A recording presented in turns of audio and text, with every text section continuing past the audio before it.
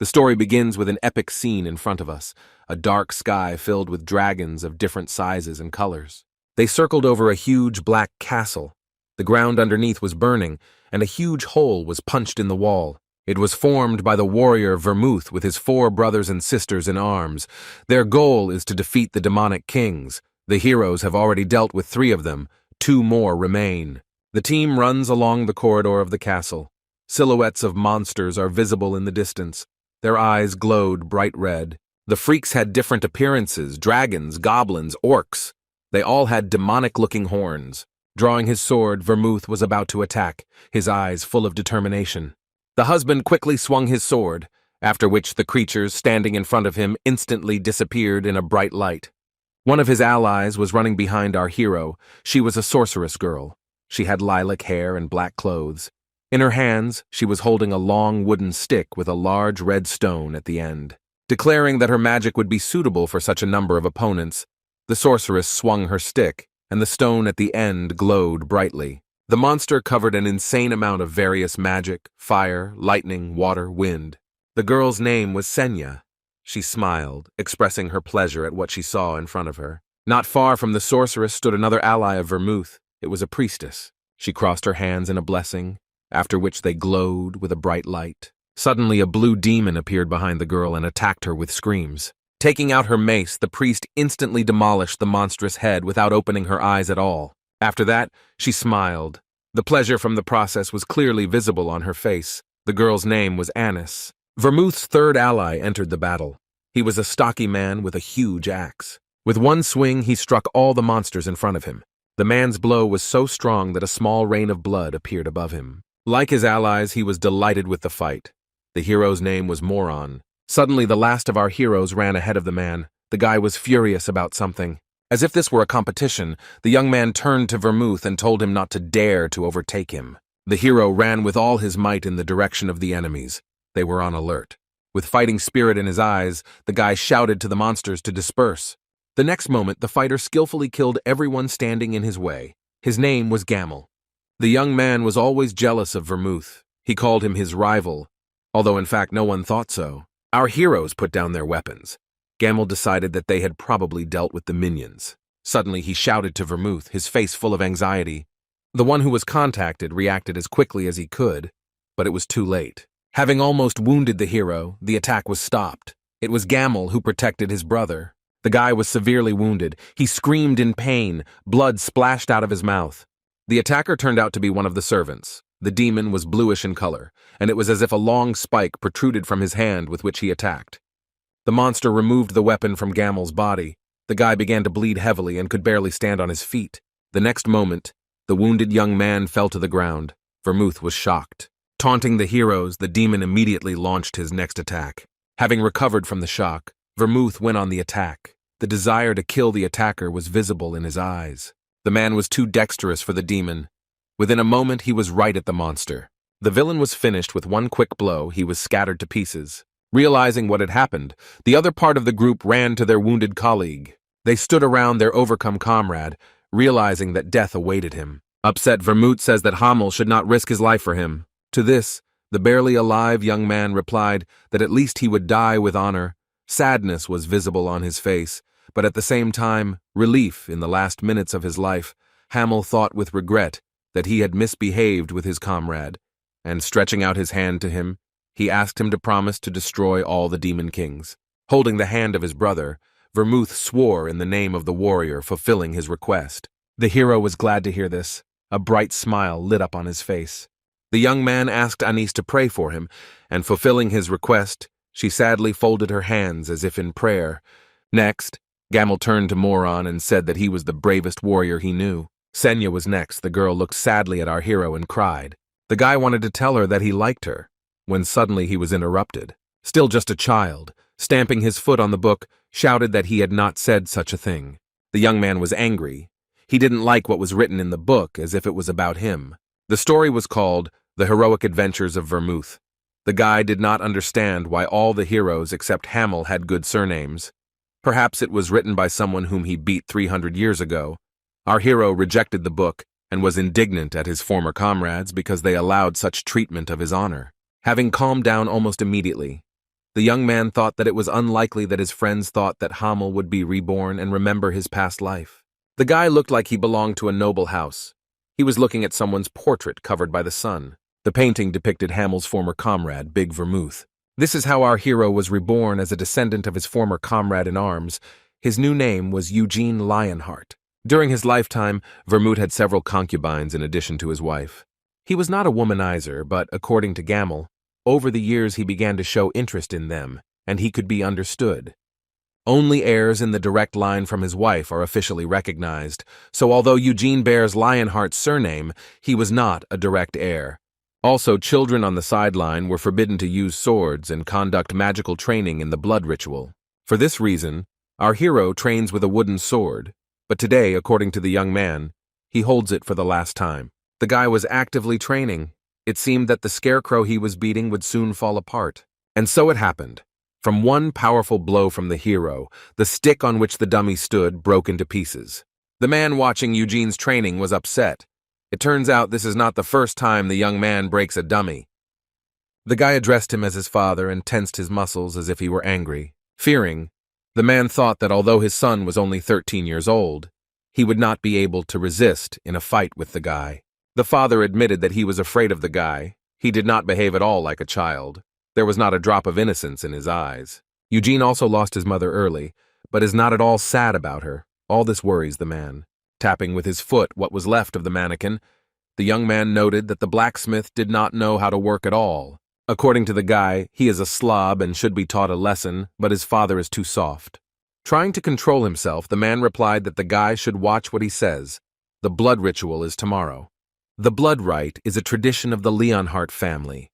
Once every 10 years, all children of the direct and indirect line between the ages of 10 and 15 gather at the main family house. There they have a competition to determine which of them is most worthy of bearing the name Lionheart. Unlike others, descendants of the direct line can train with real weapons and develop their magical skills even before the ritual. Thus, the descendants of the indirect line are limited so that they cannot surpass the first. The father thinks that the guy has talent. He can't even believe that it's his son. He believes that if Eugene did not have any special abilities, then he would not experience such a big difference between his talent and the surrounding reality. Noticing this, the young man asked the man what happened, to which he received the answer that everything was fine. But the guy knew well that his father was again reproaching himself for his insignificance. Suddenly, placing both hands on his son's shoulders, the man turned to him. The elder says that Eugene cannot compete with the children from the main line because he will not be able to resist them. The son replied that his father was right, but in fact he did not think so.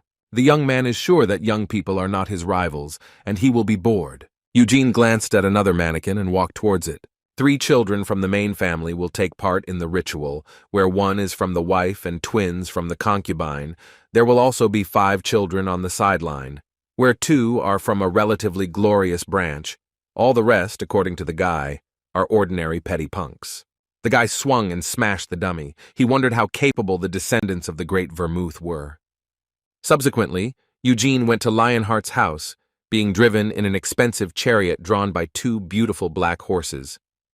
On the way there, the guy thought, in a past life he believed that heaven had gifted him. As a child, he learned something new without any problems and quickly developed his abilities. But then he remembered that as Hamill he was told something that made him angry. These words were from Velmet. He told our hero that he could be much stronger if he made more efforts. The dissatisfied young man does not understand how they could tell him such a thing, because he wields a sword so skillfully. He took it as an excess, saying that Velmet should not be considered, that he has no equal. But then, Hamill realized what real talent was.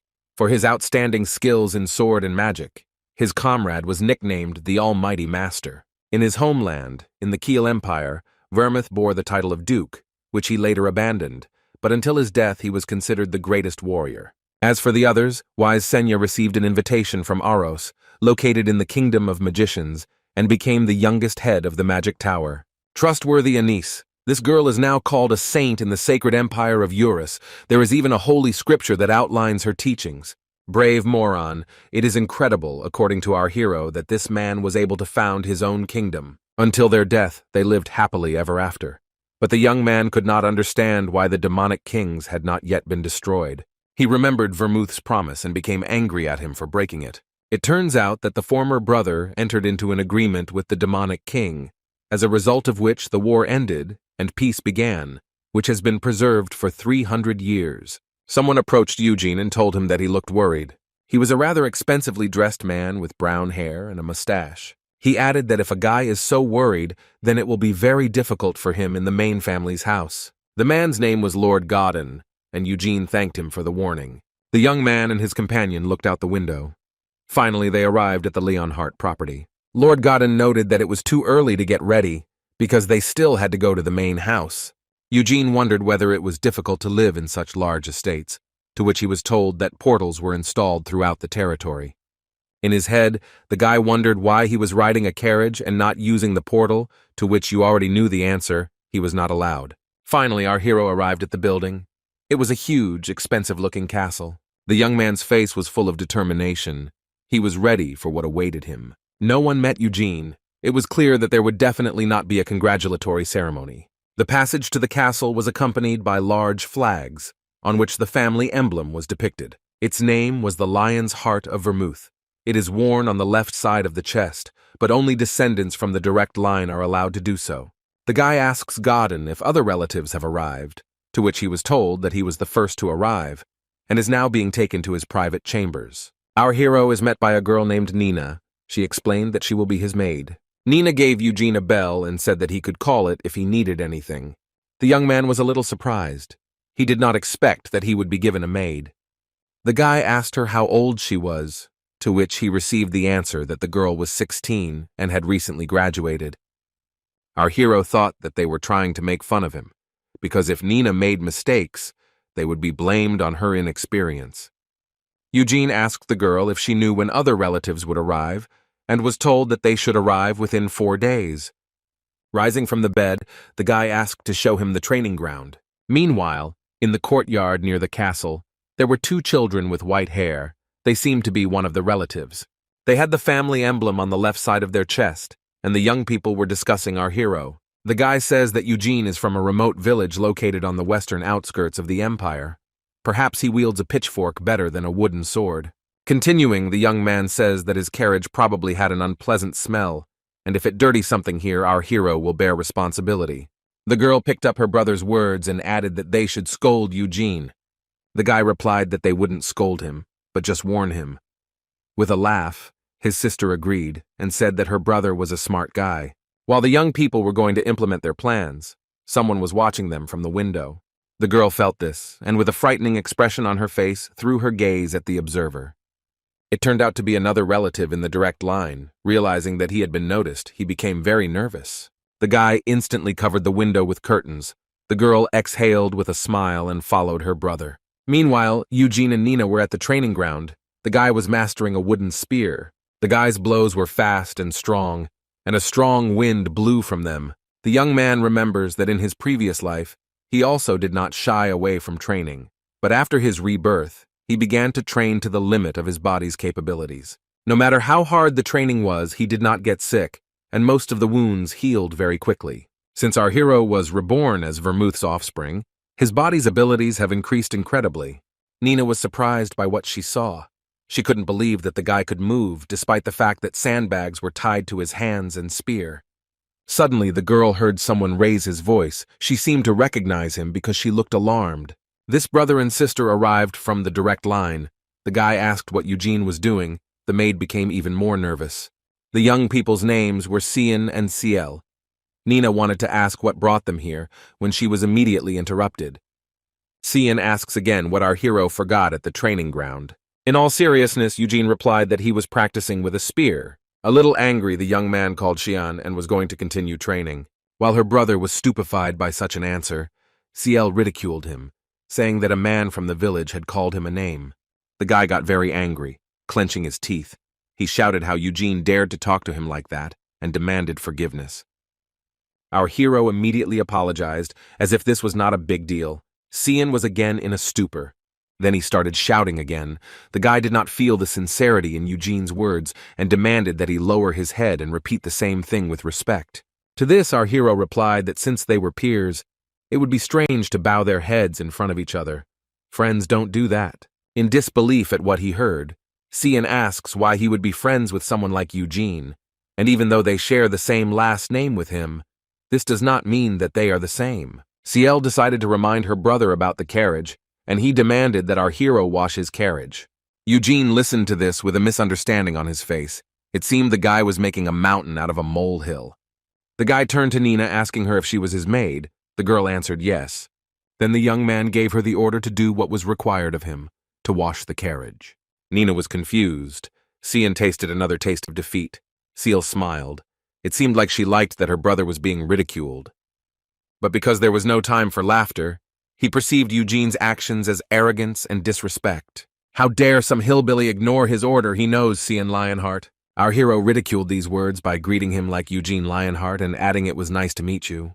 With a big smile on her face, Ciel decided to say hello as well, but her brother was not amused. He replied that he was unpleasant because the guy ignored his order. Cian saw a wooden sword on the platform and picked it up, saying that Eugene had offended him and challenged the guy to a duel. Our hero warns his potential enemy that he shouldn't throw around such words. He also added that it was better for the guy not to irritate him and just leave, to which Eugene was asked if he was scared. Hearing this, dissatisfaction appeared on the guy's face. He clearly wanted this useless conflict to end. Cian continued to say, if the young man is afraid to fight him, then let him bow his head and apologize. To this our hero replied that he had nothing to fear. He would not fight the guy and would not apologize to him either. The enemy clearly does not like these words. He continues to provoke Eugene by saying that he can only avoid a fight, and that his ancestors did not tell him what honor is. Suddenly the bag of sand on our hero's hand fell to the ground with force. Cian is surprised. He does not understand what happened. And meanwhile, Eugene removes the next bag. With a threat in his eyes, he tells his opponent that if he has not changed his mind, then let him throw his handkerchief. After these words, the young man began to take off his chainmail. It was clearly no lighter than sandbags, if not heavier. Its roar from the ground plunged the maid, brother, and sister into shock. They did not expect this. Cian even began to fear, realizing that these bags were not only heavy in appearance. While his opponent was removing another bag from the spear, the guy gradually began to regret that he had started all this. But he was not going to give up, because then his sister would tease him for the rest of his life. Taking out his red hustka, he thought that if he wants to defend his honor, he needs to teach the ignoramus a lesson here and now. The handkerchief was thrown with the words of a challenge to battle. A fight could no longer be avoided. Throwing off the last bag and watching the falling scarf, Eugene answered with confidence in his eyes that he accepted the challenge. Suddenly, anxiety appeared on Cieli's face, and it's not surprising because our hero instantly knocked his opponent down. A direct hit to the diaphragm, Cian was clearly in pain. He almost fainted. Our hero was not surprised by the result. From this blow, the enemy flew several meters away. Losing his sword, Eugene won. The sister quickly ran up to her brother lying on the ground, asking how he was. It was clear from the guy's face that he felt bad. He was throwing up. Ciel looked at it with disgust. Then she turned to face our hero and declared that he had won unfairly. To this, she was told that everything was fair. The duel begins from the moment the handkerchief is thrown, and this is Cian's problem if he allowed himself to be taken by surprise. The girl agreed with this, but at the same time asked whether the guy conducted magical training. Eugene replied that he did not conduct such classes because he was forbidden. The young lady did not believe in this. In her opinion, the young man could not fight like that without the use of magic. She also added that even if her brother had not been taken by surprise, he still would not have been able to react. At this, our hero grinned and said that it looked like the girl's eyes were not just for decoration. Ciel did not like this attitude towards her, and she told the guy to watch what he said, to which he noted with an even bigger smile that he had already been told this. He also added that her brother also did not just stand still. At the moment of the attack, he instinctively jumped back and thus reduced the force of the blow, an excellent result for a person with no real combat experience. With a serious expression on his face, Eugene thought, Cian has every chance to significantly develop his abilities in the future, although his level is weak for the scion of Vermouth. The overpowered guy barely stood up. You could see how he was shaking all over. He also declared that the fight was unfair. Mockingly, Eugene asked Cian if he and his sister said the same thing because they were twins. After that, Our hero approached what had been overcome and added that if the guy is from the direct branch of Lionheart, then after losing he should admit defeat. Surprisingly, Cian felt ashamed because of such words. He seemed to agree with his opponent. Eugene began to regret that he started a fight. He thought that he should have just endured it. Suddenly a man headed towards the training ground, addressing his master. Our hero noticed that he did not have an emblem on his chest. Perhaps he received the title of a knight from the main family. He looked convincing. Ashamed, Cian began to cry and complain to the man that he had lost to the hillbilly. The guy was very upset and could not stop crying. The palace wiped him with a handkerchief. Holding his master with a serious face, the man glanced at Eugene. He introduced himself as Khazar. It turned out that he was responsible for raising the guy. Our hero greeted back. The man found out the name of the place where the guy lived. He knew that Jihad's family lived there. That's right. It was the guy's father. Khazar asked what happened, to which he received the answer that Cian bullied the guy and insulted the honor of his father. Having expressed his indignation, the young man asked from a direct line when he did this. Eugene continued that he said that his father did not teach him the concept of honor and called him a coward. Concluding, our hero said that Cian insulted not only him but also the honor of his father. How could he not accept the challenge to a duel? Khazar agreed, because the guy's words sounded reasonable, and took his master into the house to examine his wounds. The husband said goodbye to our hero, and so did Ciel. She had a big smile on her face, with a little indifference on her face. Eugene said goodbye in return. Later, the guy had lunch at a huge table. There were many delicious dishes on it. Here Nina came to him, holding a small notebook in her hands. At the young man's request, she learned that tomorrow Decon, Hansen, and Juis would arrive in the south, and in the evening Gargus and Dyra would arrive through the portal. Hearing this, Eugene thought that everything was happening faster than he thought. The blood ritual would begin very soon. The young man left the castle, where a long red carpet and many lanterns were spread out in front of him. He thought it was time to give Vermouth's descendants a hard time and let him not be too sad, because the guy was not specially reborn in his family. We are taken inside the castle. Khazar and the twins are standing in the room. A woman is standing in front of Cian. Folding her fan, the woman asked if she understood correctly that her son challenged a guy from a side branch to a fight and lost. She was the second wife in the main family. Her name was Enisilla.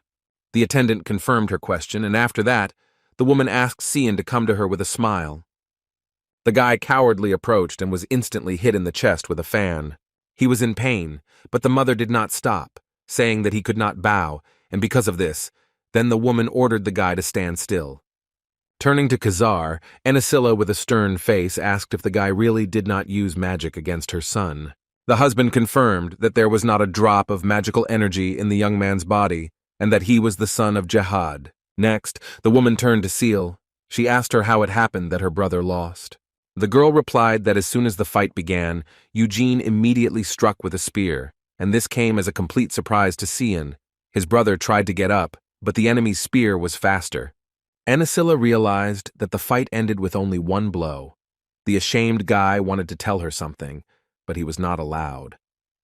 The woman gave her son a strong slap in the face, shouting that how could he lose the fight that he himself had started, and also a hillbilly without magic. She continued to say that their father would burn with shame. She imagined how Theonis would rejoice over her. The woman was shaking with anger. Cian tearfully apologized to her, holding on to the place where his mother hit him.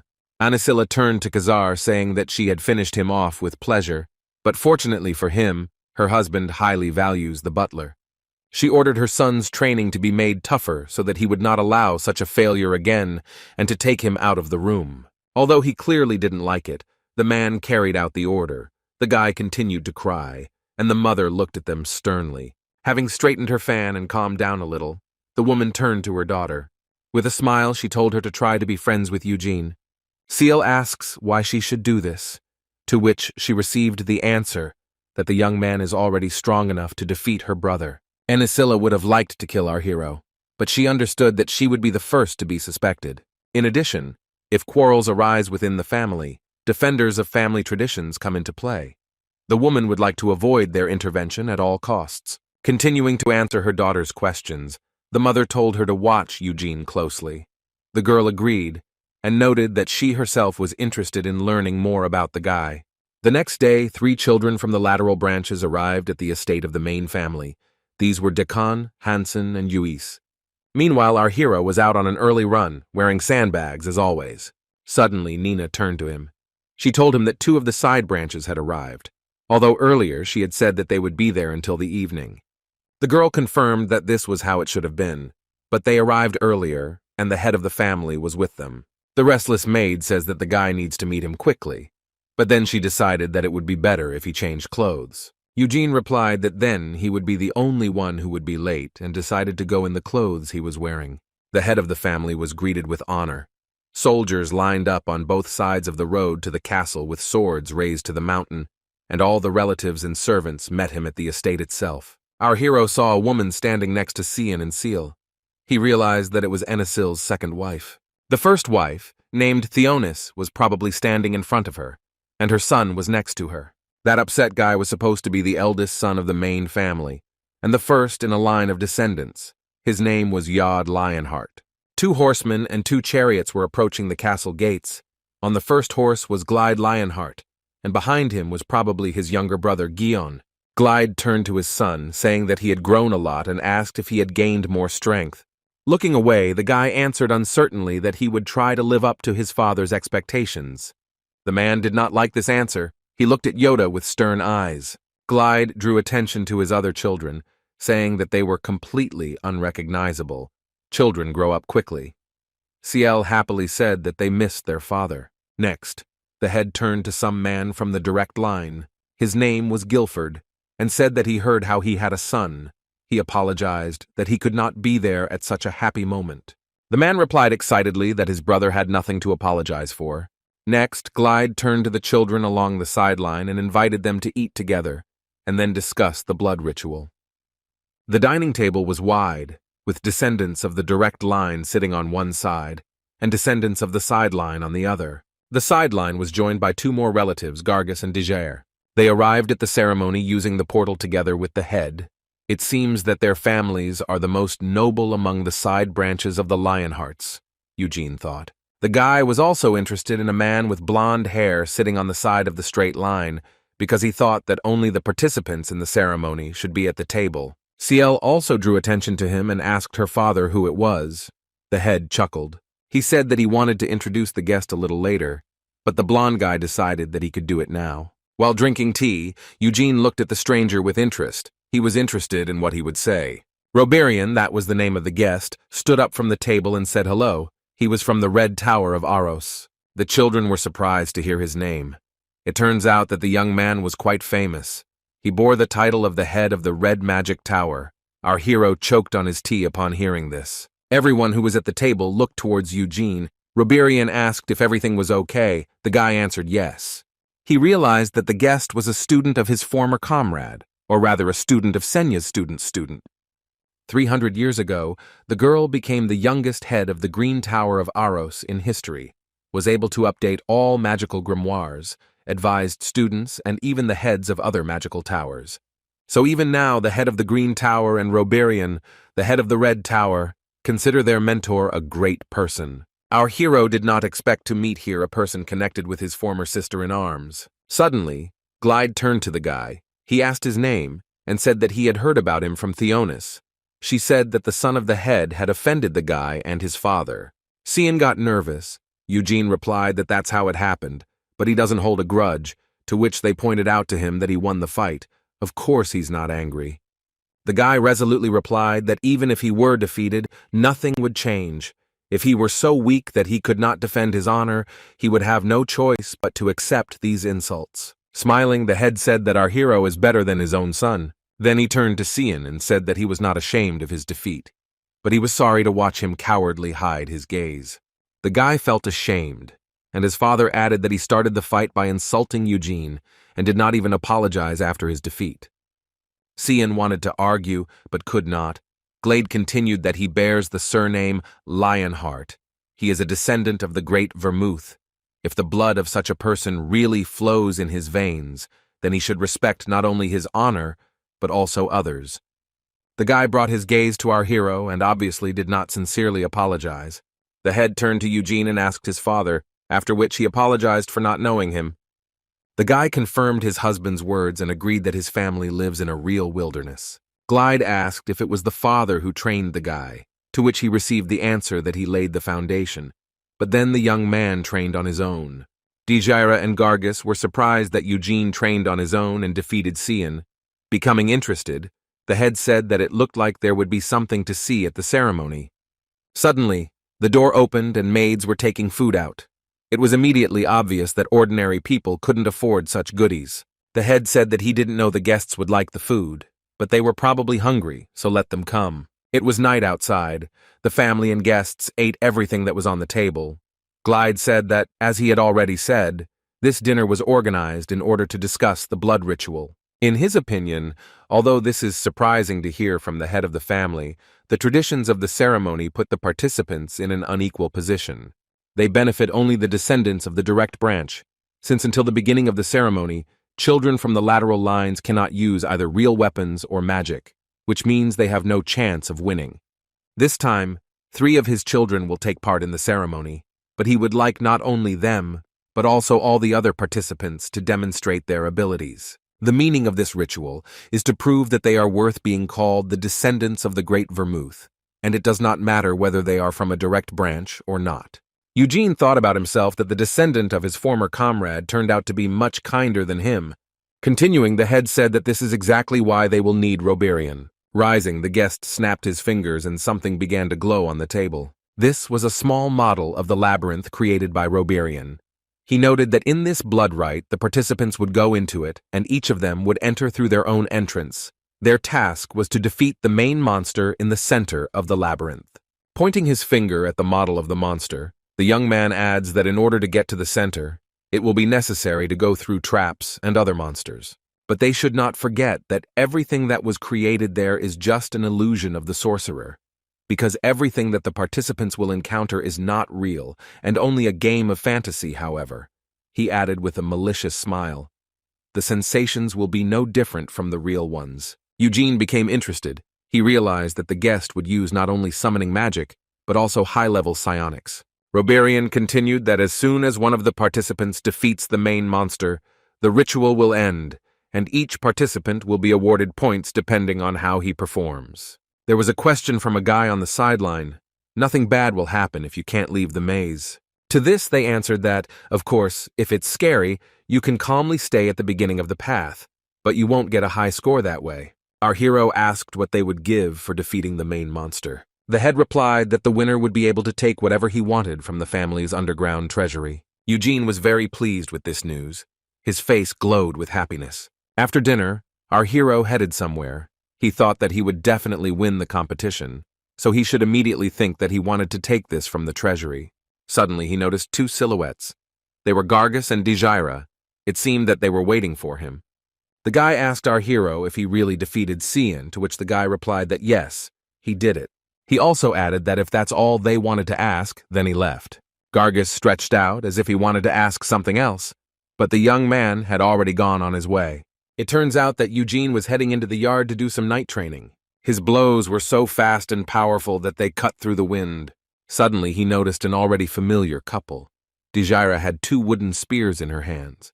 Our hero looked at them, not understanding what they were doing. Gargus headed towards him.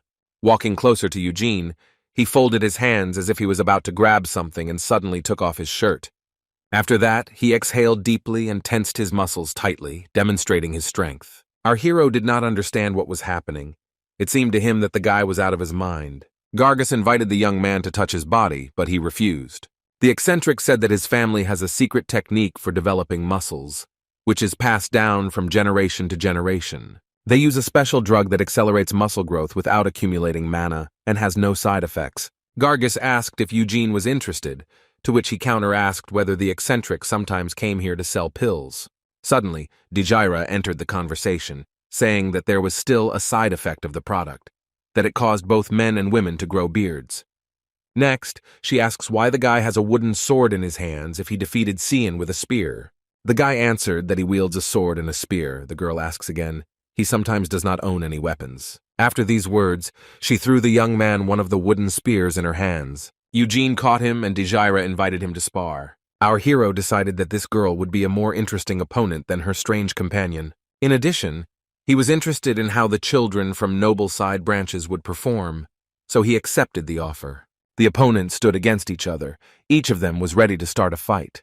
Gargus acted as a judge, saying that even though this was sparring, everything should be fair. Looking at this eccentric, Eugene wondered if he reminded him of someone, if he was by chance a descendant of Moron. The newly appointed judge says that on command the young people can start.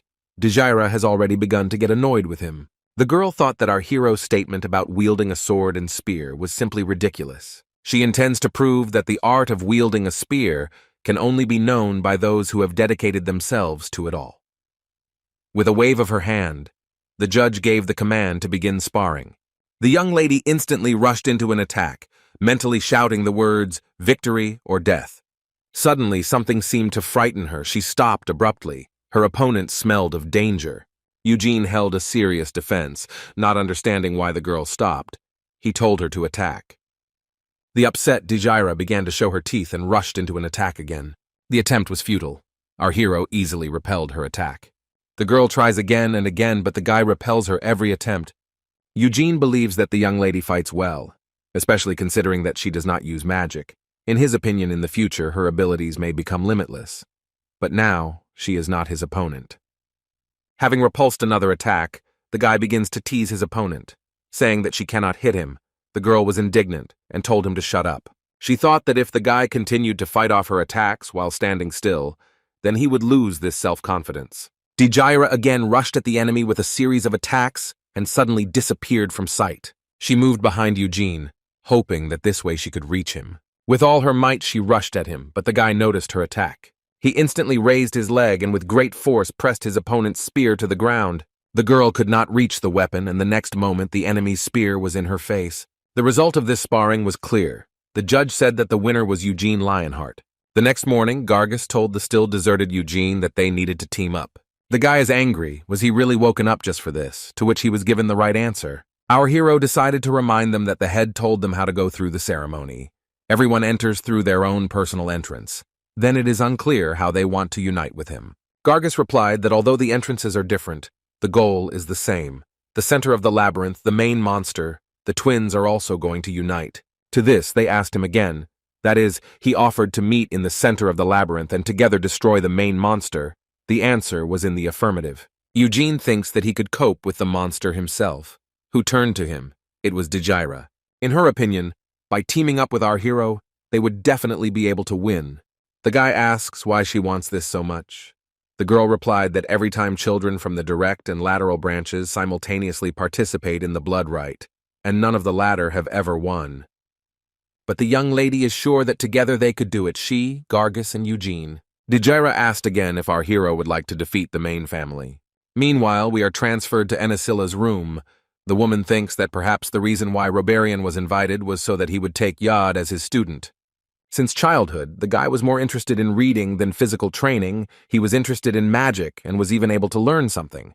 If Yod becomes a student of the head of the Red Magic Tower, then he will have to leave his family. That is, he will give Cian and Seal more room to grow, and Yod himself will actually have a chance to emulate. But the whole problem is in the ritual. If Enisila's children do not go through it, then they will have to bear the stigma of shame all their lives. Before this, the mother always managed to stand on her own 2 feet and achieve everything she wanted. But losing to the child from the side branch was too much. If this hillbilly was the first to exit the labyrinth, and he managed to humiliate the main family because of his 2 outstanding abilities, then Cian's defeat would not be so noticeable in the general background. 3 days later, the blood ritual finally began. The participants gathered at the entrance to the portal. Roberian used some kind of magic. It shone with a bright blue light. The sorcerer's magic directed towards each participant. She stretched her hands towards it. The young man explained that he would now create equipment for the young people. Each participant had to imagine the weapon he needed in his head and form it from light. The children began to create weapons. The children on the sideline did not succeed right away, but Ciel got a rapier. She was delighted with this and tried out the new weapon in action by swinging it. The girl asked what to do if the sword breaks, but the sorcerer replied that this was impossible, because it, like the entire labyrinth, was created with the help of magic. The young lady asked another question. Is it possible to create animals? Roberian replied that you can create apostates and even golems, but not living creatures. Yod asked why this was not possible, and he was told that in the world of magic such things are prohibited, only higher powers can create a new life. The boy listened with admiration to every word of the sorcerer, and meanwhile Gargus created himself a large, double-edged sword.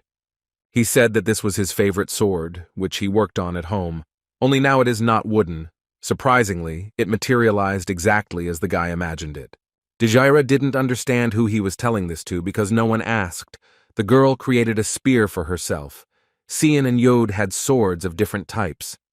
The other guys on the sideline also created a sword, but Eugene also added a shield. Ciel asked what he would do if they met in the labyrinth. Would he fight with her?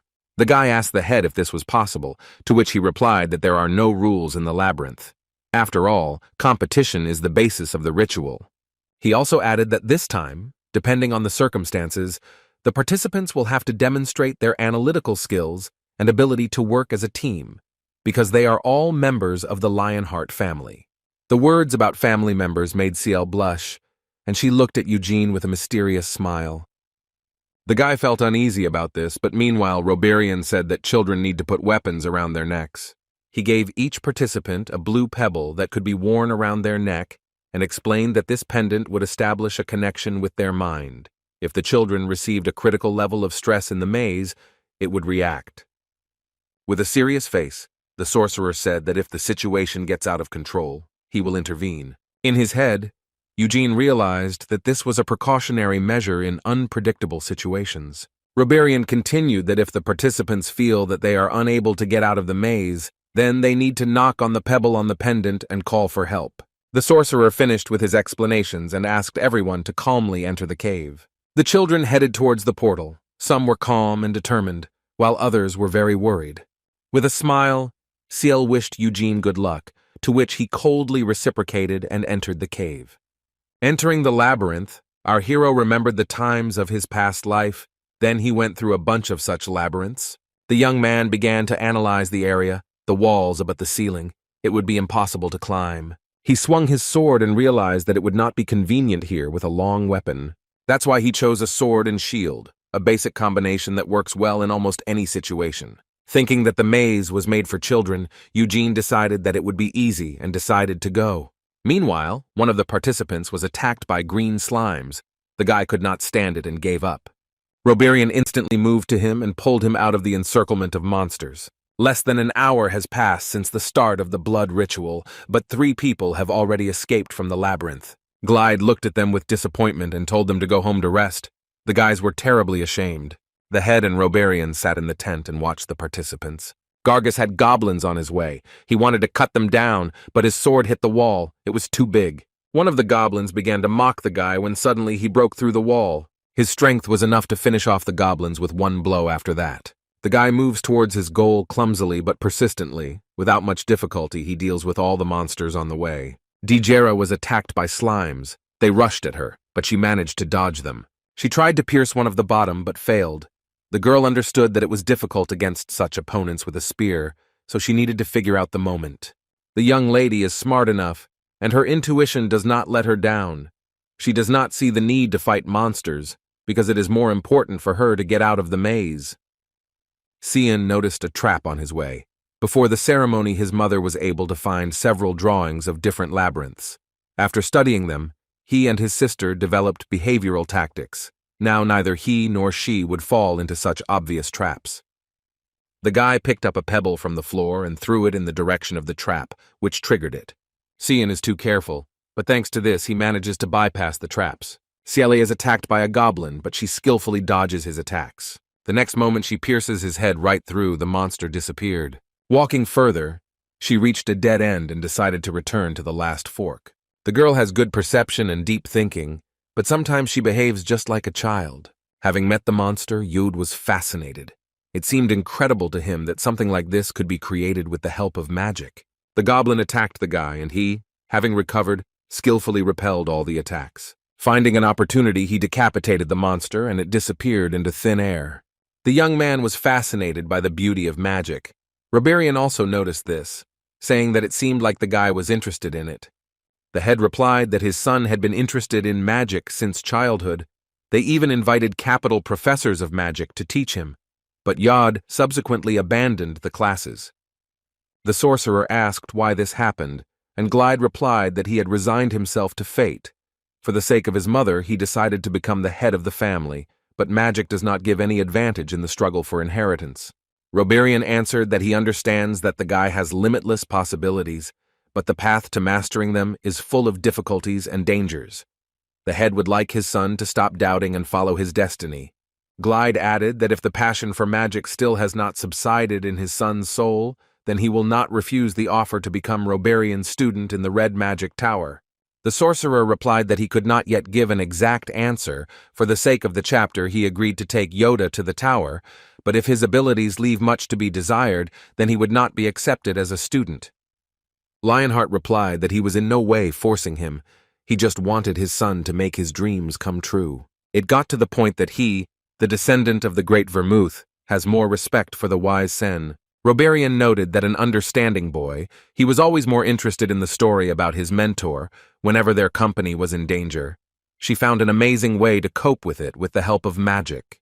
The head also taught stories about heroes from childhood, but what he liked most was not Vermouth or Sena. The intrigued sorcerer asked who Glide liked most, and he was about to answer when he suddenly noticed something. Roberian asked what had happened, and the head, showing him the magic screen, told him to look. There was Eugene, who met a monster. The creature was large and stocky. The giant raised his hand and was about to hit the guy, but our hero parried the blow with his shield. Then he began to chop the monster from all sides. The guy was so dexterous that it was hard to see him. The sorcerer and Glide were shocked by what they saw. The first asked himself who this young man was, and the second had no words to describe what he saw except as incredible. While they were watching, Eugene finished off the monster a moment later, and it fell to the ground with a roar. Sharing his impressions with the sorcerer, the head said that the guy was only 13 years old, and before that he had never fought with trolls. He even managed to maintain composure, deal with him bravely and without unnecessary fuss. Roberian replied that the trolls were not created to fight with them, but as an obstacle through which it is necessary to pass through using loopholes, and this one was also larger than the real ones. The young man cannot believe that our hero was able to defeat the monster so easily. Glide replied that this was also possible if the guy was born so capable. To this, the sorcerer asked if Lionheart knew what such children were called, and immediately replied that they were called geniuses. Meanwhile, Gargus had problems. He also met a troll, and he hit him pretty hard. Without giving up, the guy rushed at the monster with all his might, dodging the attack. He managed to cut off the monster's leg, and it fell to the ground with a roar. Taking advantage of the opportunity, Gargus jumped onto the troll's chest and pierced him with his sword. The monster screamed in pain and wanted to reach the young man, but it was too late. Breathing heavily, the guy realized that he had defeated the enemy and screamed madly, celebrating the victory. The monster disappeared, and Gargus fell to the ground. The monster's blows were able to pass through his muscles and break his ribs. Meetings with trolls were added to the endless traps. The guy thought that if he was so beaten up, then surely the other participants were too. Without having time to prove his point, the strong man fell to the ground, and meanwhile Cian met his troll. At first the young man became nervous, realizing that this monster was stronger than the others, but then traces of determination appeared on his face. He threw a stone at the wall as a wonderful distraction, and it worked. Cian successfully walked past him. Suddenly the guy managed to meet his sister. She was surprised that they succeeded, although they started their journey from different ends of the labyrinth. Cian assumed that the center of the cave was already close and told the girl to follow him. He would lead them out. The young lady was childishly happy. The young man thinks it's time to restore his honor after what happened between him and Eugene. Ciel turned to her brother. She wondered if they could stumble upon any monster because the labyrinth is just an illusion. Cian replied that most likely this was possible, and was a little surprised by this question. The girl continued asking if ghosts could appear here. The guy was alarmed. It looked like he was afraid of them, but he tried to pretend that everything was okay. The sister smiled sarcastically. The brother told her not to worry. No matter what they met, he would overpower them. Suddenly someone came around the bend. They were all covered in blood. The guy screamed in fear. It turned out to be Dyra. She also screamed. Cieli, who was watching this from the side, smiled. She was having fun. Realizing who was in front of him, Cian asked what she was doing. The girl replied that she was scared because the guy suddenly screamed. Ignoring her answer, the young man continued to ask why she was covered in blood, whether she wanted to scare him first and then attack him. The young lady replied that she was injured by the trap, although mentally she was offended that the unexpected attack did not work out. Dyra wanted to run away quietly, but Ciel immediately noticed this and shouted to her brother. Cian was annoyed that he had defiled himself in front of his sister again and wanted revenge. Our heroine ran away from the twins, realizing that she could not dress with them on her own. She was also interested in where the strong guy with whom they wanted to unite had gone. Suddenly, the girl fell into a trap. The floor began to fall under her. By quickly jumping from platform to platform, she was able to reach safety. Noticing that the floor had fallen, Cian contemplated finding another way. But he decided that this would make him fall even more in his sister's eyes, and decided to use magic. A blue aura formed around him. The guy wanted to hold back until the final monster, but decided that he had no choice. With a battle cry, Cian accelerated and jumped through the hole with all his might. Having reached the other side, he extended his hand to his sister, preparing to catch her. But Ciel didn't need help. She easily jumped to the place where her brother stood. The guy said that he didn't expect anything else from her and instructed her to continue pursuing her. Chasing Dyra, the twins and the girl found themselves in the center of the maze. The children stood in shock. The monster was huge and terrifying. Suddenly, the question sounded behind them why they came in three. Then, resting against the wall, there was Eugene. Surprised, Cian asked what our hero was doing, to which he replied that he was waiting. He was wondering who would come first. The twin asked if he heard what the guy said correctly. Ciel did not understand him because Eugene came first. Dyra asks if she understands correctly that our hero still wants to team up with her and Gargis. The guy replies that that's not the point. He just wanted to give in to them, because he could have dealt with the monster on his own. But then the other participants would have been annoyed, because they put a lot of effort into getting here. Cian was outraged by the guy's words, but he added that the monster does not attack because it seems to be in standby mode. Eugene says that they will fight the monster in the same order in which they came to the center, which means Dyra should be first. The girl became nervous, asking if she would have to fight one-on-one, to which the young man replied that if she was not confident in her victory, then it might seem like it. The young lady refused to lose heart and took a handkerchief from her pocket, which she tied around her forehead. While she went to meet in battle, Cian asks our hero if he will fight, to which he received the answer that he would be the last to follow. The twin believes that Eugene's turn will not come because he will overcome the monster. To this, the guy replied that if this happens, he will call Cian his older brother for the rest of his life. The guy blushed at such a proposal and said that his opponent should not forget about the promise. Sitting down, the twin began to analyze the monster. It was a Minotaur, a monster that appears in all stories about labyrinths. It turns out from a huge, even larger troll that the guy met before. But unlike trolls and ogres, Minotaurs are not so aggressive and stand out only for their size, so the young man is confident that he can win on his own. Dyra came as close to the creature as possible. The Minotaur woke up. The girl was worried. She was wondering how she could take down such a giant. Deciding that there was no turning back, the young lady rushed at the monster. Suddenly, she was covered by a huge shadow from the monster's hand. He almost crushed her. Having recovered from the attack, Dyra ran towards the Minotaur again and stabbed him in the arm. The spear did not penetrate. The girl realized that she could not pierce such hard skin. The next moment, the monster's hand appeared behind the girl's back and he grabbed her. The young lady realized that she was finished. The creature threw her hard to the floor. Dyra was surrendered, but she was unharmed. Ciel asked Eugene why the beast only rejected her rival and stopped attacking. To this, he replied that there was a real monster in front of them. As soon as he grabbed the girl, it became clear that she had lost. Meanwhile, it was Cian's turn. He turned to our hero saying that now he will see that the side branches are not rivals for those who have the blood of the main family. Mocking, Eugene smiled back. The twin was taken aback. It seemed to him that his opponent was underestimating him. Gritting his teeth, Cian began to use magic, his sword filled with it. Dyra was shocked. It was an all-penetrating sword enhanced by magic. In order to do something like that, you need to train for at least 10 years. The girl realized that she was far behind the main family, but Eugene was less surprised, but admitted that this result was not bad for Cian's age.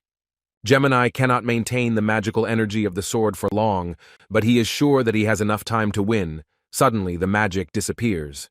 The guy doesn't understand what happened, but Eugene remembered the words of the head.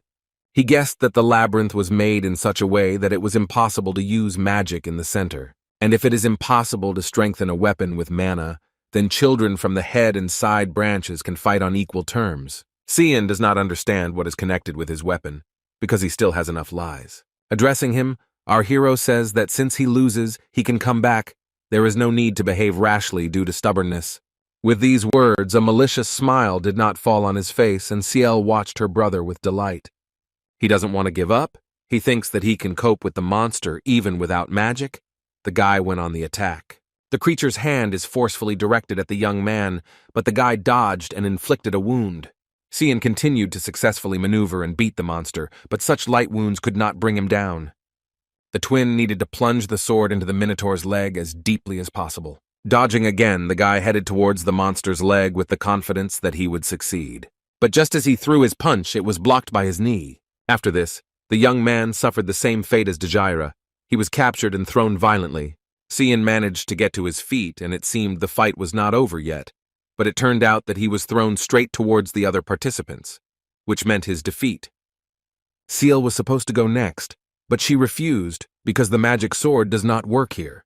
Eugene was surprised. The girl turned out to be smarter than her brother. Realizing it was his turn, our hero picked up his equipment. Ciel asked if the guy could win, and he replied that he would have to try hard to lose. The Minotaur was already ready, and our hero was thinking about how to finish off the creature. A giant fist flew at Eugene. The guy dodged and began to climb the monster's hand. Suddenly, another hand moved towards the guy to grab him, but this also turned out to be a failure for the Minotaur. Our hero climbed onto the monster's head, and he hit himself in the face with all his might, trying to knock the guy down. The monster was in pain, and the young man, taking the opportunity, began to cut his neck. The other participants were surprised by what they saw. Dyra realized that the guy was focusing on only one point and hitting only the carotid artery. With all his strength, Eugene decisively pierced the monster's neck, and a lot of blood poured out of it. From such a serious wound, the Minotaur began to fall and fell to the ground with a roar. Spilling off the monster's blood, our hero turned to the children, saying that he did what he promised, defeated the monster. Cian said not to brag and wanted to add that he could cope with magic, but stopped because he realized that he could not show the same result. Looking at our hero, some kind of feeling awoke in the guy. He himself did not understand what it meant. Suddenly, Eugene's equipment began to disappear, and with it the monster. The ritual was completed. Glide was surprised by our hero. A guy from a side branch who was not taught magic was able to defeat the Minotaur only thanks to his skill. Roberian was concerned. He said it was quite difficult to defeat the main monster on his own, so the ritual emphasized the need for teamwork. The Minotaur was created precisely so that during the fight, children could try out various methods of teamwork. Our hero easily managed to get through all the monsters and traps. The sorcerer was interested in who he was. The head answered with a smile that since Eugene arrived at their house, he had been undergoing grueling training on the site for several days, and the guy was also widely known in his hometown. According to the man, not only does the guy have excellent training, but in addition to his physical characteristics, he has a fighting spirit. The ritual has already become special, if only because they found such a nugget. Roberian asked the head, almost annoyed, because this child is superior to his own children, and if he has already surpassed them so much, then by studying magic, he will become even stronger. Glide replied that he would only be glad of this, because then the Lionheart surname would shine even brighter. To this, the sorcerer replied that our hero clearly has big plans for the main family, what the man will do if he suddenly wants to become the next head. The present head replied that only the most outstanding Lionheart should take his place. If his own children could not maintain this position for themselves, then so be it. If they are so weak that they would allow themselves to take away the right given to them from birth, then they are not worth leading the Lionheart family. Roberian apologized for meddling in his own business, but decided to give advice as an old acquaintance. He advised them to adopt Eugene. Glide was surprised at this advice. The sorcerer added that the child from the side branch easily managed to bypass the children from the main family, and only because of this, the descendants of Vermouth from the sidelines could rebel. The head thanked him for the advice. The offer was indeed attractive, but first, we must congratulate the guy. The participants were lined up. The head looked at his children. Yod didn't even reach the middle of the labyrinth, the man thought. Of course it was because he was too passionate about magic and monsters, but still. The son disappointed Glide, because during a ceremony where it was necessary to demonstrate his abilities, he succumbed to curiosity and forgot about the main goal. On the other hand, Cian and Ciel reached the center, and the monsters with traps almost did not delay them.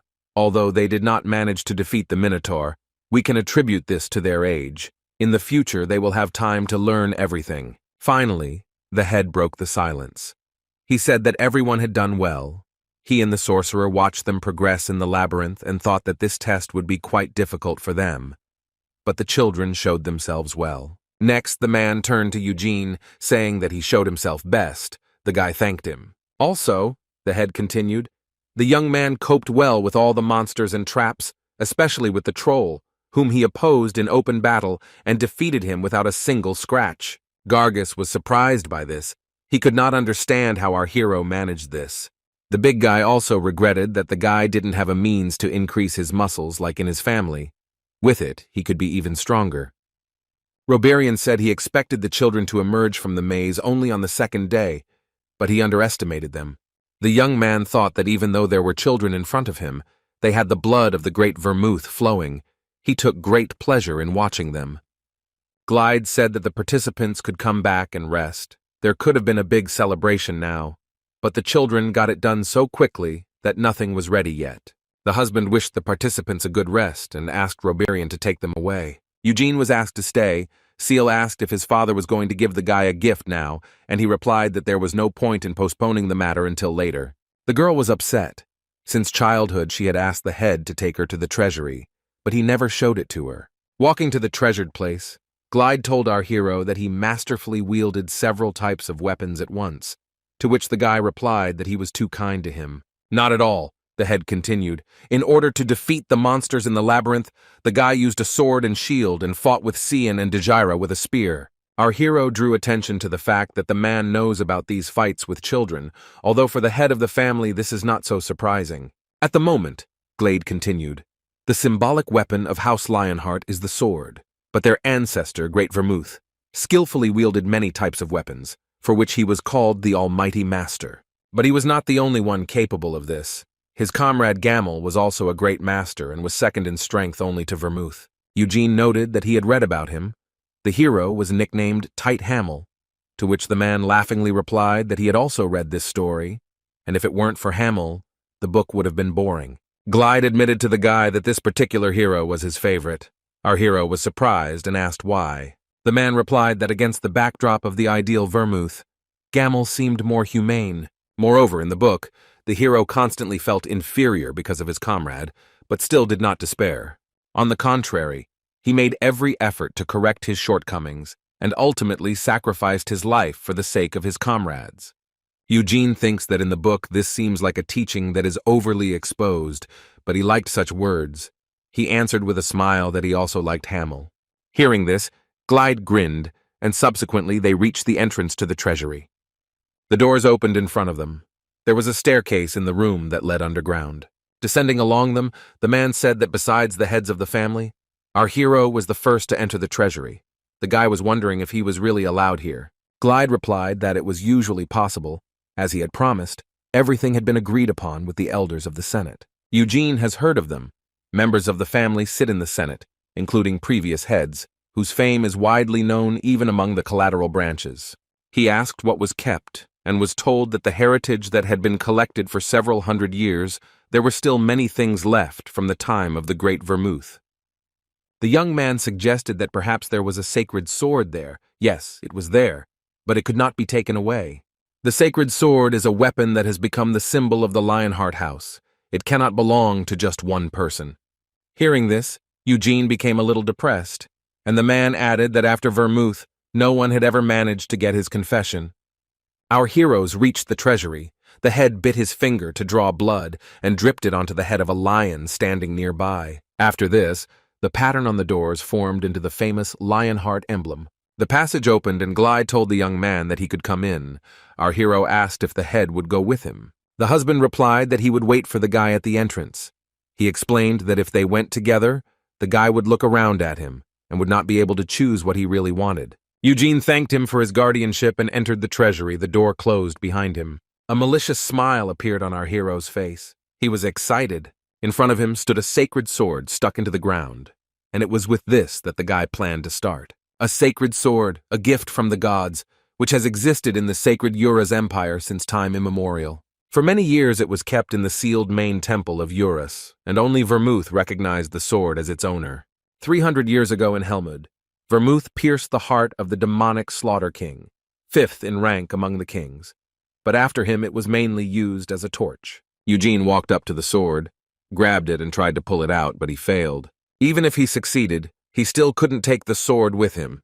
The young man had to look for something else. The young man walked through a hall full of various weapons, where he recognized the insatiable sword Aspel. This weapon is powered by the stolen mana of its opponents, which increases its own power, dispelling high-class magic with one blow.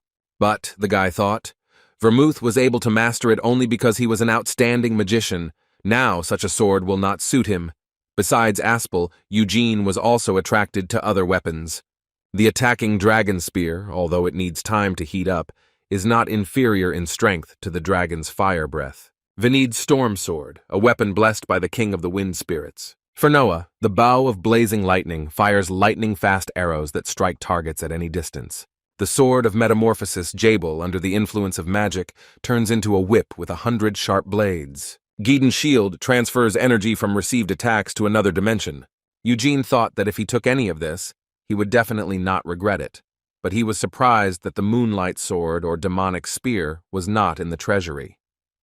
300 years have already passed, so it is not surprising that the best weapons could be dismantled, the guy thought. He could start with Vinid's sword. He just needs to pick it up to use the power of the spirit of the wind, and with enough mana, he can summon the Spirit King himself. Not everyone can learn summoning magic. Without certain qualities, you won't be able to summon even the most worthless spirit, even if you are the most outstanding sorcerer, but with the Vinid sword, you won't have to worry about that. The young man decided to take another look around the treasury since he had such an opportunity. In addition to weapons, there were also a lot of gems and jewelry. Suddenly, Eugene noticed something. Among the jewelry, he found a pendant with a red stone. It turned out to be a thing from his past life. It was left to him from his parents who were killed by the monster, and although he had avenged them long ago, he still continued to wear it until his death. Our hero wondered how she ended up here. Had Vermouth really taken her from his corpse? Thanks to an agreement between his former comrade and the Demon King of Imprisonment, peace has finally arrived. But King Helmud and the other 2 Demon Kings are still alive. Vermouth, Sena, Moron, Anise, and Gamel himself all vowed to destroy the 5 Demon Kings. Then what kind of deal did his comrades make? They also took our hero's pendant, which is what Vermouth was only thinking about. Eugene thought that perhaps everything was because of him. Perhaps they did not have enough strength to win without his help.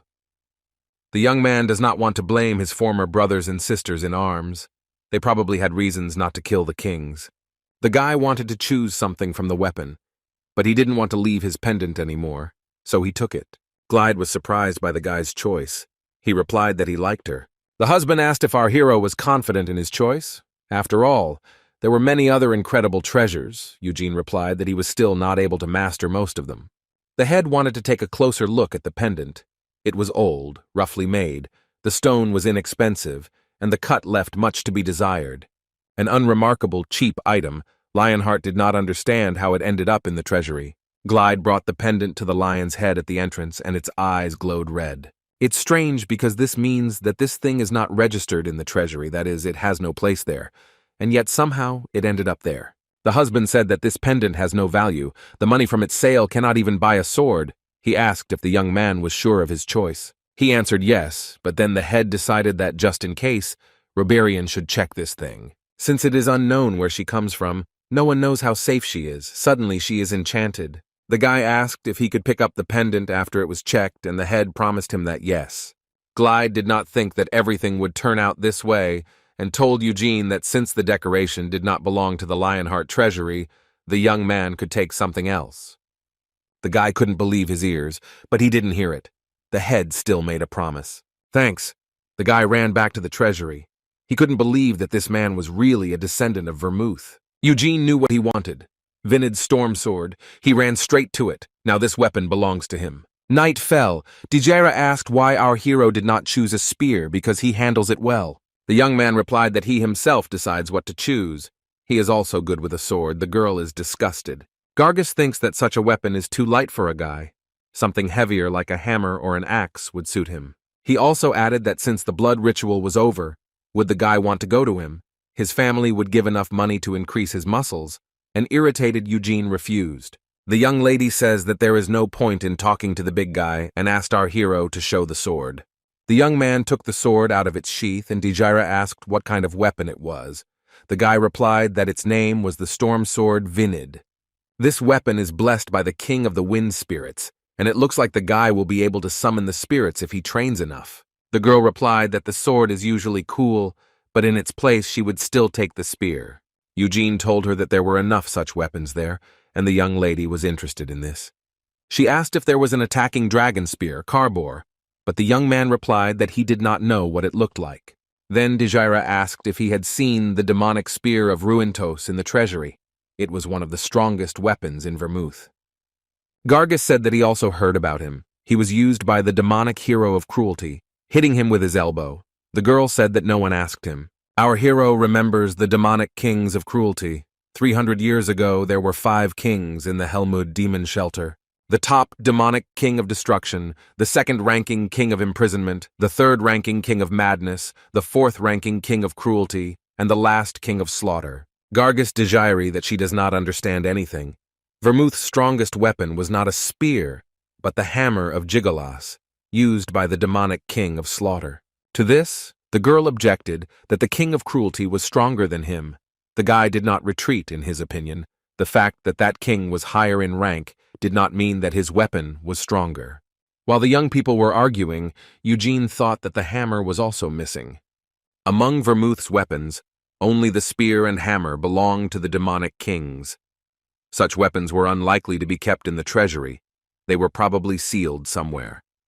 Gargus and Dyra continued to argue, and our hero thought that he was too old for children's games. The spear and hammer are powerful weapons, so it is impossible to say which one is stronger. But if we talk about the most powerful weapon in Vermouth, then everything is immediately clear. The Moonlight sword, the embodiment of destruction, took the form of a sword. Even in the demon shelter it was sealed. Both the king of cruelty and the king of carnage died in the light of this powerful weapon. Having finished his rotems, Eugene took a stance, looking like he was going to practice with his new weapon. In his new life, the young man finally holds a real sword for the first time. Gargus and Dyra stopped watching our hero. The guy began to swing the sword, but not with aggression as usual, but easily and smoothly. The young people looked at it and were fascinated. Gargus said it looked like a dance. Meanwhile, Glide and Rebarian were in the office. The sorcerer was checking the pendant. Having finished, he said that there were no traces of magic on the decoration and asked if it was really from the treasury. The head replied that yes, to which he received a counter-question. Perhaps Eugene was joking, but there was no point in that. If the man had not given him the opportunity to take something else, the young man would have been left with nothing. Rebarian agreed with this. He decided to check the pendant again, although there was no magical influence on it, but it still bothered him, so he would like to study it in more detail. Glide asked how he was going to do this, and the sorcerer replied that there are spells that allow you to read the memory of magical energy. They were developed by the wise Sena. Magic exists all over the world, so most of the objects around people are saturated with it. Rebarian will read the memory of the magical energy contained in the pendant. The head replied that let the young man do it, and the sorcerer got to work. He didn't see anything unusual. It seems it was 100 years ago. The guy was trying to understand what kind of city he was seeing. The pendant was bought there. After the memory could not be read on the item, Rebarian assumed that the magic of the treasury blocked access to more distant memories. Glide realized that there was no one who could tell about the origin of this jewelry. The sorcerer asked what he was going to do, and the man replied that since the pendant was safe, he would give it to Eugene, because he wanted it so much that he was ready to give up any treasures. Rebarian realized that the head seemed to like our hero, to which he smiled and answered how he could not like him. That is why the man is going to take the advice of the sorcerer. He decided to make Eugene his adopted son. The next day, the younger brother of the head named Guion approached our hero and Nina and greeted them. All that was known about him was that he would not marry anyone and traveled with Glide. Eugene greeted him back and identified himself. But the man noted that he knew very well who the guy was, the winner of the blood rite. With these words, Gian hugged the guy because this was clearly uncomfortable. The young man asked if they were going to take him to the chapter, and he was told that knights should have been sent for him first, but the younger brother volunteered to do it on his own because he wanted to get to know our hero. The husband added that he had heard a lot about Eugene, but unfortunately he could not attend the blood rite in person because, according to tradition, only the head of the family can see him, although this time Roberian also had this right, because he helped in conducting the rite. In any case, Gian continued, he does not hold insults against his brother because traditions are traditions. The man realized that his words sounded like a complaint about family customs, but our hero replied that he did not care about it. Hearing this, Gian, with a calm expression on his face, replied that his brother was also indifferent. Eugene concluded that the man was quite energetic and freedom-loving. Perhaps because of this, he would not marry. Going to Glide, our hero asked why he was called and was told that perhaps they wanted to give him compliments, but the guy had already heard them. It turns out the younger brother of the head also did not know the details. Reflecting with a smile, Gian said that he is usually good at guessing. He just didn't try very hard this time, but he hopes that now he will see the guy more often. The young man replied that he would also like this, and knocking on the door, said that he had arrived and was told to come in. His temporary companion opened the door for him and winked at him with a smile. Although the man has a pleasant character, such things bothered Eugene a little. The young man entered the room. Everything in it was brightly lit by the sun. The head was waiting for the guy at his desk. He apologized for calling the guy so unexpectedly and asking him to sit at the table on which there were sweets. Glide put on the table the pendant that Eugene had chosen from the Treasury and said that Roberian had checked it. It turned out that the decoration was nothing of itself. The sorcerer also read the memory of the pendant. The head continued, but could not notice anything interesting. The young man learned the spell about the moving tongue. It was once used by his former partner, Sena.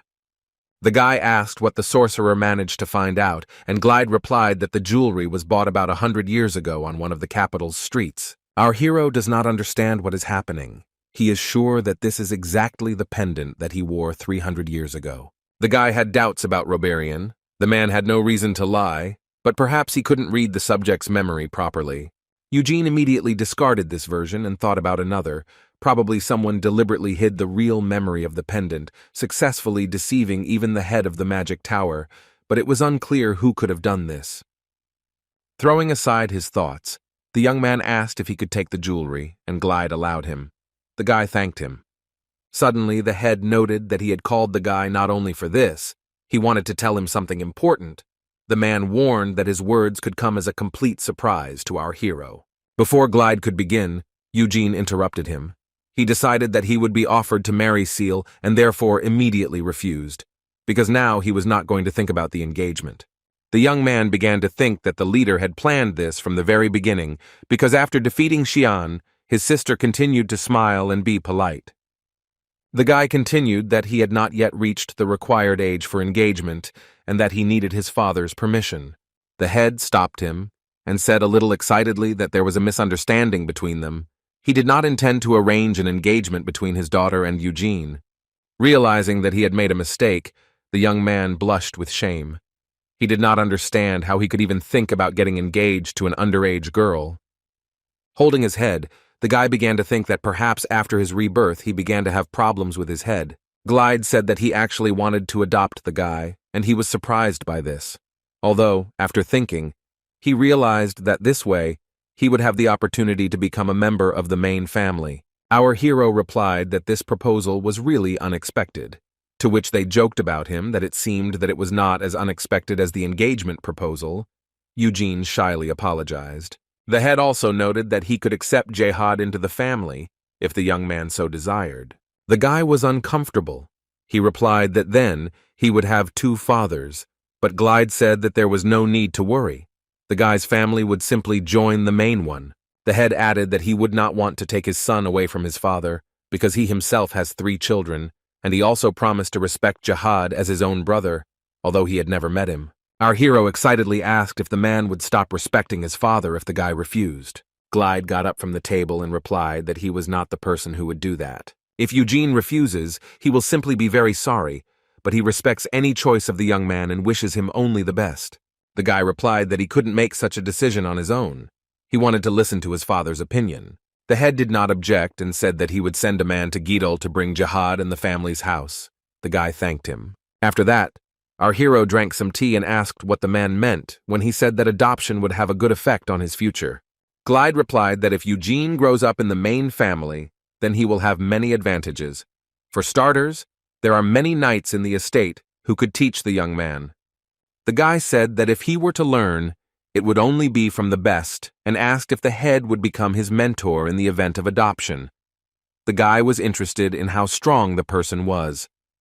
The head smiled and agreed, but if the guy really wants to learn from the best, then there is a much more worthy person. Our hero asked who it was, and Glide replied that such a person was his younger brother, although before the man was stronger than him, Guion managed to surpass him. After this, the head asked if his father told Eugene how to learn magic.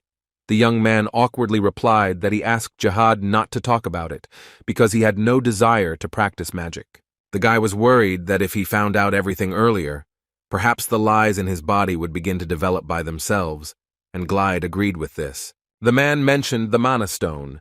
This is a crystal that can be found in the bodies of especially dangerous monsters. For those who are going to practice magic, it is necessary. Crystals are highly valued, they are not easy to find, and they are not cheap, moreover. For training you need not only a stone, but also a mentor with outstanding abilities.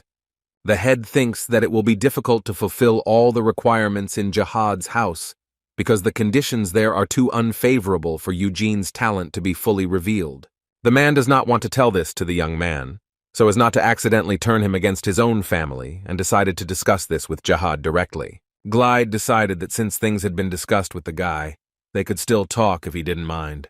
Our hero agreed with pleasure. After talking for a while, Eugene got up from the table and was ready to leave. The head asked him to wait until he asked someone to escort the young man. The guy replied that this was not necessary, since his chambers were nearby. After leaving the room, the guy decided to take a short walk, and suddenly he heard the smell of perfume. This alerted him. He realized that there was someone around the corner and he was not moving. Our hero suspects that they are waiting for him. Coming closer, Eugene sees Amelia coming out from under the corner towards him. The woman pretended that this was an unexpected meeting for her. The young man understands that she is pretending, but he decided to play along with her and said hello. With a sly smile, Amelia tells him that she heard about the conversation between the guy and her husband. She didn't expect that the guy was still here. Our hero asks if the woman wants to tell him something, and she angrily thought that Eugene was too bursting with pride.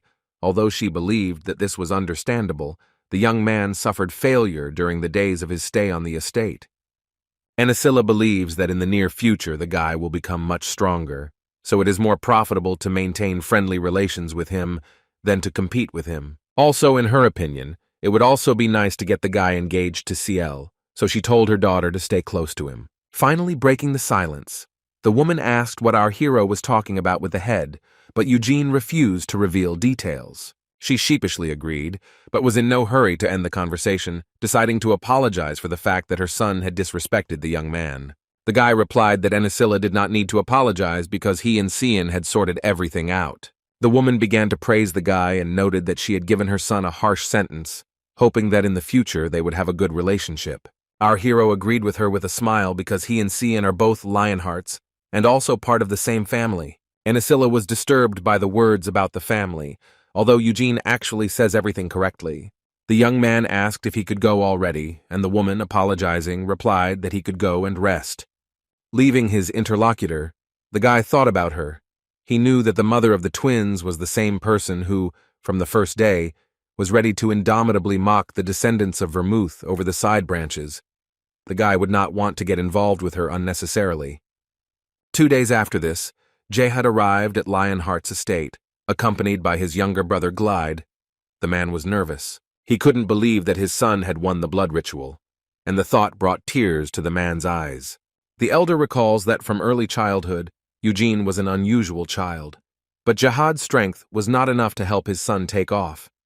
The father thought that the ritual would make the young man realize his position, that only innate talent and zeal could not be defeated. Suddenly, the man heard his name called. It was our hero who, waving to Jihad, was waiting for him at the head. The father ran to hug Eugene, saying that he was very proud of him to have such a son. The young man reminded the elder that he had told him to expect good news before leaving, asking again if he believed in him. Wiping his tears, the man remembered these words and apologized for not being able to believe them then. Suddenly, Jihad realized that the head was standing next to the guy and apologized for not saying hello right away. Glide greeted him back and apologized for the unexpected invitation, but his father, on the contrary, was happy about it. The head says that he would not like to interrupt the meeting between the husband and his son, but he would like to talk about everything over food, if the elder does not mind. Jihad readily agreed and left with Glide. A little later, the man learned the topic of the conversation. The head told an elder akin to Eugene that if he agreed, he would also be accepted as a member of the family. The father stood up and, bowing lightly, apologized if he seemed rude and said that he was grateful for the high assessment of his son's abilities. But as a father, he could not help but think about the guy's future. Glide asked what Jihad was talking about, and he replied that he was worried about other family members and Eugene. Since the head has his own children, the man continued, conflicts definitely cannot be avoided. Lionheart responded by understanding his father's feelings, because although he has no intention of limiting the development of our hero, the Senate does not recognize the child from the side branch as the next head of the family. He also added that although he is not going to make the guy the head, he promises to reveal the guy's talent and his children will be able to make friends with him. These connections can open up great opportunities for him. Jihad agreed with this and decided that he needed to talk to his son. Eugene was training on the street when he suddenly noticed his father. He was clearly upset. The young man asked what was wrong with him. Approaching closer to the guy, the man noticed in his bosom the Vinid storm sword, a weapon that the guy himself had chosen from Lionheart's treasury. The old man understood that even if he sold all his property, he could not acquire such a sword. Addressing our hero, he says that the head wants to adopt him and the man agrees that this will be better for his future, although the young man will face many trials. The guy agrees that this will happen, but assures his father that he cannot be defeated so easily. The elder persistently told the young man not to forget who gave him his name and raised him. Eugene replied that he knew about this, and that even though he was adopted, Jihad Lionheart would always be his real father. Hearing this, the man, with tears in his eyes, hugged his son, and the young man thought what had happened was not very pleasant, but great benefit could be derived from this, so he would have to be patient. He does not want to become the head of the family, but he understands that other relatives will not believe it. The first wife Theonis and the second wife Anesilla will try to control him. Our hero knows that there are two ways to react to resentment or control: simply ignore it or engage in open confrontation. The head of the estate invited all the families of the children who participated in the blood rite to the celebration to show that the main family was happy about the victory of the child from the side branch and was not busy mourning its defeat. At the celebration, Jihad was approached by two men. These were the parents of both Dijer and Gargis. The second was easy to recognize because of the way he talked about a secret remedy for increasing muscle mass. Dijira's father said that their meeting could be considered destiny, and believed that in the future, it would be good to develop friendly relations between the families of the side branches. Eugene stood to the side. He did not want to approach them, so as not to be the center of their annoying attention. Anesilla stood against the wall along with her son. Cian seemed to be frightened by something, and his mother, noticing this, told him to be more confident. The woman told her son that in the future, he would be constantly compared to our hero, because the twin was overcome in the blood rite. The guy had nothing to answer. He bowed his head in defeat, and Anesilla continued saying that the young man was probably ashamed, but there was no need to despair. No matter who laughed at him, he would still remain her son and a direct descendant of the great Vermouth. Cian nervously agreed, and his mother, placing her hands on his shoulders, noted that he should not relax too much, because many factors are not in his favor. So in order to take Glide's place, he will have to try. Also, unexpectedly twin, she said to improve the relationship with Eugene so that he can help Cian in the future. The boy agreed, but was not sure how to do it and blushed with embarrassment. Meanwhile, eating the cake with gusto, Ciel approached our hero. She asked if he would call her elder sister, because they are now relatives. Eugene replied that it would sound strange, because they are the same age. The girl did not like it. She says that she was born only 5 seconds later than her brother, but is considered the youngest. The young man replied that these were completely different things, but the young lady insisted that he at least once call her elder sister. While Ciel was bothering the guy, he thought that he would never call a 13-year-old girl eldest. Death would be better. Meanwhile, Roberian, Yod, and his mother gathered in the head's office. The sorcerer says that he doesn't take anyone as a student just like that. The specialization of the Red Tower to which he belongs is considered to be summoning magic. If Glide's son goes with him to Aros, he must first pass a systematic test to assess his abilities. Yod asks what will happen if he approaches, and Roberian replied that in that case everything will be fine, and the guy's status as Lionheart's main offspring will not affect his position in Aros. However, if it suddenly turns out that the young man does not have sufficient abilities, then the sorcerer will not be able to take him on as a student. An excited Lionheart agreed, and Roberian explained that he and the Glades had been friends since before the sorcerer was the head of the Red Tower, so he would give the guy opportunities to prove himself. It will protect him from those who would criticize Yoda for his origins and provide comfortable conditions for practicing the type of magic that he likes. This proposal interested the young man because he wanted to break away from his family's estate and study magic, whether he became a student or not. With these thoughts, Yod glanced at his father and he said that there was no need to look back at him. This choice belongs only to his son. After that, they turned to the guy. His mother said that he needed to gratefully accept the opportunity given by his father, because since childhood he had been more interested in magic and not in swords and spears. Placing her hands on Yoda's shoulders and leaning towards him, the woman emphasized that he would become the head of the family, and the guy would never forget about this, even in Aros. Seeing this, the dissatisfied head loudly turned to Theonis, and she, retreating from the young man, said that this was only a maternal attitude to her son. The woman was sure that the second wife of the head would go crazy with joy when Yod left. With anger, Theonis realized that her son did not at all live up to his surname. He turned out to be very weak and narrow-minded, so it would be better for him to gain experience from the magicians of Aros and mature. He needed to have useful connections. The day after the holiday, Roberian and Yod went to Aros. Children from side families also returned home along with their relatives, and the devastated outbuilding was left at the complete disposal of Eugene and Jihad. Also today, for the first time after his rebirth, our hero will use magic. You can train your magical abilities in 2 ways, with the help of breathing and physical exercise. Breathing practices allow you to accumulate mana dissolved in the air, while physical exercise accumulates it through body movement. Both methods require more effort, but breathing practices are easier than training. In a past life, Eugene used physical exercises, but later, on the advice of Sena and Vermouth, he switched to breathing practices. The Lionhearts also train using breathing techniques. Our hero headed into the forest, where they were already waiting for him. It was the younger brother of the head, Gion. The spiritual vein is a piece of land in which lies are concentrated. Deep in the forest belonging to the main family, there is a site that only the direct descendants of Vermouth have access to. The site is not a natural formation, since 300 years ago it was created by Vermouth himself. Eugene thinks that his comrade was definitely some kind of monster, because it was incredible to create something like that with his own hands. Noticing the young man's face, Gion asked if he was worried, to which the guy replied that he had a presentiment. The husband said, "Of course he will help the guy, but the first time it's not easy. The younger you are, the easier it is to feel mana."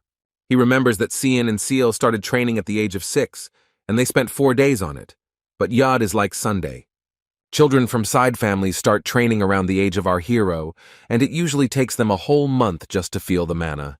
However, Gion added that the young man should succeed in this, rather because he lived here and there will be a mentor nearby who will help. The guy asked approximately how many days it would take to train, and the man replied that about 10 days. The guy was embarrassed, but mentally he was sure that it would only take him 10 minutes. Meanwhile, they reached a small house. The heroes entered it, and Gion led Eugene into a room where there was a staircase to the dungeon. There, a special training ground was waiting for the young man. The man told the guy to sit in the center.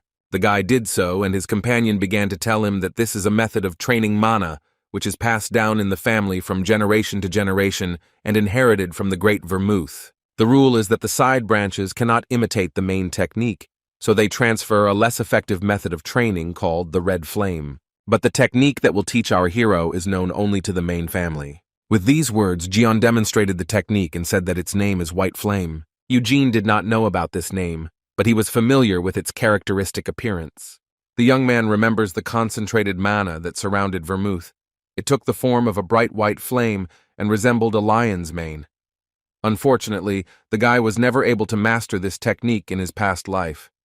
Cian noted that you cannot immediately feel mana, so you should start with breathing, and the guy, closing his eyes and starting to meditate, said that he felt it. The husband replied that it was unlikely and thought that if you immerse yourself too much, it might not seem like that. Cian formed a bullet of lies at the end of his index finger, deciding that it was necessary to contain the fantasies of our hero, and fired it around him. Before the man had time to say what Eugene thought, he immediately felt the mana coming from the ball and pointed straight at it. The young man continued to accurately point to the location of the ball despite his eyes being closed. Cian was seriously surprised by this. The man did not believe his eyes. He thought that 10 days would not be enough to feel mana and did not understand how the guy managed it so quickly. Laughing a little in surprise, Cian sat down with the guy and told him that they could start right away. From that moment, our hero had to silently concentrate on what was happening inside his body. Eugene closed his eyes and the mentor told him to breathe slowly, so he did. It was clear how a lie entered his body. Continuing, the man said to imagine how with each breath the young man draws mana from the spiritual vein and let him try to direct it along the flow of white flame into his heart. Retreating, Cian said that the guy was doing well. Blue energy was visible around the guy. The mentor was very surprised, because the guy could already regulate the flow of mana in his body, slowly so that the body, which felt magic for the first time, could accept it. Our hero thinks that thanks to the memories from his past life, it is not difficult to feel mana and perform breathing exercises, but his body absorbs magical energy too well. Eugene feels the mana pooling within him with every breath, but a child's body has its limitations. The young man was thinking about stopping when suddenly he felt something in his heart and opened his eyes. The guy looked exhausted. Cian never ceased to be surprised. The guy's core volume was also incredible, because most often it is much smaller and gradually increases with the help of training. Stretching out his hand to our hero, the man called him a monster, Eugene asked again, and this compliment and the mentor did not answer that yes. It was already time for them to return to the estate. On the way there, Cian said that the main difference between the white and red flames is the number of cores. You can train the red flame as much as you like, but only one core will remain. However, when a certain level of white flame is reached, the core expands, after which mana accumulates more efficiently, and the synchronization of the cores allows their power to be increased many times over. Such split cores are called stars. The Great Vermouth had 10 of them, and among all the Lionhearts, only he managed to achieve such a number. The mentor says that he and his brother have 6 stars each. Cian, Ciel, and Yod have only 1, and the man is not sure about the latter, but the twins will probably gain their 2nd star next year. Since they began their training at the age of 6, Cian thinks that the journey from 1 star to 2 takes 8 years. Eugene asks what the mentor thinks about him, and he answered that the young man will succeed much faster, but only if he is not lazy. The guy replied that he would study hard, but mentally thought that it couldn't be any other way, because the body in which he was reborn is stronger than his previous one. It cannot be spoiled by laziness. And yet the guy was unsure whether he would reach 10 stars back. First, he needed to learn the white flame and learn the basics. If he didn't like it, he would customize the training to suit himself. Our hero is grateful to Vermouth, because thanks to the technology of his previous comrade, his abilities will expand significantly. Arriving at the castle, Cian tells Eugene that he will tell his brother about everything, and decided that the young man is probably tired, and let him return to the house and rest. The guy agreed, but he didn't really intend to do it. He decided that if he could use mana, then he had more important things to do. Nina ran up to the young man, and our hero immediately asked her to bring Vinid from his room. The maid brought the weapon and was a little worried, while Eugene took out his sword. The young man was unsure whether he would be able to conclude a contract, but he decided to try anyway. As soon as he directed the mana into the sword, a strong wind rose and formed something similar to a tornado. Nina was blown away. Someone's voice came from the hurricane. He turned to the guy and recognized Hamill in him. Our hero recognized this voice in response, belonging to the king of the wind spirits named Tempest.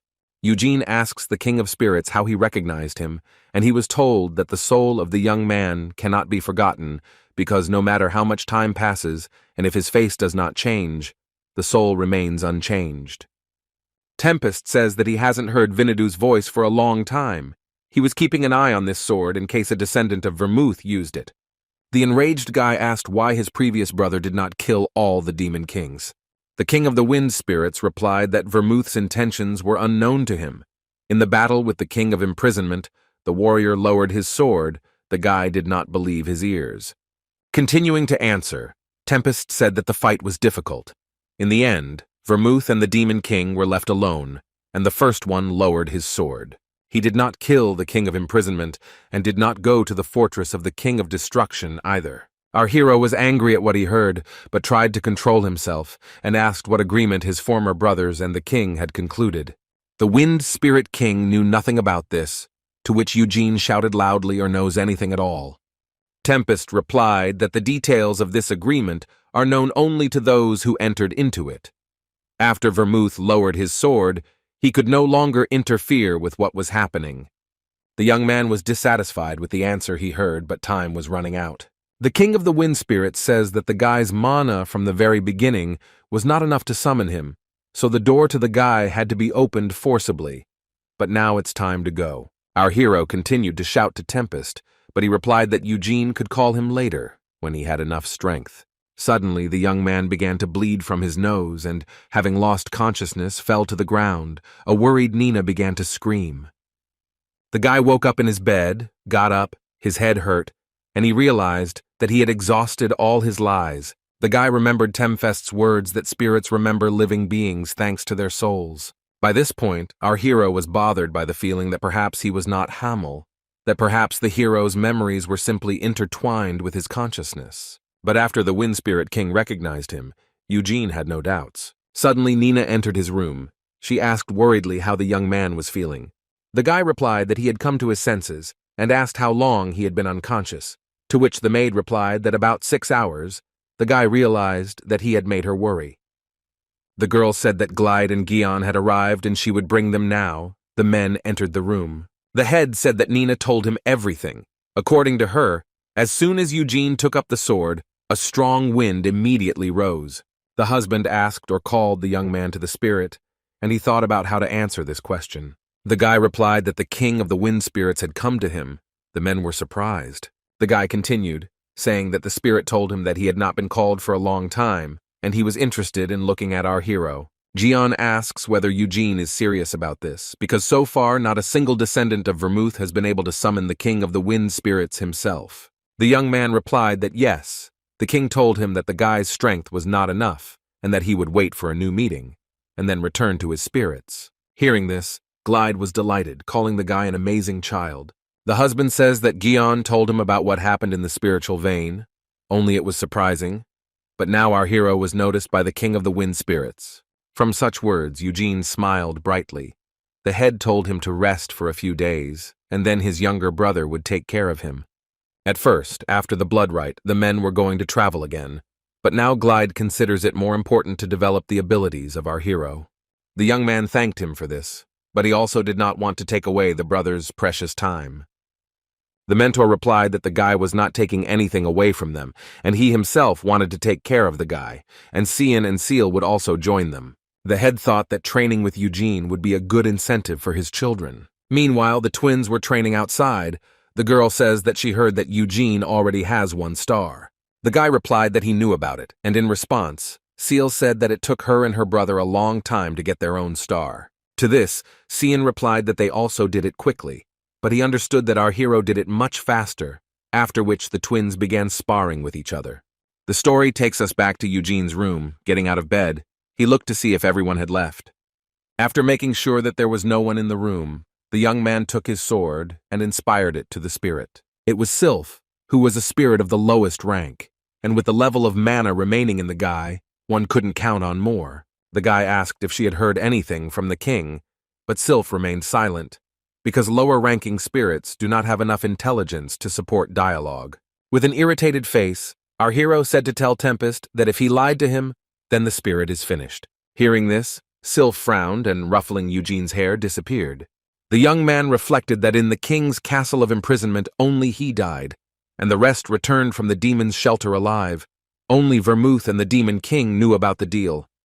The guy decided that someday he would have to go to Helmet, as well as the cities where his former comrades lived out their lives, in order to find out more about what they did after his death. The guy understood that he wouldn't be able to leave right now, because the child's body can't easily endure long journeys, but someday he'll do it. 4 years have passed since that day. Eugene turned 17 years old. The young man looked at himself in the mirror, assessing his body, during which time he managed to obtain 3 stars of white flame.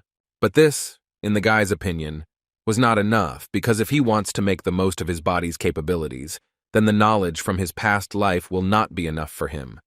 After that, the guy went to train with Cian, and the expected second was already lying overcome on the ground. Our hero said that he should go to Aros to study magic. The twin thought that Eugene was talking nonsense, but he replied that this morning he dealt with the white flame as usual, and something happened. Suddenly, the 3 stars in the young man's body began to spin, forming a circle. The mana he released was white and resembled a lion's mane. The surprised Cian asked the guy to calm down.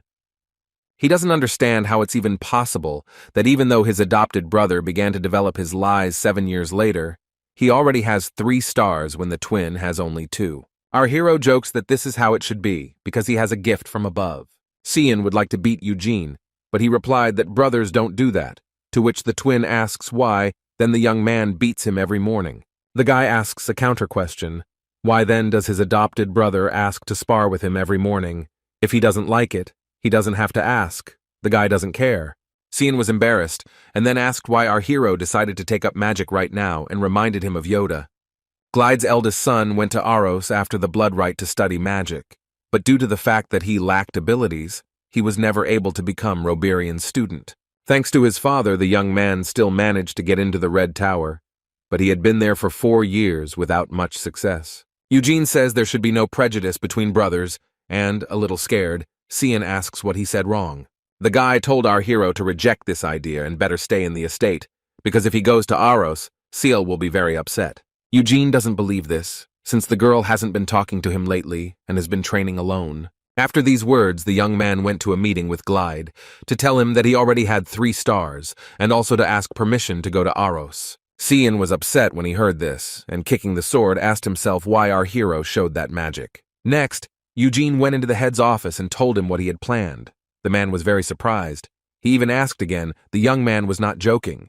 Glide asked the guy why he should go to Aros if he was the only one who at that age was able to reach the level of 3 stars.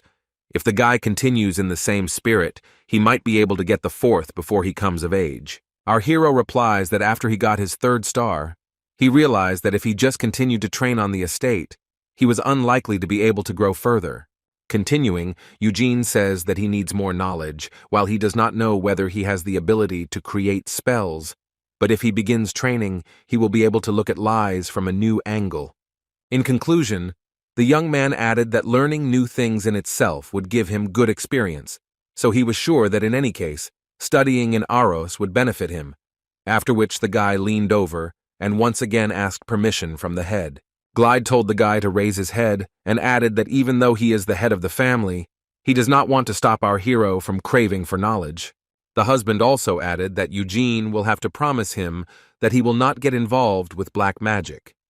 In Aros, there is a black tower in which the corresponding sorcerers gather. There used to be a lot of unpleasant rumors about them, although now this is no longer the case and people's attitude towards them is not so bad. But the descendants of the Great Vermouth have an unspoken rule to avoid black magic. The young man was well aware of how many terrible things the black magicians had done 300 years ago, so he assured Glide that there was nothing to worry about, because the guy was also disgusted by black magic. After that, the guy left the office and went to his room. On the way, Cian addressed him from the room. Our hero invited her to come out if she had to say something, but the girl refused as she smelled of sweat after training. She asked if Eugene was really going to Aros. It turned out that Cian told her everything. The young lady asks the young man why he is going, and he replied that he wants to study magic, to which Sales said that he does not have to go, because he could simply invite the magicians from the capital to the estate. In addition, the girl added that in the absence of the guy, she and her brother could catch up with him, and the guy replied that it was even better for him, because their sparring would become more interesting. Our hero noticed that he and Seal had not trained together for a long time, and she asked if he would stay if they started training again. Eugene replied that he would go anyway. Then the girl asked when he would return, and the young man replied that it depended on the circumstances, but he thought that, in a few years.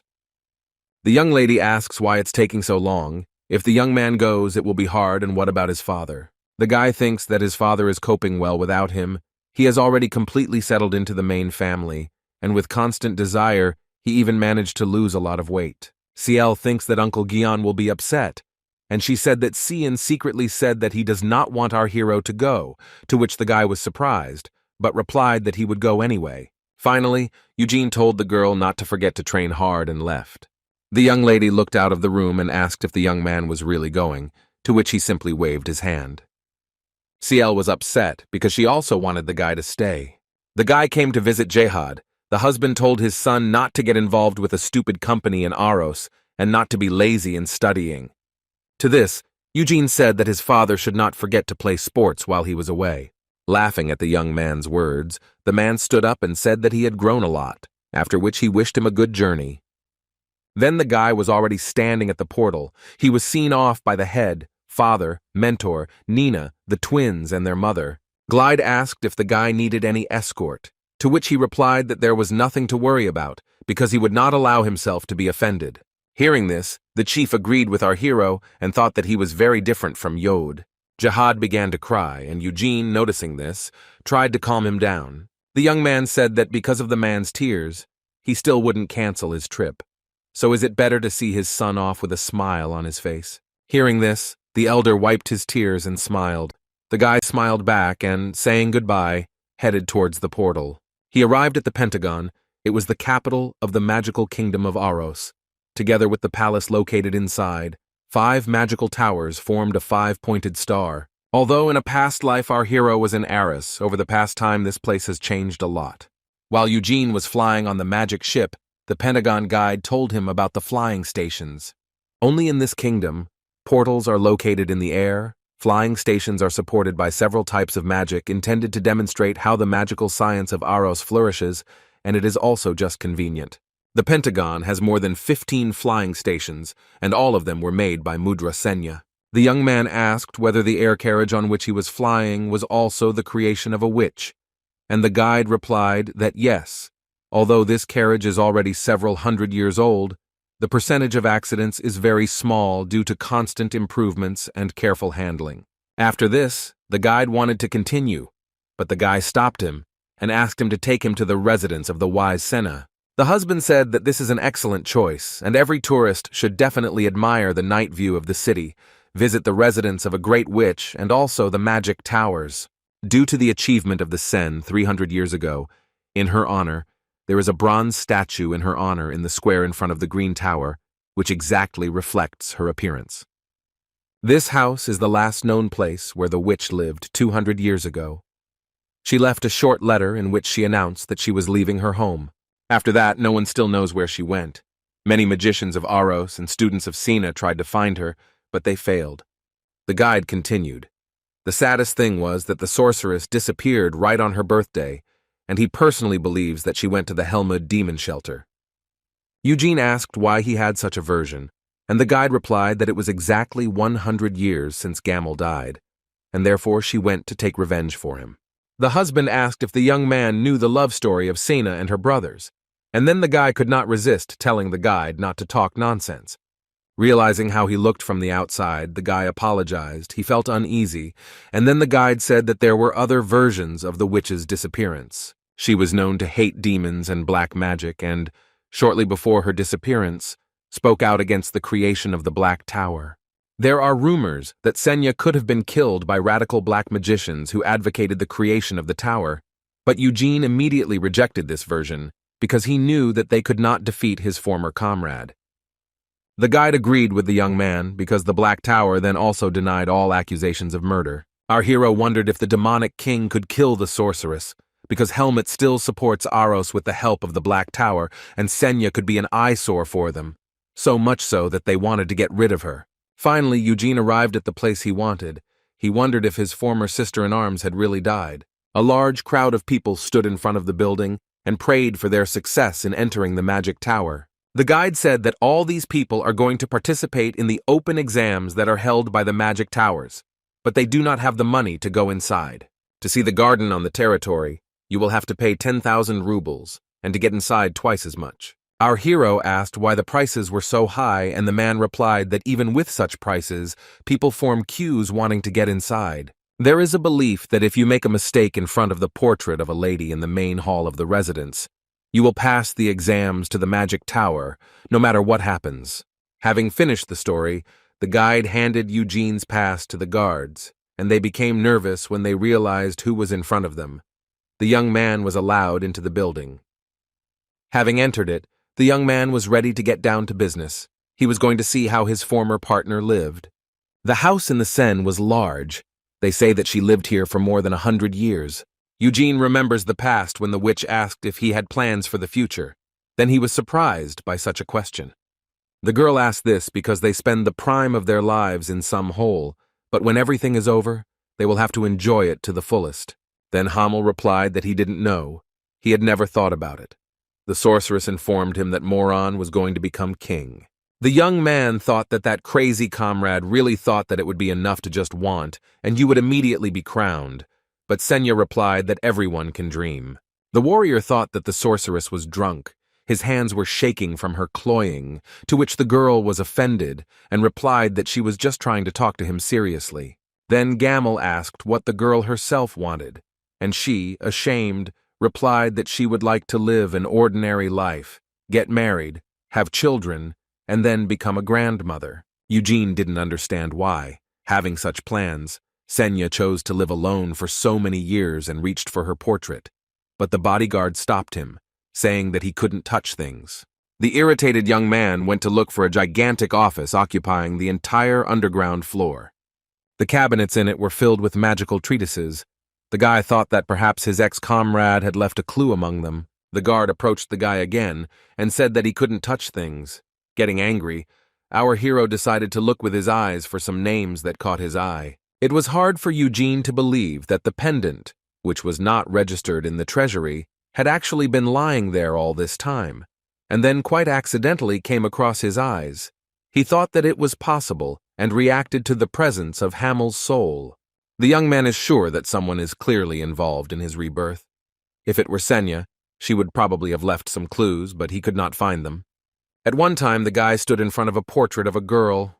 He looked in the office and in the bedroom and in a large number of other rooms, but could not find anything. He had no more ideas left, and therefore the guy decided to act in his own way. Eugene showed Sena's portrait his middle finger and said that if she doesn't like it, then let her come and find it if she's still alive. While the young man was in the building in time for the evening, the guide was waiting for him all this time, and the guy gave him money for waiting. The husband asked where the guy wanted to go next, and our hero replied that to the Red Tower, but the guide did not have to accompany him. On the way to the tower, Eugene asked the guide what he knew about his older brother, and the husband, tensed, replied that among the young magicians of the Pentagon, the name Yoda was known to everyone. The young man continued that he would like to stay in the Red Tower, where his brother spent 4 years, and asked if there were any rumors about him. Even more worried, the guide nodded. He knows something, and the guy says that since he was adopted, he has never spoken to Yod, so he needs to know at least something about him so as not to do something stupid when he meets. Our hero swore on his name that no matter what the man said, he would not get angry and would not tell either his father or Yod himself about it. Further, with a more stern face, Eugene repeated that the guide should simply tell him what they were saying about his brother, and he began to answer, hiding his gaze. The husband said that there are rumors that Yod leaves the tower at night and has fun. The young man, remembering that his relative was already 19 years old, realized that entertainment meant something adult, and at first thought that there was no problem. But the guide corrected him. Remembering the succubi and hearing this, the guy got seriously angry. The guy asked how succubi ended up in the city, and the man, asking him to calm down, explained that these creatures live in a black tower. Putting his hand to his face, our hero fully realized what his brother was doing. The guide added that in Varus, like in all cities, there is a street that is perceived as a necessary evil and to which people turn a blind eye. Not only is it known for its black market, but there are also several unclean establishments where succubi work as companions, as the man heard Yod goes there periodically. Eugene asked where this street was, and the guide replied that this place is also called the Street of Short Jackets. But it does not open every day, but only when the moon is full. The young man thought that he had not intended to get closer to Yod during his arrival in Aros, but only to focus on his own affairs, maintaining a distance between them. But these rumors about his brother touched him to the quick. The frightened man reminded the guy not to tell anyone anything, and he replied that he would do so because he promised. Our hero decided not to trust the rumors yet, but to observe his brother with his own eyes, and if what he was told turns out to be true, he will give Yoda a lot of bream. Eugene arrived at the Red Tower and was greeted by a young witch named Hera. She said that the head on the mountain of the building, although at first he was going to personally go down to meet the young man, but a small problem arose. Suddenly, an explosion occurred on one of the upper floors of the estate. Nervously, the girl said that, as the guy knows, the Red Tower specializes in summoning magic, and even by magical standards, such spells sometimes do not work as desired. Two purple creatures that vaguely resembled demons flew out of the broken window, but suddenly they were caught by giant red hands. Crying out in pain, the creatures disappeared, and the head of the tower, Roberia, flew out of the window. He was unhappy. He turned to the students saying that he was surprised how they managed to summon shadow beasts instead of lava sharks. In anger, the sorcerer asked if they understood what could have happened if he had not caught them, because shadow beasts are mindless creatures with only one instinct for destruction. The alarmed students asked for forgiveness, to which Roberian exclaimed that they should collect their things and get out of the tower, after which he finally turned his attention to our hero, who was watching this in the courtyard. The husband landed and said hello, saying that he had not seen him for a long time and that he had grown up. Roberian admitted that at first he did not even recognize Eugene, and he replied that the sorcerer himself had not changed at all. To this the man replied that he preserves youth with the help of magic, and the young man thought that 4 years ago he looked different, realizing that the magician had probably mastered mana sufficiently during this time. The guy saw that the sorcerer was strong, of course not as strong as Sena, but this was enough to become the head of one of the 5 magic towers. Roberian said that Glide told him about the guy's arrival and that he was interested in magic. He says that magic is an amazing science. It's difficult to master, but the man thinks that our hero can handle it. Suddenly, the sorcerer noticed that at the entrance to the building someone was watching them. With the help of magic, the sorcerer opened the door, and it turned out that Yod was standing behind it. He was not scared at all. Seeing him, Eugene got angry. It was clear from his brother that a large amount of his energy had been sucked out by the succubi. Roberian says that since the young man came, would he like to say hello to his brother, and he, confused, did not know what to say. Our hero, with a serious expression on his face, said that he was glad to meet. Nervous Yod barely removed any sound from himself, and after that, the sorcerer said that if he had nothing better to do, let him go to the mountain and at least read the book.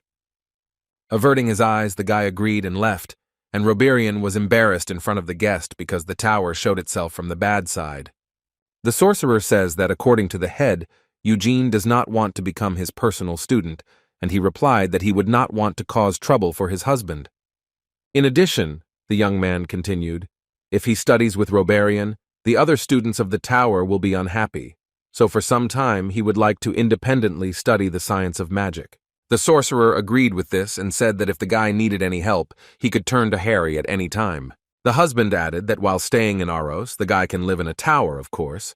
The conditions are not as luxurious as in the Glide estate, but he can live, and our hero immediately asked to go to the library. A month has passed since that day. Eugene went to the library every day, sat in the reading room from the very morning and studied magical treatises, and returned to his room only at night. Of course, this did not mean that he was focused only on studying magic. The young man got up several hours before leaving for the library and trained his mana, and before going to bed, he did grueling physical training. His sleep time had been significantly reduced, but his body's capacity was sufficient to fully recover, even with just a few hours of rest. The guy read all the treatises he needed in the library and was ready to put them into practice. 300 years ago, Sena clearly defined the degrees of mastery of magic, although these were only her personal rules. But after she became the head of the Green Tower, a large number of Arosu sorcerers followed her example. The practice consisted of forming a circle from the accumulated mana and then increasing it, which made it possible to use magic. When the amount of mana exceeds the limit required to control one circle, the number of circles increases. Over the past 300 years, mastering the circle has become the most common practice for initial sorcerers. Only schools of magic that are radically different from others, such as spirit magic and black magic, do not begin training with it. The guy entered the room where Hera was waiting for him. He asked her if she was also starting training with the circle, and answered that yes, although there are other practices. Our hero says that he would like to change this practice. The girl, asking again, said that this did not sound like a very good idea, and wanted Eugene to tell in more detail what he was going to do. The young man says that he would like to try to use the Lionheart family's way of managing the lies. Hera explained that the techniques for managing mana in martial arts and magic are different. If you do not form mana in the desired shape and do not lead to its creation, the spell will not work. If the lie goes wrong, the sorcerer may be injured, and in the worst case, even die. The guy replies that this is why he wants to try. He wonders if he will succeed. That's why he read all the treatises in the library. The girl decided that while the guy was only 17 years old, and would not be able to overcome his age, it was better to let him try. Otherwise, he would not be convinced. The sorceress said that if she decides that our hero is in danger, she will intervene, because if something happens to him, not only Hera, but also the head of the tower will find themselves in a difficult situation. Eugene said that he understood the risks and began, and the girl was on her guard. The white flame technique and the magic circle differ in form, but not in content. In the first case, a person controls mana with the help of stars, and in the second with the help of a circle. Replacing a circle with a star could result in an explosion of mana, so the young man regulated its flows in the process and decided to give up trying to think everything through in advance so as not to suddenly fail. Hera was surprised how a guy of his age is able to control such a flow of lies so well. It may seem that he is moving chaotically, but this is not so. The guy created a fireball and then turned it into a magic missile. The sorceress thought that our hero had just begun to learn magic, but was already able to create something similar without casting a spell, and at the same time change the magic right in the procession without recalling the first created object. Eugene decided that this was pretty good for the first time, and asked the girl to summon some monster so that he could test the power of his magic. After thinking a little about who she should call, Hera read the spell and appeared naked. The sorceress explained that the creature is made of cabrium, and although the golem does not know defense techniques, its body is strong enough to hold back attacks well. The young man said that this suited him, and pointing a magic missile at the monster, he fired it, his attack severely wounding the summoned creature. After this, the girl called Roberian and told what happened. She said that the guy's mana was incredibly pure and dense, and the power of his attack corresponded to the level of a sorcerer with 3 magic circles. The sorcerer realized that our hero was very strong. What he did was so incredible that it was frightening. Eugene has 3 white flame stars, so the man guessed that this number roughly corresponds to 3 magic circles. Hera says that in the morning the young man left the tower because he had business to do, and Roberian asked her if it would be stupid to write a letter of recommendation to admit the guy to Acreon.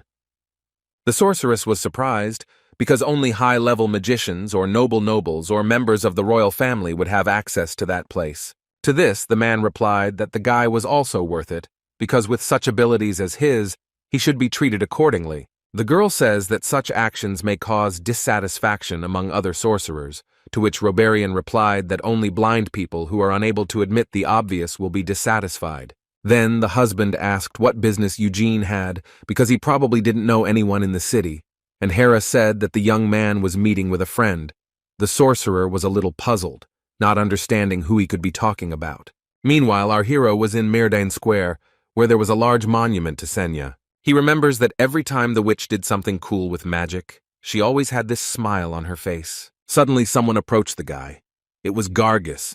His face was heavily overgrown with a beard. Our hero was greatly surprised at the sight of his so-called friend, and was unsure that such a beard would even grow at the age of 18. Gargus says that Eugene has also grown up, although he still has a long way to go, to which the young man replied that his comrade is simply terribly healthy. The guys shook hands, and the big guy said that he immediately felt that the guy had been training a lot for the last 4 years. But it wasn't enough. Taking out a flask with a strange drink from his pocket, Gargus invites our hero to drink the family elixir for muscle growth. Eugene immediately refused, and his friend does not understand why, because Jihad lost weight and gained muscle only thanks to this. The young man said that since this was discussed, then let the strong man's family stop giving his father dubious things, and asked why he called him to meet. Gargus asks if the guy has heard about the street of short jackets, and he replies that he has heard about it, thinking that Yod still wanders there. Zdorovia says that he has heard rumors that the giant's testicles will be sold at auction. Our hero does not understand what we are talking about and why his friend needs this thing. He explained that the giant's testicles have enormous magical power. He is going to give them to the alchemist, and he will use them to create an elixir suitable for Gargus's body, which will increase his muscles. Having explained this, the strong man invites Eugene to go with him, because he may not have enough money, and the young man refuses. After that, Gargus immediately knelt down and said that this was very important for him. Our hero had no choice but to agree with the inconvenience of the situation. The friend thanked him and swore on his own name that he would return everything with interest, and added that he had also heard that there would be other valuable items at the auction. But our hero was not interested. He said that he was more interested in the street itself, and recalled that a few days before he met Yoda in the corridor of the tower, he had all the signs of withdrawal due to seduction by the succubi. Eugene knew that this night his brother would be on the street of short jackets again. Before the young man had time to return to the tower, Roberian called him to his place, and this was convenient, because the guy wanted to ask the sorcerer about Yoda. The guy met with his husband, and he offered to sit down. Our hero asks why he was called. The sorcerer brought the letter to Eugene and asked him to read it first. The young man realized that in front of him was a letter of recommendation for admission to Acreon, and was greatly surprised. The Royal Library of Acreon, 300 years ago, became famous for storing the most valuable magical treatises. No matter how many books there are in the tower, in terms of their content, they will never be able to compare with the treatises from Acreon.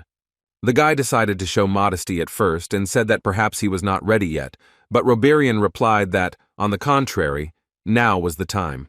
So far, the young man has not had time to delve into the study of magical science, but in the future, many opportunities will open up for him. And even if Acreon's treatises do not immediately lend themselves to full understanding, it will be enough for our hero to simply read them and put them in his head in order to increase his knowledge in the field of magic. Someday, this knowledge will help him create unsurpassed magic. Acreon contains information about ancient magic that has come down from mythical times, as well as the works of the most respected sages of the past.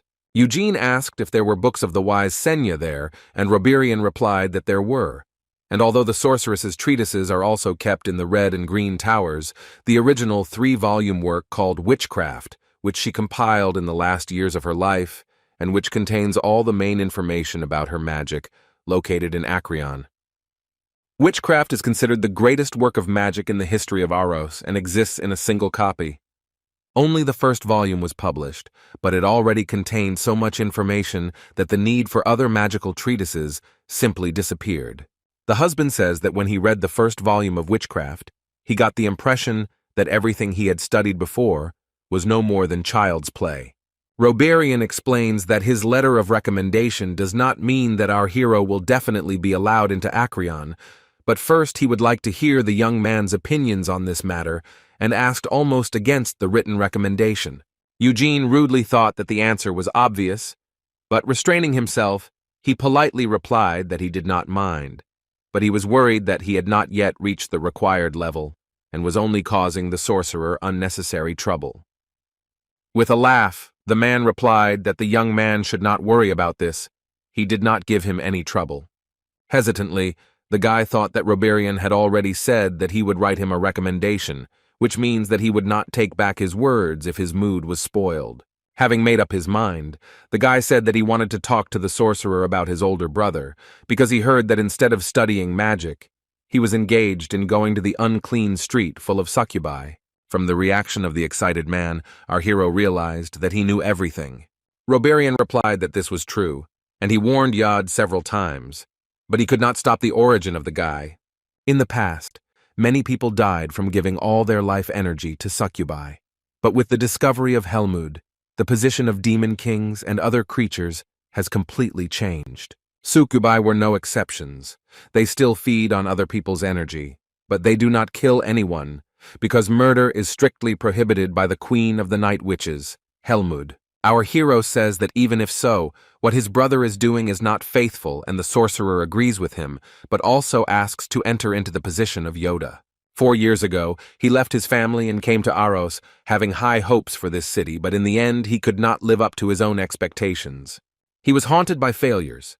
Together with other sorcerers of the tower, Roberian tried to guide him, but they failed to achieve great results. Because of his origins, Yod could not help but feel pressure, and this pressure increased every day, so the man thought that the young man could benefit from a little rest. Of course, the sorcerer warned the guy not to go too far, because otherwise he would no longer be able to stand it. Listening to this, Eugene began to understand his brother, since he himself spent 4 years on the estate of the main family and knows well how it is. Theonis, with her explosive character, and the cunning Anisilla, Cian and Ciel, who were the owners of innate talent and corresponding ambitions, Yod always suffered from their pressure. He did not come back even when they laughed at him in the tower, because life in Aros still seemed much better than returning home, where it was impossible to breathe freely. Although our hero understands his brother's situation, dealing with succubi was too much. Even if they no longer kill people, putting on smiles, demons still remain demons, and they will never have a place among people. Our hero decided to personally find out what Yod was doing with the succubi, and at night, together with Gargus, he went to the Street of Short Jackets. The guys changed their appearance, and the big guys asked what it was for, to which Eugene replied that if someone saw a child from the main Lionheart family staggering along the lawless street, there might be too much noise. Suddenly, something rang in the young man's head, and he took out something that looked like a phone. Then the guide called. He asked if the guy had arrived at the place. The guy asked how the man knew about their arrival, to which he replied that this transmitter only works on the Street of Short Jackets, and added that he would immediately send a signal to our hero if he noticed Yoda. Eugene asks if the guide can find his brother, because he could use magic to change his appearance. My husband said not to worry about it, as Yod always comes in the same robe, so he will be easy enough to find. Hearing this, the young man wonders if his brother does not enjoy being recognized in such a place. If Yod were his son, he would therefore give so much bream that the guy would forget the location of this street. Gargus asks about the affairs that our hero has, and he replied that he will sort it out himself, but first they will go to the auction house and sit there. There are many auction houses on Short Jacket Street, but they all have the same rule about anonymous bidding, and everyone is put in different rooms, so it becomes impossible to recognize the bidders. Our heroes are explained that there are 3 buttons in front of them. The middle one to place a bet, the right one to raise it, and the left one to press if you need help. Gargus notes that he thought Eugene was not interested in the auction, but he replied that he needed a place to kill time, and also be a little interesting, since some interesting thing might turn up. The auction has begun. The host explains that the basis of the lots is matching rare magical components, and says that their house is especially unrivaled for magical ingredients from Helmud. The first lot was the left horn of Balzac. Its starting price was 10 million villages. Then there were the fruit of Prosia, the root of Mandrago, the bud of Uzrak, as well as a living Turak spider. Eugene was already tired of this. He asked if his companion had come for anything, and he replied that there should be, because he had definitely heard about it. The next lot was an item made of metal of unknown origin, which according to the presenter became their headache, because they could not sell it. Our hero thought that this item had been described much longer than others, but perhaps this was only because they could not sell it for a long time. Continuing to describe the lot, the presenter says that it was found in the Cassadian hills of Helmud. In the moonlight, a beautiful glow emanates from it, but this was the only useful property of the metal, because it is too hard for further processing and does not allow mana to pass through. The presenter says that this item will look good if you put it by the window in your bedroom as a decoration, because it shines beautifully in the moonlight. The initial price of the item was 1,000,000 cells. As soon as Eugene saw this thing, he immediately pressed the middle button and bet money. The young man could not believe his eyes, not thinking that he would be able to find something like that in such a place. The fated blade and the destruction itself are made in the form of a blade, an artifact that did not remain in history. It was a piece from the sword of Moonlight. They brought the item he had bought to the guy. Gargus asked why he needed it, and the guy, ignoring his companion, became convinced that it was indeed a piece of that same legendary sword. In a past life, he and his brothers found this weapon in exactly the same place where the piece ended up. The sword was then in the very heart of the local dungeons. Our hero thought that Vermouth, leaving Helmud, decided to seal the weapon back. The sword of Moonlight is very dangerous. It recognized only Vermouth himself as its owner, and each swing left horrific destruction in its wake. Perhaps it was not enough for the former comrade to simply seal the weapon, and he decided to break it into small pieces. Eugene expected that the item he bought would retain at least some of the sword's power, but he didn't feel it at all. The young man also noticed that the negative energy that was there 300 years ago does not leave the piece. Suddenly the guide called the guy and said that Yod had arrived on the street. The guy left, leaving Gargus with his card. Going out into the street, our hero asked his husband where to go, and he replied that Eugene was interested in a sign with the inscription Rafflesia. The young man found her. At the entrance, he was met by 2 demons. He sees these creatures for the first time after being reborn, and remembers that in a past life he would have killed them even before meeting their eyes. The guy tells the demons that he would like to go inside, and one of them replies that the basic entrance fee is 2,000,000 silo, and depending on the fantasies and length of the session, the price may change. The guy paid and entered. This place was filled with succubi working as waitresses. Yoda was not visible among the customers. Our hero asked the one who served him where the bedrooms were in this room, and the girl decided that the young man was eager to have fun. Succub replied that the bedrooms were on the underground floor, but it was better for him to drink a little first, so that after a few drinks he could honestly talk about all his fantasies. Eugene said that he had enough alcohol and asked to be taken downstairs. The waitress decided that the young man was uncomfortable talking about this in a public place and directed him to the bedroom. They walked along an underground corridor where the guy saw everything he needed. He gave the girl money and said that he was already going home. With a misunderstanding on her face, the succubus took the money and led the guy to the exit. To get out, you first had to get to a restaurant, and as soon as our hero got there, he asked that they prepare something good for him and add more meat there. Eugene ate his food with appetite and finally saw the one he came for. Yoda was being taken out of the bedrooms. The guy was barely conscious. 2 demons were leading him by the arms. Our hero, seeing this, began to get angry and followed them. The demons took his brother out into the yard and brought him to some building. Eugene did not lag behind them. Suddenly, 3 men stood in the way of the young man and told him to go, to which the guy asked what kind of place it was. In response, one of the men grabbed the guy by the neck and once again repeated that he should get lost, to which our hero hit the attacker hard and he fell to the ground. 2 other men obtained weapons and attacked Eugene, but he easily dealt with them. After that, he repeated his question, but it turned out that the attackers were passed out. The young man decided that this was not a problem, because it would be faster and more convenient to see for himself. He knocked down the door, and the smell of some substances rushed at him. The guy decided that Yod had already reached the point of using them. In the building, a young man was noticed by a hybrid man, a demon and a man. They did not understand how he got inside, because there was security outside. Our hero began to mock them, saying that they use substances together, and this can be called a real friendship of peoples, after which the 3 attacked him. Eugene dealt with the attackers with light shots of magic and asked them to Yod. Then, having received Vinid, he said that they might not answer, and he would find him himself. The young man directed mana into the sword, and a strong wind arose, running through the entire building.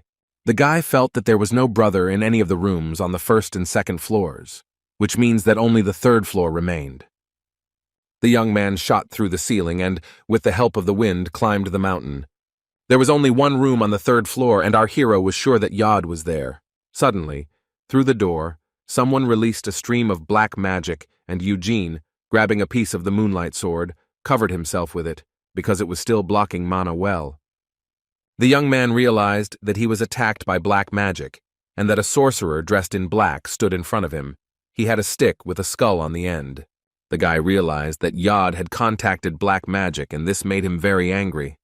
The guy turned to the sorcerer and told him that if he ran away right now, he would allow the man to leave, so let him leave immediately. Our hero activated 3 stars and was surrounded by white flames. The sorcerer recognized his appearance. 2 demons came out of the room and led Yoda into the building, and Eugene realized that it was them. The demons released their claws and prepared to attack, and the young man stood in the fighting post. The guy told them to attack, and they did so, to which they received a powerful attack with a sword in response. One of the demons was thrown back and severely wounded. The second demon approached the guy and swung his claws, but the next moment our hero cut off his hand. Eugene then grabbed the attacker by the face and slammed him hard into the wall. The young man's disguise fell off, and the sorcerer recognized him, to which the guy again repeated that he should get lost. The guy began to approach the room, and the man tried to stop him. Realizing that words would not help him, the sorcerer launched black magic at our hero, but Eugene easily fought it off and headed towards the attacker. The next moment there was a sword at the man's throat. The young man told the sorcerer that if he decided to do anything stupid, he would kill him. The guy hid the sword and entered the room, where he saw iodine lying on the bed, and in front of him was a bowl with an incomprehensible thing. The guy asked what it was, and the sorcerer replied that it was the heart of a unicorn.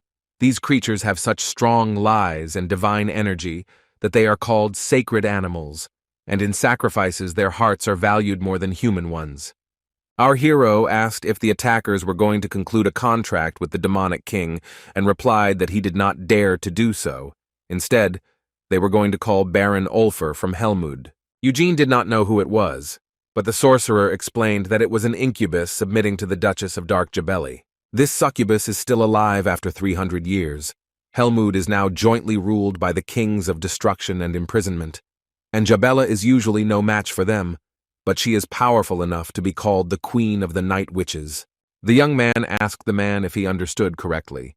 Yod was trying to conclude a contract with Baron Incubus, one of Jabella's servants, and he did all this by laying out the heart of a unicorn and pumping himself up with alcohol and substances. Out of fear, the sorcerer bent down, putting his head to the floor, and said that Lionheart himself wanted this. Our hero understood that this was not the case, and the husband himself wanted to take part in this, because if they had succeeded, Ulfer would have endowed the sorcerer with power, and perhaps Jabella herself would have wanted to conclude an agreement with him. It was greed that pushed the man to help Yod, so according to Eugene, let him not try to throw the blame on others, and don't make a sound from him again if he doesn't want to die. Having said this, the young man went to the bed where his brother was lying and gave him a strong slap in the face. Yod came to his senses and became alarmed when he realized who was standing in front of him. Our hero asked if the guy had come to his senses. The young man wanted to ask how our hero ended up in the building, but he, ahead of him, immediately replied that he was following him. Eugene said that he tried to understand his brother's position, since his life is hard and sweet dreams help him forget for a while. Next, the guy grabbed Yoda by the head and said that he couldn't accept the fact that he was involved in black magic, because the guy is a descendant of the main branch of the Lionhearts and a contender for the place of the next head of the family. The frightened brother tried to justify himself by saying that he had to, but immediately received a blow to the head. Our enraged hero asked if Yod understood what it meant to have a contract with a demon. The guy's soul would go into the possession of an incubus. He would be a slave who should be ready to die for the owner or kill at his first order. Eugene asks his brother if he understands that this is not only his personal matter. If the guy became a black magician, the reputation of the entire family estate would go down the drain. And that's not all. If the owner Yoda ordered him to kill his parents, brothers, and sisters, and then bring him treasure, then what would have happened then? The brother said that he was assured that he did not have to obey, that he could not carry out unfair orders. He was promised this. Our hero asks, or the young man understands, that the incubus is not a dragon or an elf. For a demon, breaking a promise costs nothing. If the guy obeyed, he would simply be killed. Eugene asks if Yod would be ready for this, someone who can't deal with his own problems and has decided to flee into a world of booze and succubus dreams. The older brother was shaking violently and starting to cry, asked our hero what he understood and how he could blame him, to which Eugene, mocking him a little, asked what other excuses Iodine had. The guy began to claim that our hero does not understand anything, since for the last 4 years, all attention has been focused on him, and since his adoption, Glide has supported only him. Eugene replied that it sounds like the young man was discriminated against. But in fact, that's why they helped as much as our hero. The guy inherited the white flame and got the opportunity to become a student of the head of the magic tower of Aros. Further, Eugene added that he is like this not because the head helped him, but because he was born this way, and Yud replied that it was not his fault that he was not born as talented. To this he was told that this was not the case, because our hero's own efforts played no less a role, and Cian and Ciel were trying no less than him, and only the older brother did nothing but drink and hang around with succubi. After this, Eugene asked Yoda if he really believed that if he received the power of black magic, he could become the next head of the family. The elder brother shouted that he did not want to be the head and that he was going to become a black magician and go to Helmud, because there he could live freely and would be recognized.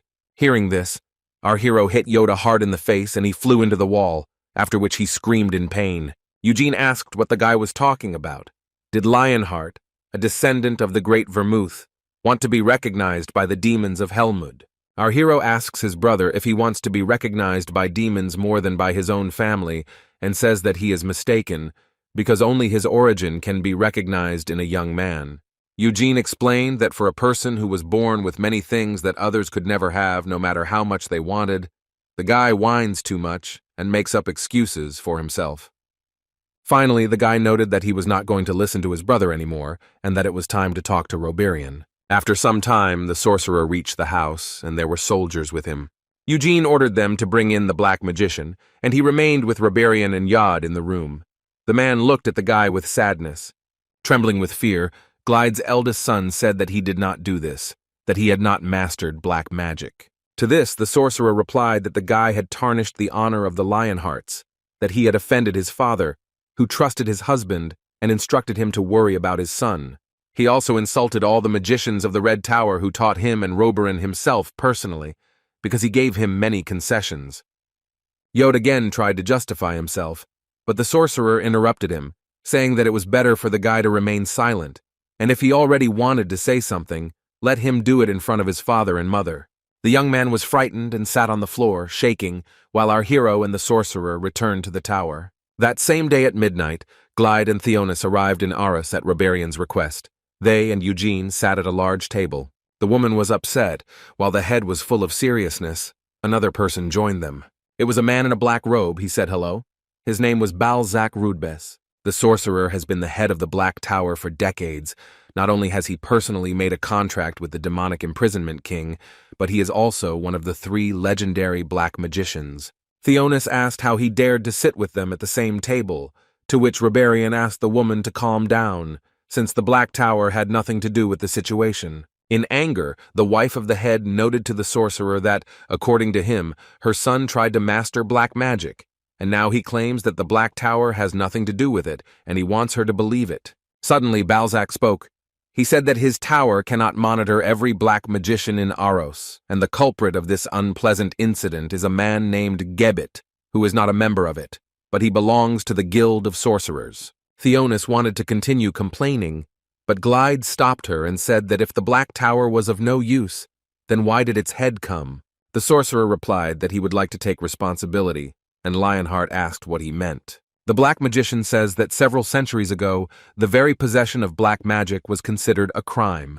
Such sorcerers were executed by death, but since the Great Vermouth entered into an agreement with the demonic king of imprisonment, this issue has become a personal matter for everyone. Mastering black magic, like concluding a pact with a demon, is no longer considered a crime, but the man respects the position of the Lionheart family. To this Glide replied that these were not the most pleasant words that could be heard, because for the sake of preserving the dignity of his family, Balzac could not yield to them, but he does it. The sorcerer replied that it was true, but he was indeed willing to take responsibility because he did not want to become an enemy to the Lionheart family. The husband said that the drug case would be processed in accordance with the laws of Aros. Everyone in the den would be sent to the city prison, and sanctions would be imposed on the succubi. Theonis asked what the Black Tower would do, and Balzac replied that they would cut off Ulfer's head, saying that the Demon King of Imprisonment personally sent a message to the family. The Black Magician began to cast magic. He waved his hand and black symbols appeared in front of him, from which he read that His Majesty was conveying boundless disappointment that he had caused such inconvenience to the family of dear Wormouth, so he would personally cut Ulfer's throat. Eugene and Glade were beside themselves with anger, because the demon dared to talk about the hero as if he were his comrade. After this, Balzac asked permission to once again bow his head to his family and apologize. This measure did not allow them to free themselves from their anger, but they should know that the Black Tower and His Majesty did not want to cause trouble in any way. To this, the head of Lionheart did not answer anything, and the Black Magician said that he hoped next time they would meet in more pleasant circumstances. Leaving the room, the sorcerer glanced at our hero and smiled. In response, the young man looked at him with a ghost. Balzac left, and Glide continued to be angry, raising his hand to his face. The husband asked if Eugene could leave the room for a moment, and he did so. The head told Roberian that he was guilty before him, because all this happened through his fault, but the sorcerer objected that he was too soft with Yod. Glide decided to take his son back to the estate, and Theonis, hearing this, began with all her might to persuade her husband not to do this, saying that Yod still did not turn into a black magician, he only wanted to become one. Of course, the guy made a mistake, but this won't happen again, and he will be able to learn more persistently. Before the woman had time to finish her opinion, the head interrupted her, saying that the Lionheart family was 300 years old, and during all this time, not one of them became a black magician. The husband added that his decision would remain unchanged, even if Yud was his son, but he had tarnished the honor of the family, and therefore Glide could not leave him in the city. Theonis began to shout that there was no place for the guy at home, because Cian and Ciel were waiting for him there, who during his absence had managed to gain universal recognition. The young man would not be able to find a place for himself among them. He must stay in Aros. The woman claims that the leader has done nothing for his son and only cares about Enisilla and her children, as well as Eugene, who does not have a drop of his blood. Glide asked if she really thought so, because he gave his children everything they asked for without singling out one over the other.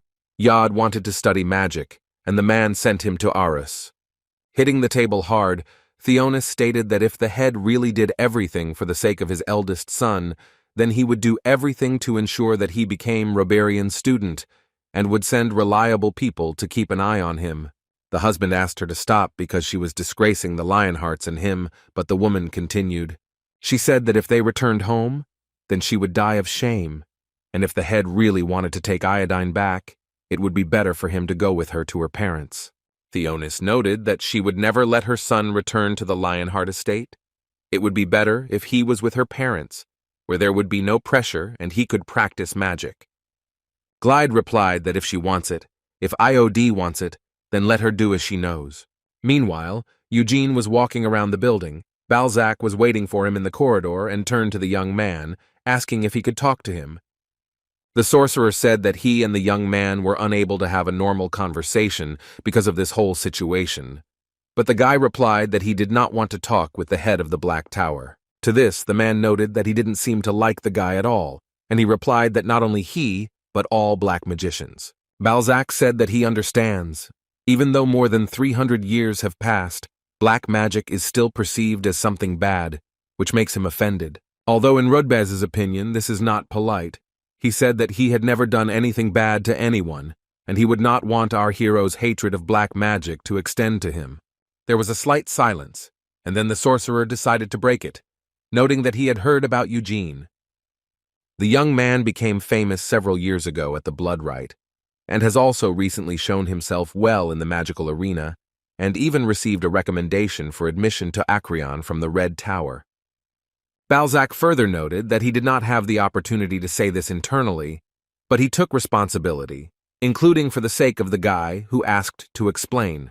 The sorcerer replied that one recommendation from the head of the Red Tower may not be enough to gain access to Acreon, since the second towers and sorcerers may consider that the young man's abilities are not enough and refuse him. That is why the man also wants to write a letter of recommendation to our hero, to which Eugene asked why Rudby's is doing this, and what he is achieving in this way. The black magician replied that the young man's talent arouses his interest, and he is also not on very good terms with the head of the Red Tower, although he himself has no complaints against Roberian, but he does because of his affiliation with black magic. Balzac explains that if he writes a recommendation for the guy, he will thus strengthen the position of the head of the Red Tower, and then perhaps he will treat him better, and he will also be able to show his good intentions to all the other Lionhearts. Eugene replied that if the sorcerer wrote him a recommendation, he would accept it, but even so he would not get close to him, to which the black magician replied that it would be enough for him if the young man stopped hating him. Finally, the head of the Black Tower added that this was all he wanted to talk about and was about to leave, but the guy asked if Balzac was really not involved in the incident with his brother. The sorcerer stopped and replied that he was very proud to be a black magician. A mediocre sorcerer by his mere existence would be a great disgrace to his school of magic, and even if Yod is a descendant of Lionheart, he would not give a man like him the opportunity to become one of them. With these words, Balzac finally left, and our hero thought that his brother was pathetic. Later, Eugenie sat in the room. In front of him on the table in a bowl lay the heart of a unicorn, which Glide allowed himself as a reward for the fact that the young man stopped Yoda. The guy knew that the unicorn's heart could be used for different purposes and decided to take the mana from it, because this would be the easiest thing to do. The heart was in good condition. His lies seeped into the guy's body. He thought that if he continued like this, he could get the 4th star before he was 20. Our hero thought that when the main family found out about this, everyone would lose consciousness, because in the entire history of the Lionhearts, not a single person had received 4 stars before coming of age. Glide and Gian each have 6 stars, and this is enough for them to be among the most powerful people on the continent. Therefore, Eugene decided that when he received the 5th star, he would begin to seriously combine the white flame created by Vermouth and everything that he learned as Hamill. The next day, the young man met with Gargus, and he said that the giant's testicles were worth 300 million villages. The guy was surprised at the price, and his friend said that he had to hurry, because if he didn't pay before noon, he would pass on the goods to the next buyer. The guys came to the Pentagon Bank. Seeing the black card, the employee asked if our hero would like to open a separate personal account, and he refused. After this, Gargus invited Eugene to go to him, because he was told that the testicles should be delivered immediately after payment was made, and this would be an opportunity for the young man to see them with his own eyes. The guy said that the big guy was crazy, but after thinking a little, he decided to leave. The friend thought that the guy was still interested, and he then offered to share the elixir, but our hero refused. Eugene was not interested in the giant's eggs, which cannot be said about the red flame method that Gargus studied. The young man would like to check for himself how it differs from white. Suddenly, the guy noticed someone and, jumping off the stairs, quickly ran in that direction, pushing away the crowd. He couldn't believe what he saw. The guy's head was filled with thoughts about what he couldn't recognize, because he didn't recognize natural lavender-colored hair that had absorbed a large amount of mana. Having made his way through the crowd, our hero reached the one he noticed. It was a girl in a purple suit, standing with her back to him. Eugene was sure that Sena and shouted out to her. The young man doubted it, because he wasn't sure what to say.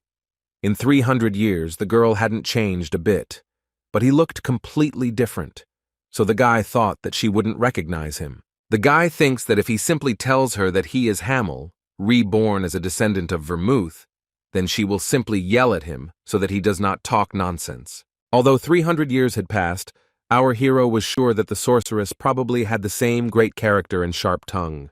Eugene reached out to touch Sena, but his hand passed through her body. It turned out to be an illusion created using magic. Then the girl turned to face him. The young man blushed a little. The guy thought that he needed to somehow make it clear that he was Hamill, and decided that the best way was to show her the middle finger. The witch smiled and said something to the guy, and after that she disappeared. It turned out that Sena said that she had found our hero, and he grinned with joy, saying that he had found her too. After that, standing on the bridge, Eugene thought, it turns out that his ex-comrade is alive and has come to find him. He wasn't sure how she knew, whether she remembered his soul like Tempest or followed the pendant. It turns out that the girl knew about the rebirth of the young man, but the circumstances for her were such that she could not come personally. Then the guy thought that he was dealing with a seal. It was not clear whether the sorceress did this to herself or whether someone helped her, Perhaps the king of imprisonment did it. The guy decided that in any case, this meant that she could not act, which means that next time he would come to her. Suddenly, Gargus approached our hero and asked where he had rushed off like that, to which he replied that the big guy didn't need to know about it, after which they headed to a friend's house.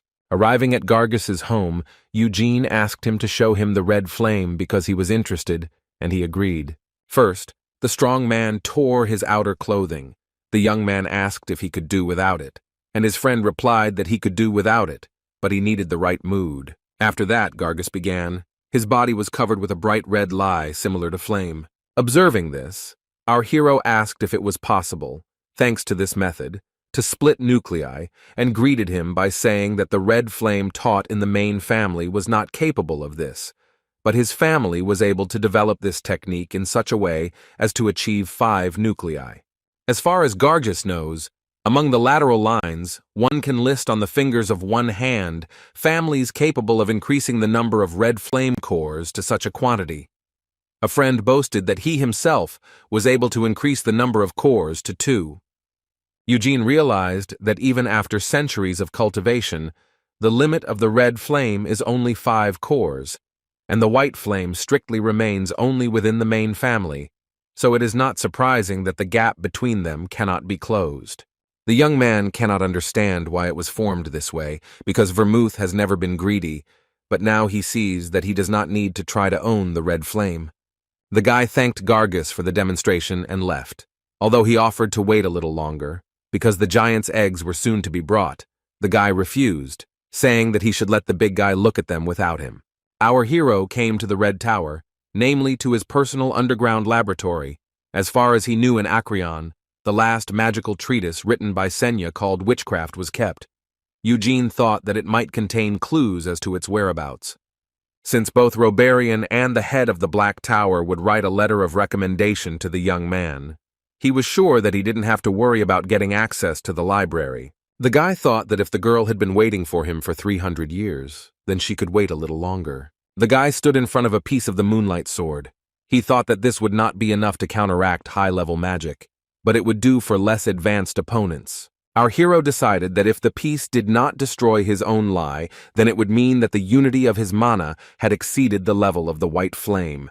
A few days later, one of the sorcerers of the tower turned to Hari and said that sounds of explosions were coming from Eugene's underground laboratory and vibration was felt.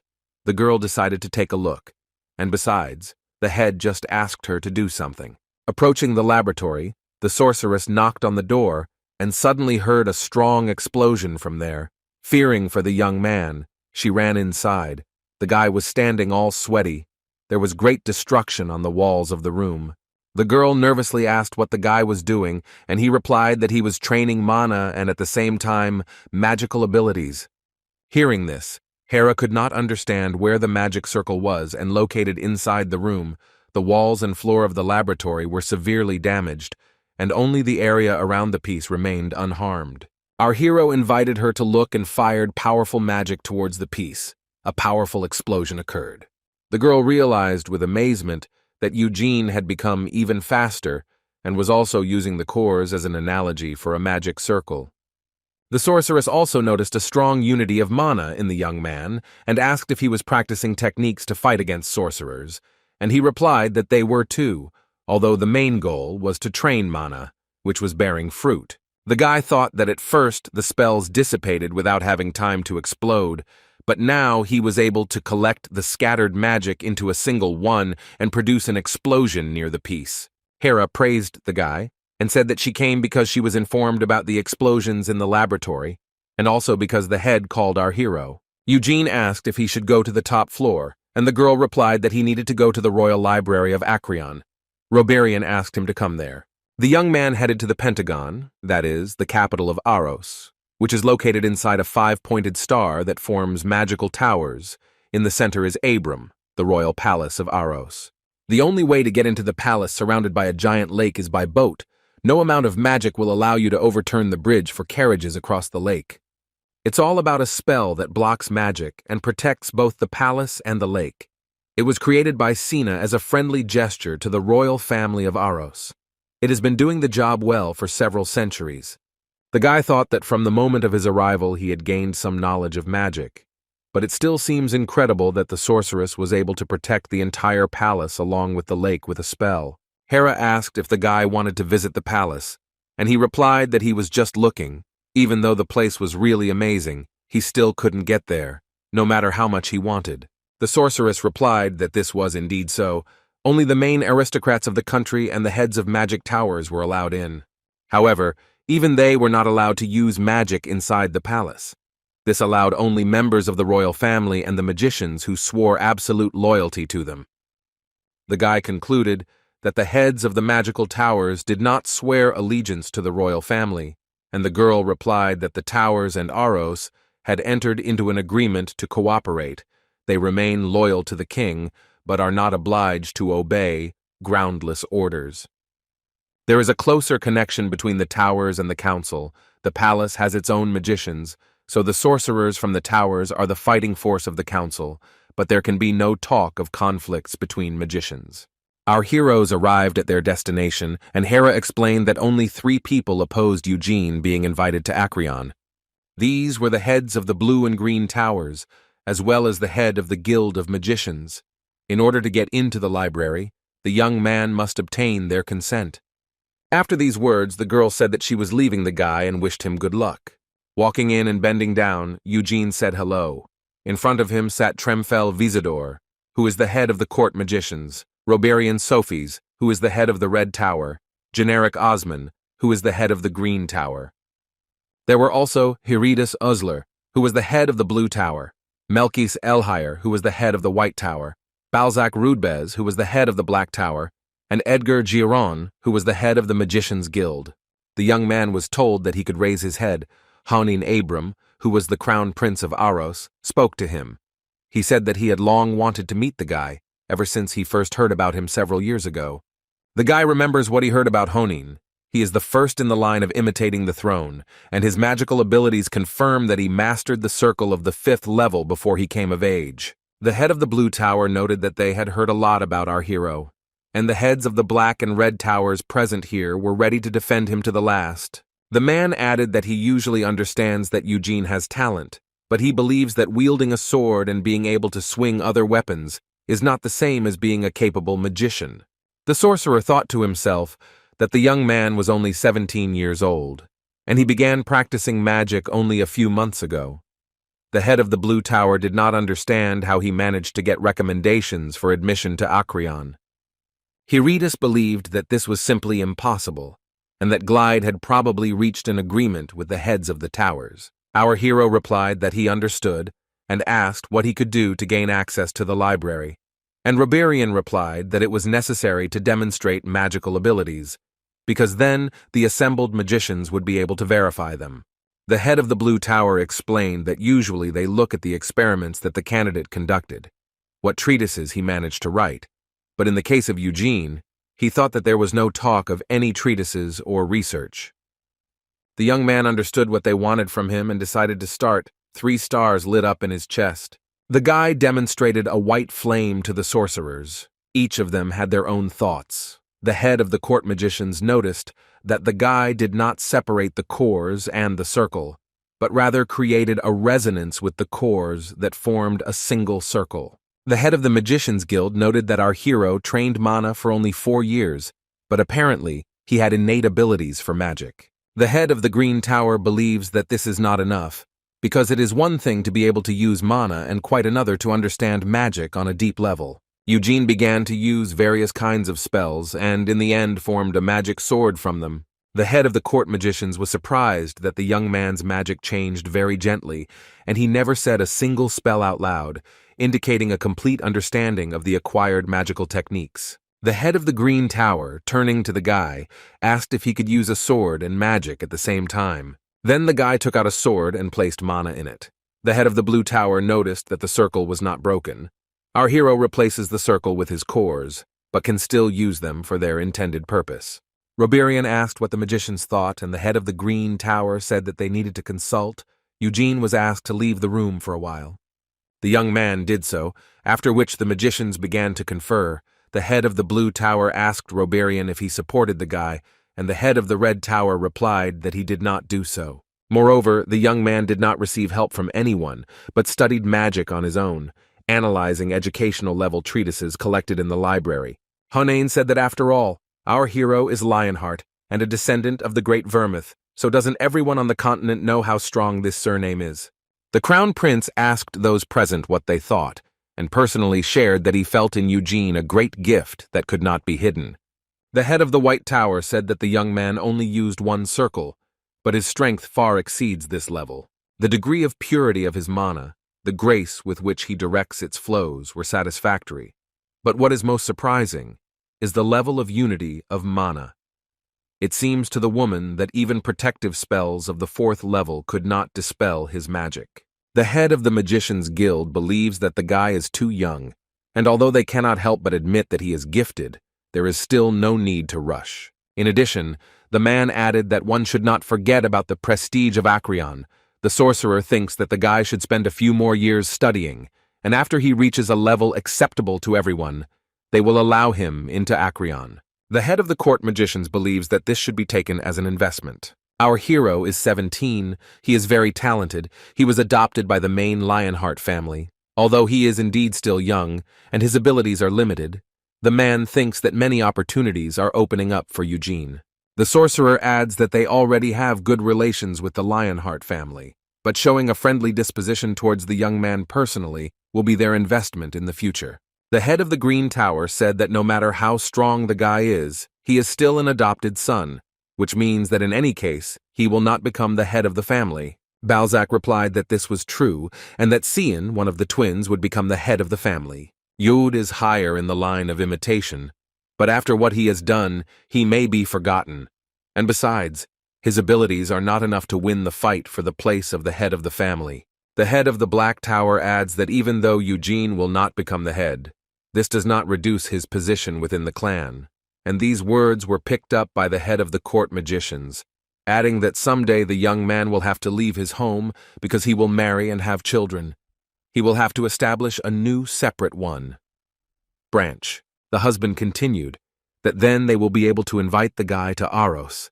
In a few years he will become even stronger, and if he does not forget what they did for him, the guy will become a loyal warrior of the kingdom. The Black Magician added that he heard how 4 years ago at the Blood Rite, our hero also demonstrated an unsurpassed level of abilities. He was recognized in the main Lionheart family, and if he receives the support of the magicians of Aros, then perhaps we can talk about the return of the great Vermouth. The head of the Green Tower noticed that Balzac was clearly not stingy with compliments, but asked to what extent this was his husband's own opinion. The Black Magician asked what he meant, and the elder replied that since the head of the Black Tower had made an agreement with the demonic king of imprisonment, his influence might be present in the words of the head of the Black Tower. Rudbez replied that his majesty had enough to do in Helmud. Besides, if he really followed the will of the king, he would not behave like that. He would behave much tougher and use force to assert his position. The atmosphere in the room became tense, but Balzac apologized if he seemed too threatening, but his majesty's will is law to him. The head of the White Tower asked not to deviate from the topic. In any case, they would not be able to see eye to eye, so she proposed making a decision through voting.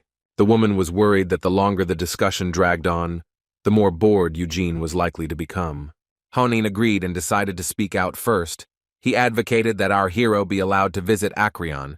Meanwhile, Eugene surveys the estate. The Royal Library of Acreon not only preserves a large number of treatises of high value, but also has separate floors, each dedicated to the deeds of legendary magicians of the past. The young man saw that all the walls were painted with legends about the history of Aros. The place reminded him more of a museum than a library. There are 15 floors in Acreon, of which the 12th, 13th, and 14th were dedicated to the Sena. Suddenly, someone turned to the guy. It was Melkus Elhire, the head of the White Tower and a small summoning magician today. She was the first in history who managed to conclude a contract with 2 spirit kings at once. The guy asks her if the discussion was over, and the woman answered that yes, although it would not have taken them a whole day to make a unanimous decision. So in the end, the issue was settled by voting. The sorceress said that 5 people were in favor of our hero using the library, and 2 were against it, and 1 more person abstained from voting. Realizing that the majority of votes were in his favor, Eugene asked if he could go to the top floor, and Melkus replied that he usually could, but asked if he was interested in who voted. The young man replied that it was enough for him that the majority supported him, and the woman decided that he was boring. But she wanted to tell anyway. It turned out that she herself was the person who resisted. The sorceress explained that she was not against the guy being allowed into Acreon, but if she took sides, she would find herself in a grueling verbal argument. Pointing to her colleagues, she tells the guy to look at them. Everyone had dissatisfied faces. Although they had already voted, the magicians were still arguing. The head of the blue tower noticed our hero and immediately turned away with an irritated face. The head of the white tower said that her husband cast his vote for Eugene, and he was surprised. The sorceress said that this was also a surprise for her, since the head of the blue tower initially opposed it, but later seemed to change his mind. The woman playfully asked if the young man was interested in who the two who voted against him were, and he repeated that he didn't care. But Melkus still told them that they were the head of the Green Tower and the Guild of Magicians.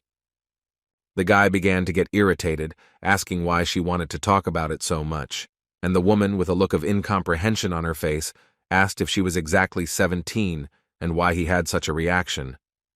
She expected it to be leaked, but the guy clearly didn't live up to her expectations. Our hero was about to go when the sorceress asked him for the weapon on his belt. She recognized it as the storm sword Vinid, blessed by the king of the wind spirits. Melkus explained that she had wanted to conclude a contract with him for a very long time, but it seemed that he was too strong if during all this time he had not appeared when she called. She even asked the king of the lightning spirits and the king of the earth spirits for help, but they replied that Tempest did not enter into contracts with anyone. The sorceress even wrote to the Lionhearts, but they replied that they could not lend the family treasure to a stranger. It was leaked. Eugene replied that no matter what she said, he would not give Vinid to her, especially since the sword did not belong to him. He only borrowed it with the permission of the head of the family. To this, the head of the White Tower, with a little fanaticism in her eyes, replied that she would not tell anyone, just let the young man lend it to her for a short time. She explained that it wouldn't take much time, more than a day, and if the guy wants, he can stay and watch. He thought about it, because for 4 years he himself tried to call the king of the spirits, but he never came down to him. The guy understood that his current level of mana would clearly not be enough to resummon Tempest, but if he let the head of the White Tower do it, then perhaps she would succeed. Our hero decided that although her offer was attractive, he did not need to accept it right away. It was better to make the woman wait, and then he would get something out of it. Next, Eugene asked where permission to enter the library was issued, and the sorceress decided to conduct it. The young man was given a pass. It turned out that they simply attached the permission to his identity card. Melkus said that the familiars of the library remained from the great magicians, whose names are inscribed in the history of Acreon. There are familiars not only of the king magician who founded the country, but also of the battle magician, who is called the father of the local school of witchcraft, and even the wise Sena. The guy was not surprised, and the woman asked if he was interested in Sena, because she knew that he was looking for floors associated with the sorceress, and on the first day of his arrival in Aros, the guy immediately went to inspect her estate. Our hero replied that the head of the White Tower knew a lot about him, and said that everyone knew his name. This did not surprise Eugene. After that, saying that the young man's character was not very good, the sorceress again asked if he would borrow Vinid, and he refused.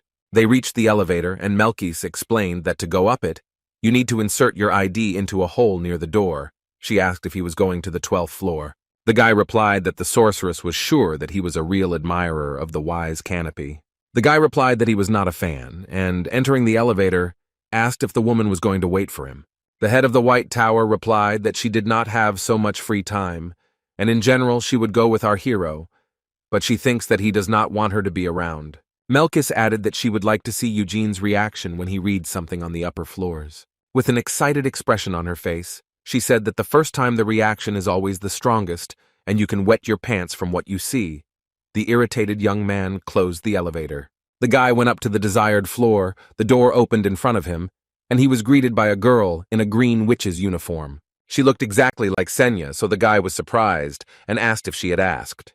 The girl replied that she was a familiar in charge of managing the witch's hall. The guy asked how she knew his name, and she reminded him that he had recently used his pass to enter the elevator. The familiar explained that not only she, but also others are connected to Acreon's magical system, so they receive real-time information about what is entering and leaving the library. Our hero asked how to address her and answered that Sena called her Mayor. It was an abbreviation of the witch's surname, that is Myrdain. The girl considered it a great honor to have such a wonderful name. Eugene doesn't understand what his ex-girlfriend was thinking. Not only did she create a familiar that was exactly like her, but she also called her by her last name. The young man says that he doesn't really understand such things, and asked if familiars always look so much like people, and the mayor replied that on other floors of Acreon, they look different. The girl says that she is special, because she was created by the wise Sena herself. The sorceress herself became the basis of her personality.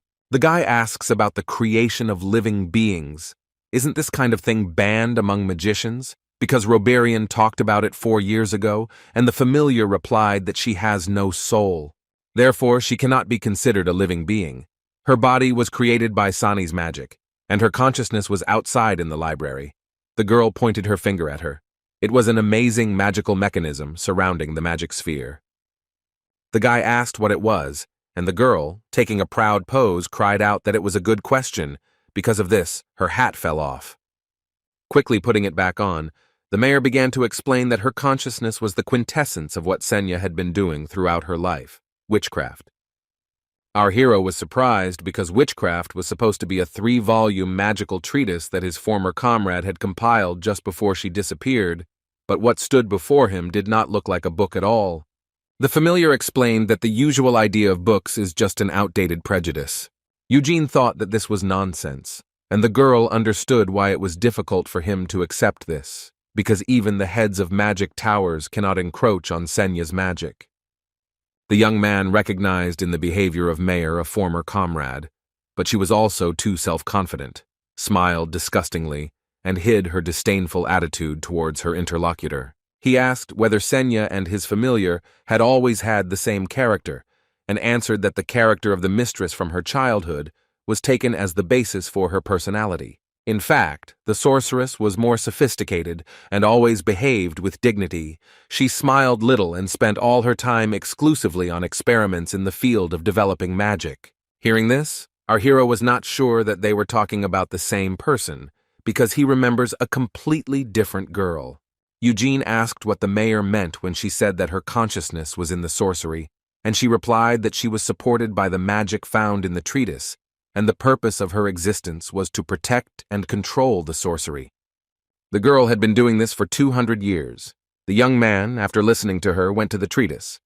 Remembering Roberian's words, the guy was convinced that the material provided in Witchcraft really prevails at the level of ordinary magic, and asked the mayor if she knew where Sena was and why she disappeared. The girl replied that neither the students, nor the servants, nor she herself knew where the mistress was. But this did not stop King Aros, the former heads of the magic towers, the head of the guild of magicians, and many other sorcerers from endlessly asking questions to the familiar. She told them that she knew nothing, but they did not believe her, and some of them tried to rummage through the girl's memory using witchcraft. They repeat this every few decades. Our hero realized that they were rummaging through her memories not only to find out Sena's whereabouts, but also to investigate the mayor, because as soon as the magicians have good material in front of them, they immediately want to unravel it and explore it. Eugene says that he was told that only the first volume of sorcery can be found in Acreon, and asked if there were other volumes here. The girl replied that this was the original edition of the treatise, but the hostess took the second and third volumes with her, and then gave away the original, in which only the first volume remained. The familiar realized that the young man was very interested in Sena, to which he asked if everyone was interested in her. The mayor said that this is true, but the guy is an unusual magician, because he is from the house of Lionheart, the descendants of the great Vermouth, and this is the first time she has seen one of them live. As far as she knew, after the mistress moved to Aros, she never met Vermouth. Our hero recalls that according to the records of the family estate, upon returning from Helmud, Wormuth completely stopped communicating with his former comrades. Sena, Anise, and Morneau met again only at the funeral of the hero himself. Eugene knew that Vermouth was usually never inclined to communicate, but the fact that he stopped keeping contact with others after returning from Helmud was strange. The young man asked his familiar if the mistress had told her about her comrades, and answered that the sorceress called Morona an idol and considered Anise not a girl, but a snake. Then the guy asked what Sena said about Gamel, and the girl began to list a bunch of curse words. The mayor added that although the hostess remembered her comrades in such words, every time she almost cried, and she felt especially bad when talking about Gamel. The guy asked if Sena said anything about Vermouth, and the familiar replied that nothing, no compliments, no curses, no assessments at all. Next they came to the portrait of the witch, which was the same as in her estate. The mayor said that the smile in the portrait was not real, because the hostess had never smiled like that. Even when the familiar's personality was forming and often talked with Sena, the girl asked her why and was constantly sad, but decided to make a portrait in which she was smiling. Then the sorceress answered her that this portrait would remain in history, so it would be better if she smiled in it rather than be sad. The mayor said that the artist himself decided to add a smile to the picture, and that's probably why the owner didn't like the portrait, but she was right that her face, illuminated by a smile, was more pleasant to look at. Eugene wanted to put his hand on the girl's head to support her, but she repelled it, saying that the young man should not cross the limit. Although the familiar is smaller than him, she is already more than 200 years old, so she will not tolerate being treated like a child. Then they walked around the hall, and the mayor said that there was not only witchcraft here, but also magical artifacts that Sena used, for example, her favorite stick, which she kept for her entire life. Our hero recognized the weapon. Its name was Akasha. The familiar said that the stick was made from fairy wood, which grows exclusively in the large forest of Samar, which is the homeland of the elves. And Akasha is made not from ordinary wood, but from an ancient tree whose age is estimated at thousands of years. It is the most powerful stick in the world. The elves believe that in that world tree, there are the souls of their ancestors who protect this world. So it turned out that the proud elves, for the sake of their mistress, decided to cut off part of the roots of their tree in order to make a stick for her. Eugene recalls that although Sena herself was not an elf or half-elf, she did maintain a close connection with them. The sorceress did not know who her parents were, because as a newborn child she was left in the giant jungle. In the large forest of Samar, an elf passed by, heard the cry of the child, and took him with her. Thus, the girl ended up in the sacred lands of the elves, which were lost in the heart of the jungle. At first, the elves living there were not very happy with Sena's appearance, but then, when they realized how gifted she was, the girl was recognized and taught elven magic. The mayor continued the story, saying that the mistress became the first owner of a stick made from the roots of the world tree, but that was not all. The red stone at the end of Akasha was the dragon's heart. Among the existing sticks, only two had it, those belonging to Sena and Bloody Mere. Our hero was well aware of the second stick. Now it is owned by Count Helmud Edmund Codres, who is one of the 3 dark magicians who entered into a contract with the King of Imprisonment. 300 years ago, the owner of Bloody Mary was an Count named Burial. He also obeyed the King of Imprisonment, and it was he who killed Hamill. The fortress of the King of Imprisonment turned out to be much more dangerous than the others that Eugene had to deal with. Every demon and every monster in that fortress posed a mortal danger. But the strongest of them were 3. They were called the Sword, Shield, and Stick of the King of Imprisonment. When the heroes fought with the shield, Gamel was seriously wounded, from which he almost died, and after fighting with the stick, his chest was pierced. Our hero asked if he could hold Akasha, and the girl replied that he could. But this stick cannot be used to create magic, since it recognizes only Sena as its owner. Eugene grabbed the stick and tried to pour his lies into her, but she refused it. The young man thought that if he saw the phantom of his former comrade, then perhaps Akasha would be able to recognize him. The mayor said that the guy seemed to be a big fan of the hostess, but he replied that this was not so. The girl insisted that the guy was lying because his eyes light up every time when talking about Sena, and besides, the sight of her stick fascinated him. To this, the guy replied that he just liked ancient stories, and then the familiar said that she knew a book that would suit him. The girl went to the shelf with books and brought one of them to Eugene. It was The Heroic Adventures of Vermouth. The mayor said that this is a very famous book. Sena herself and her comrades did not like to talk about their adventures in Helmid, so Heroic Adventures for the first time told the world about the exploits of heroes. The young man replied that this book was bad, and when the girl asked why he thought so, he replied that most of all he loves and respects Hamill, and in this book the hero was presented as a complete idiot. The familiar explained that she was holding the first edition in her hands, and it differed from the reprints that are now common. This book was first printed in Aros 300 years ago, and the author remained unknown. The guy decided to give the book a chance and saw in it that Hamill was being portrayed in a negative light. Our hero was very angry about this and wondered if by chance his former comrade Anis had written this book. The mayor said that if he liked tight Hamill, then she had something and asked him to follow her. They came to the place where the hologram-like monuments of Sena's comrades were located. The girl explained that the sorceress had removed them from her memories. In front of them stood the real brothers of the mistress as she remembered them. In the center was Big Vermouth. A girl smiling so much that her eyes even closed was Reliable Anise. A strong guy from whom you couldn't tell whether he was a man or a troll was Brave Moron. And the defective-looking guy was Tight Hamill.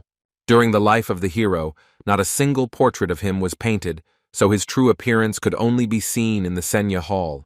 Eugene called Hamill good, and Mayor, shocked, asked if he was okay. Blushing, the young man replied that Vermouth was also handsome, but so was Hamill, since he had a peculiar charm, like an indomitable beast. After these words, the guy turned away in shame, and the girl still could not get over the shock. Then they sat at the table where the guy was reading books. He said that he knew about the existence of 3 floors dedicated to the Sen.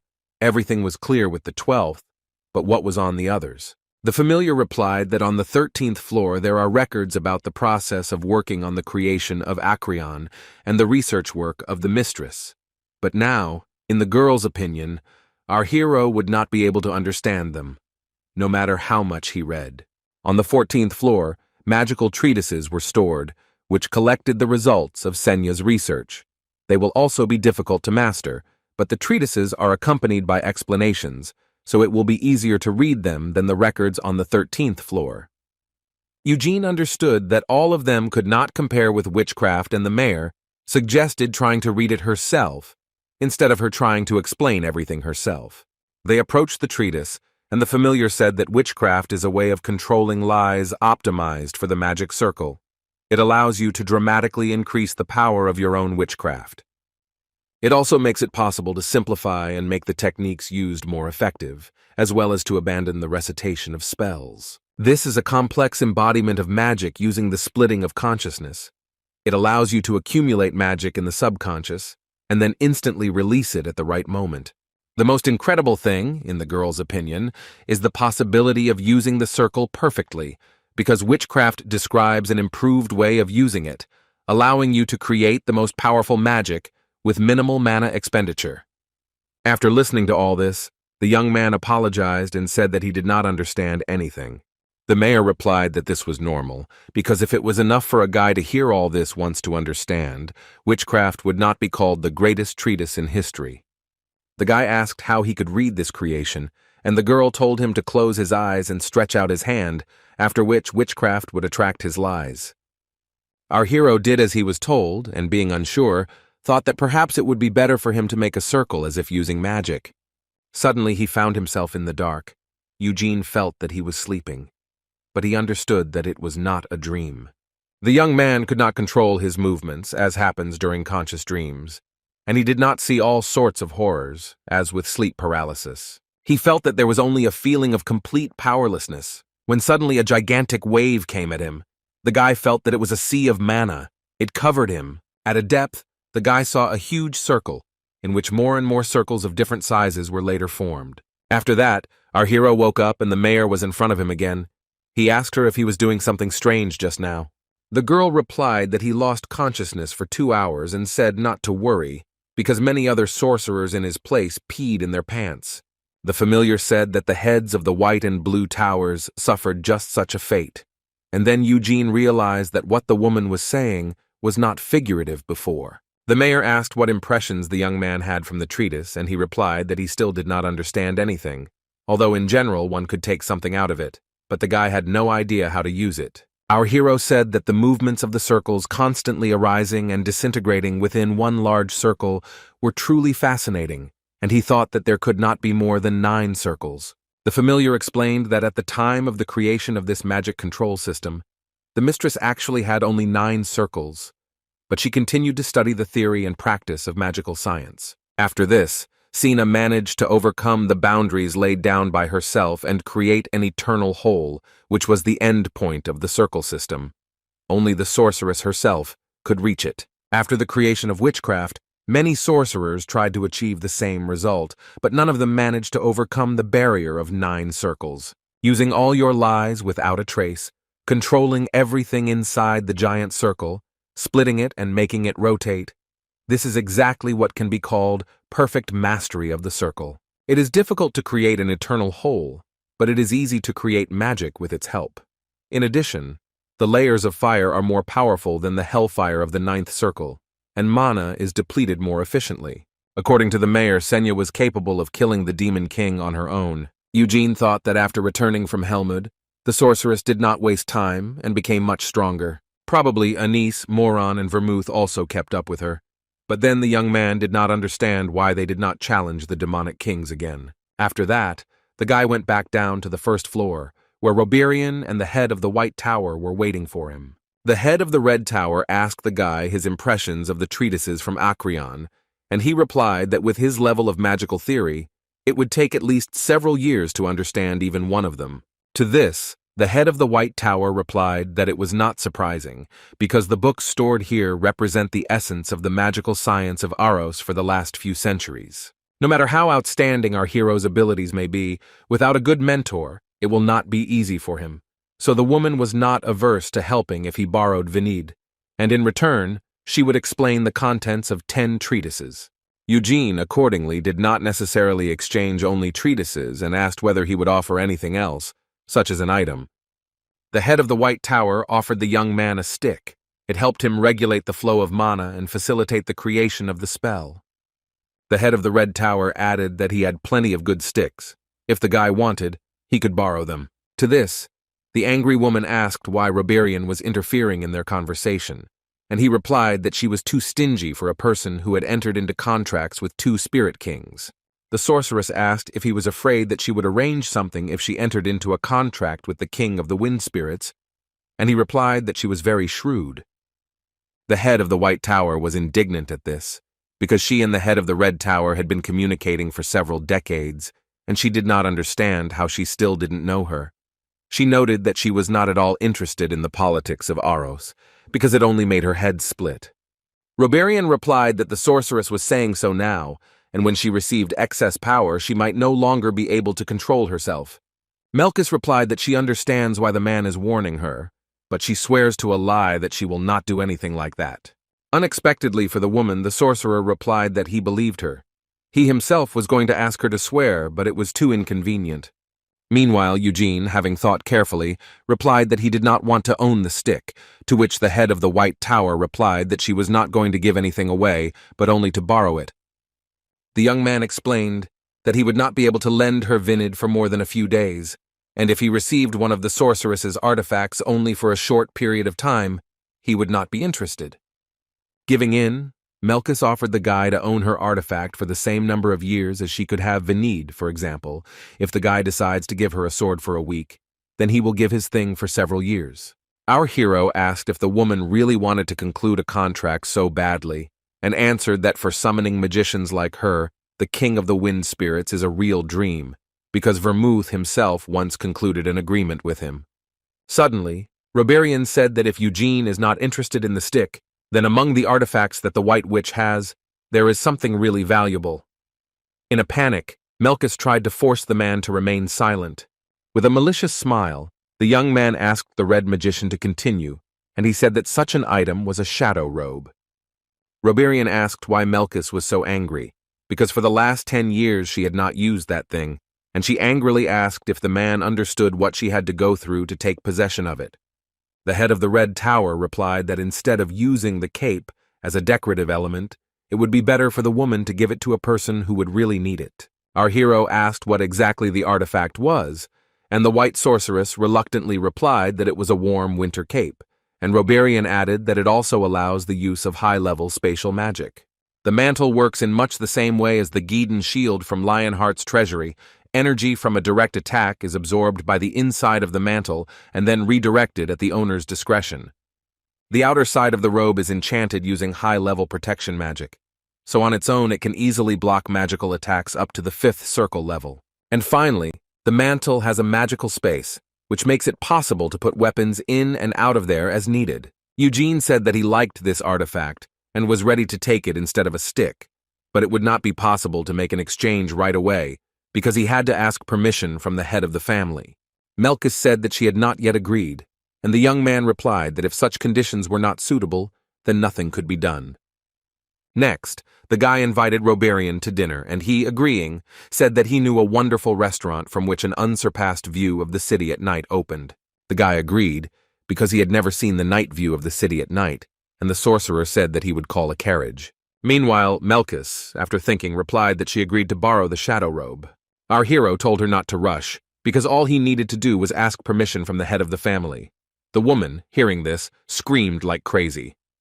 Glide was not against the transfer to Venid, but demanded that an observer from the Lionheart family be introduced as the sorceress. The heroes stood on the street waiting for someone. The woman was wearing the same shadow robe. Eugene noticed that it was her, and said that she would look better on him. This angered the White Witch, but the young man asked her not to be angry because they had already made a deal, so they should treat each other with friendliness. Melkus asked who would watch her. The guy replied that the younger brother of the head Cian would come and with him several defenders of their home. The sorceress asked if we were talking about the chain dogs of the family, and our hero thought that even though they were officially called the defenders of family traditions, the black lions of the Lionhearts, in reality, they could hardly be distinguished from the chain dogs. A year ago, Cian became one of them, which is actually not that unusual, since anyone capable enough and devoted to the family can apply to join the black lions. White lions remain loyal exclusively to the main family, while black lions serve the entire house of Lionheart. Behind the black lions is the Council of Elders, consisting only of the descendants of Vermouth who left their mark on history. They could belong to both direct and lateral lines. Even the current head of the family is forced to obey them. During his 4 years in the main family, our hero had never seen black lions. He was interested in how strong they were. The next moment, a black carriage with the emblem of the defenders arrived at the heroes. Melkus disdainfully commented on the skillful black lions boasting of luxury, and Eugene asked if she really respected Vermouth. The woman replied that she respects the hero, but this does not mean that she likes the Lionheart house.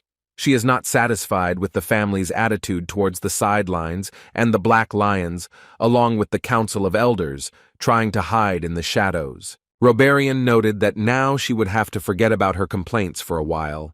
If she really wanted to get Venid, then it was better not to do anything that could anger the defenders. To this, the White Witch replied that everything should be fine, because they had an honest agreement. Suddenly, the woman began to miss her artifact again, and Eugene said that they already understood everything. Just don't let her clog her robe with snot, otherwise he'll still have to wear it. The carriage landed, and a girl with white hair and golden eyes came out of it. It was Ciel. The young man was very surprised and asked what the girl was doing here. The young lady replied that her mother's birthday was coming soon, so she decided to choose a gift from Aros, and besides, she was interested to know how the guy was doing. The young man was surprised, and the girl, blushing, looked away from him. Next, Cian came out of the carriage and said hello, and behind him came a man who said that they had not seen each other for so long, and they also had little time, so it was better to get straight to the point. Our hero was interested in who that person was. He seemed strong, and judging by his muscles and movements, he was the owner of a spear. Then another person came out whose appearance it was clear that he was a magician. If they were sent here to control the deal, then it is not surprising that a magician was taken into the squad. Another woman got out of the carriage, assessing her hands. Eugene came to the conclusion that her weapon was not a sword or a spear. He assumed that it was possible and specialized in fistfights.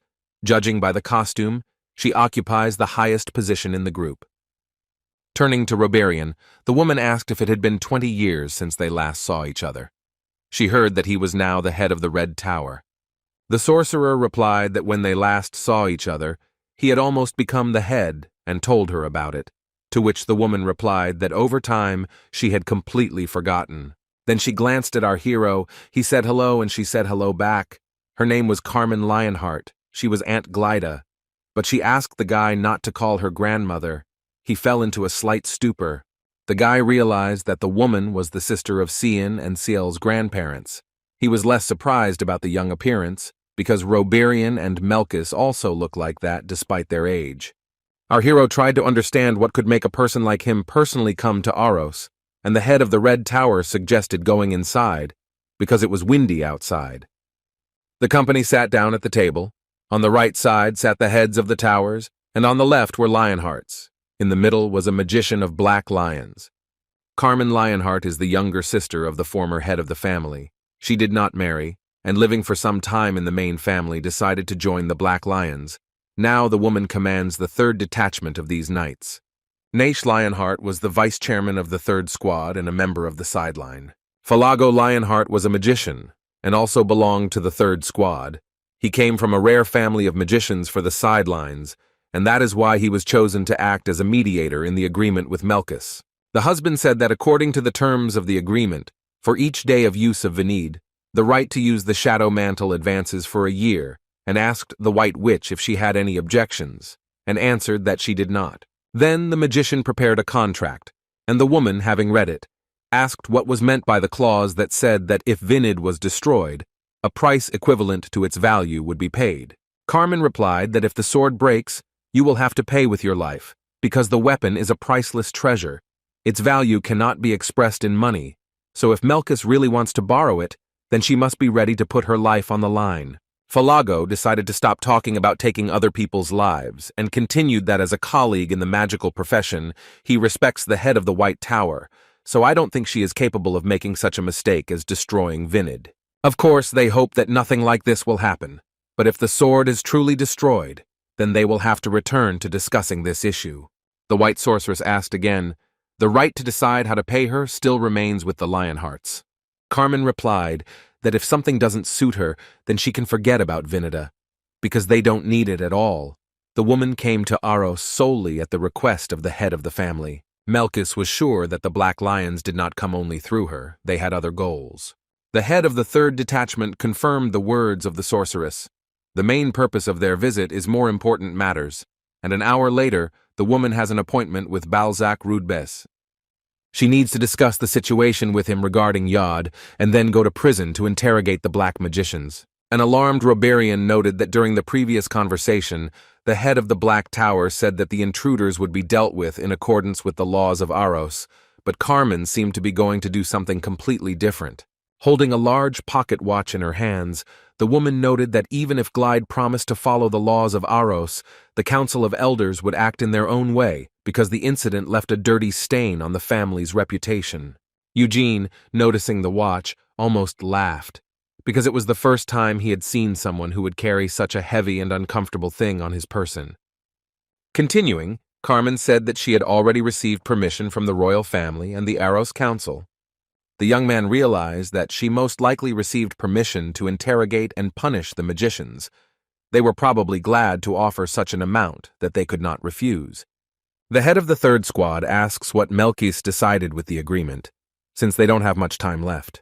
The White Witch thought that it would take her 3 hours to conclude a contract with the king of the wind spirits, and if so, then she would get the robe back in a few months at worst. The woman agreed, and after that an exchange took place. The guy put on the robe. Carmen liked the way she looked on it, especially the thick fur at the collar.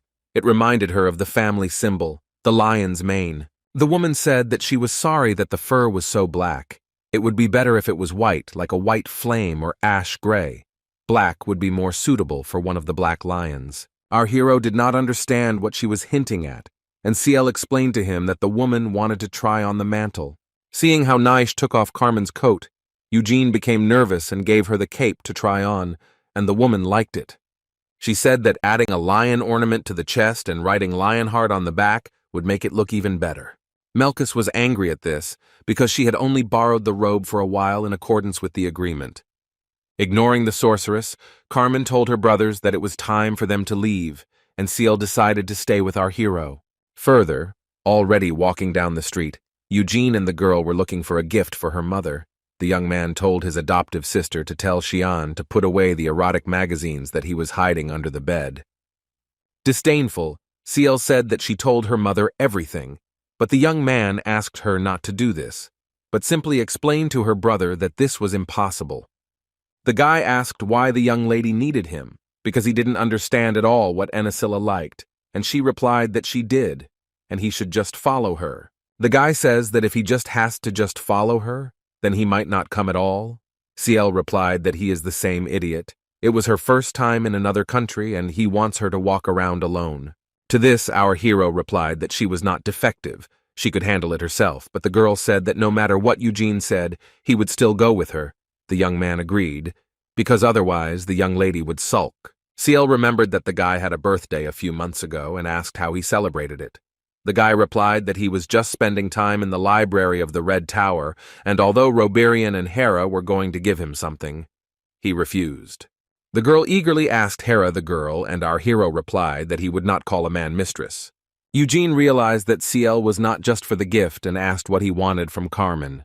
Realizing that she had been discovered, the sister replied that she wanted the woman to become her mentor, because Cian would still lead the clan, and besides, she herself did not want to be the head. Glancing at the young man, the girl said that her mother would like to marry her off, but Ciel doesn't need him, and she doesn't intend to sit in the main family all her life either. The sister understood that she would not be accepted into the Black Lions right away, but it would be nice if Carmen became her mentor. Our hero replied that it was cool that Ciel did not want to sit out the pants in the main family and set a goal for himself. After that, he asked how Cian was doing, and the girl replied that he often thinks about Eugene, and right before she left, he asked to know how many white flame stars the young man now has. The guy replied that there were still 3 stars, and the sister said that the twin also had the same number as before. The guy asked for Yoda, and the girl answered that Theonis was looking for a magician to teach his son at home. Ciel thought it was funny that even after what happened, her older brother was still trying to master magic. After that, grabbing our hero's hand, the girl offered to eat and asked if she knew this place. Eugene was embarrassed and replied that there were many places, but they could not compare with home cooking. Smiling, Ciel replied that it's okay because in restaurants the main thing is not only the taste of the dishes, but also the atmosphere. Meanwhile, in the city prison, the Black Lions interrogated the black magicians. One of them died as a result without saying anything. Carmen decided that he knew nothing. The woman cannot understand how such pitiful magicians could establish contact with a descendant of the Lionhearts and act as intermediaries in concluding a black contract. Balzac Rudbez was present in the room with Carmen and Niche. He said that Gebed had been a black magician for several decades and could not boast of any significant research. If a man died of old age, his soul would simply become the property of demons and lose the right to rebirth, so he was ready to do anything. Even if he failed, the money he could get from selling Lionheart to the demons would be enough to get rid of any trouble. The head of the 3rd detachment heard that Dark Jabella had nothing to do with this matter and asked Balzac how to deal with him. The man replied that he did not understand why the woman was turning the arrows on him, because he not only agreed to cooperate with the Lionhearts in this case, but also, it seemed to him, had sufficiently shown his respect. Carmen replied that she had a hard time believing that all this was done by some ordinary black magician, but she admits that the head of the Black Tower could have done it. The sorcerer said that he understood her train of thought, but asked what he could learn from it. Balzac explained that if he really was behind this whole plan, then the man would cut off all the ends that would lead to him.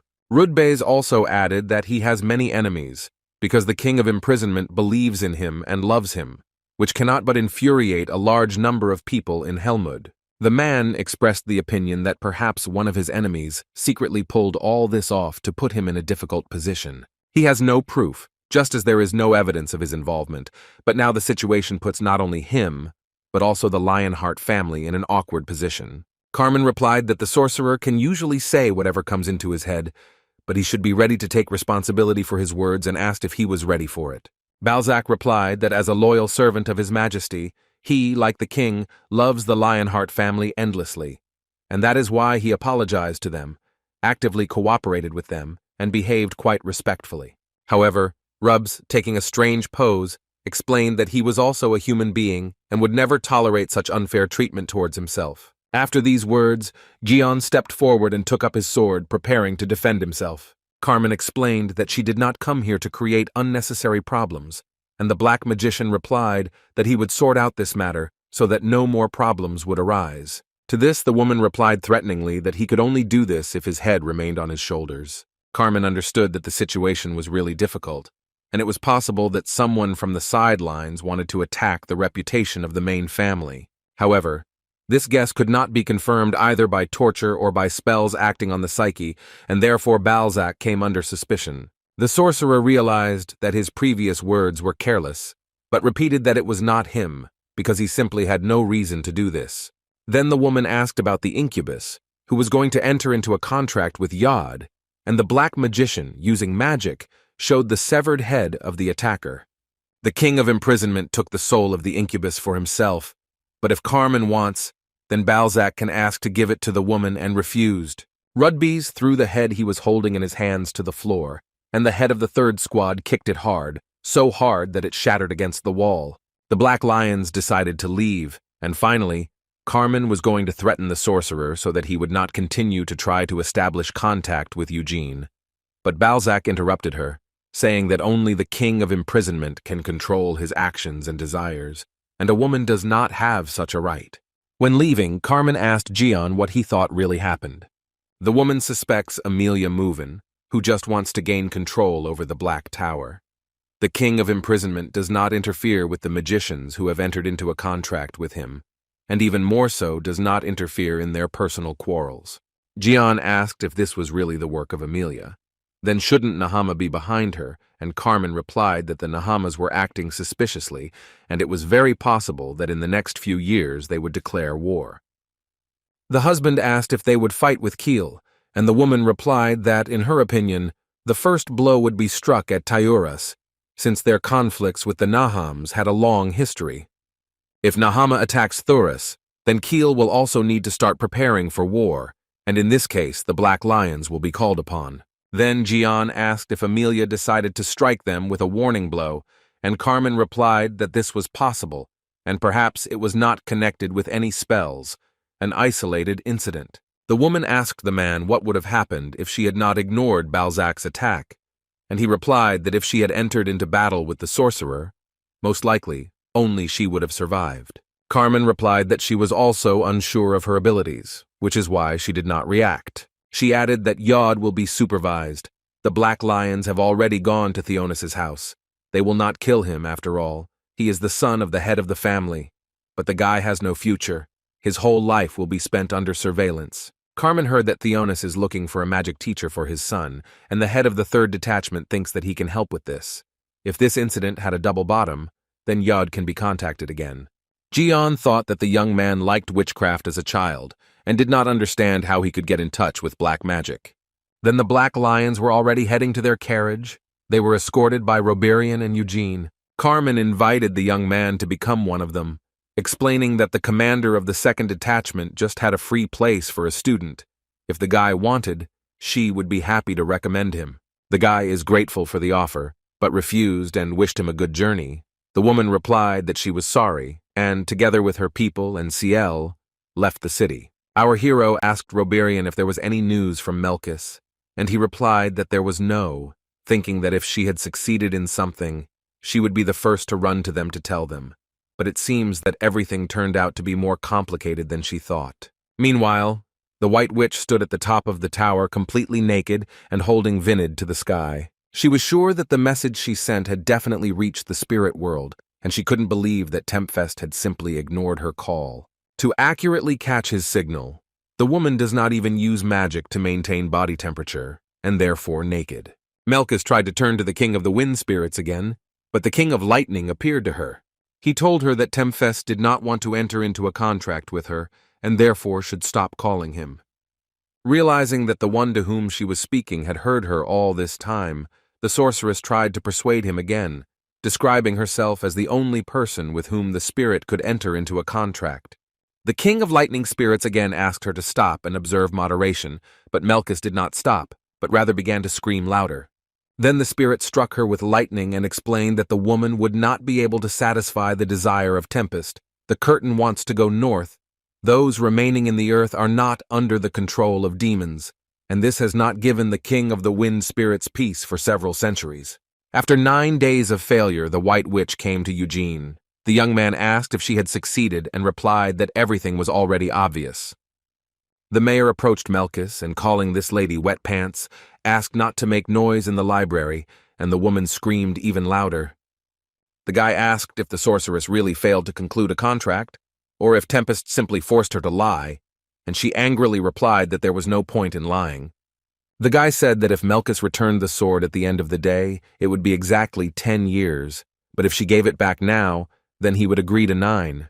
Reluctantly and shakingly, the head of the White Tower gave it to Vinida and wished our hero good luck with the mantle. After that, Eugene sat in the library and read a book. It told about the leader of the giants named Kamashwi.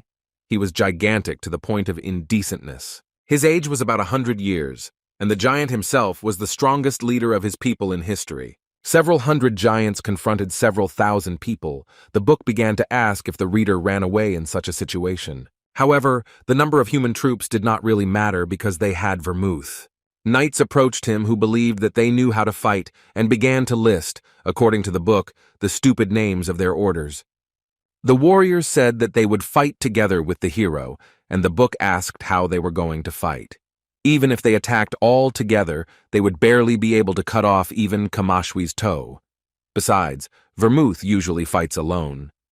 The hero could fight inhuman monsters and in battle relied on only one person besides himself, Hamill. Vermouth suggested that his friend take care of the giant's left hand, but he replied that he liked the right hand better, because Kamashwi was right-handed. Only a holy sword could put an end to the giant who received his power from the king of demons.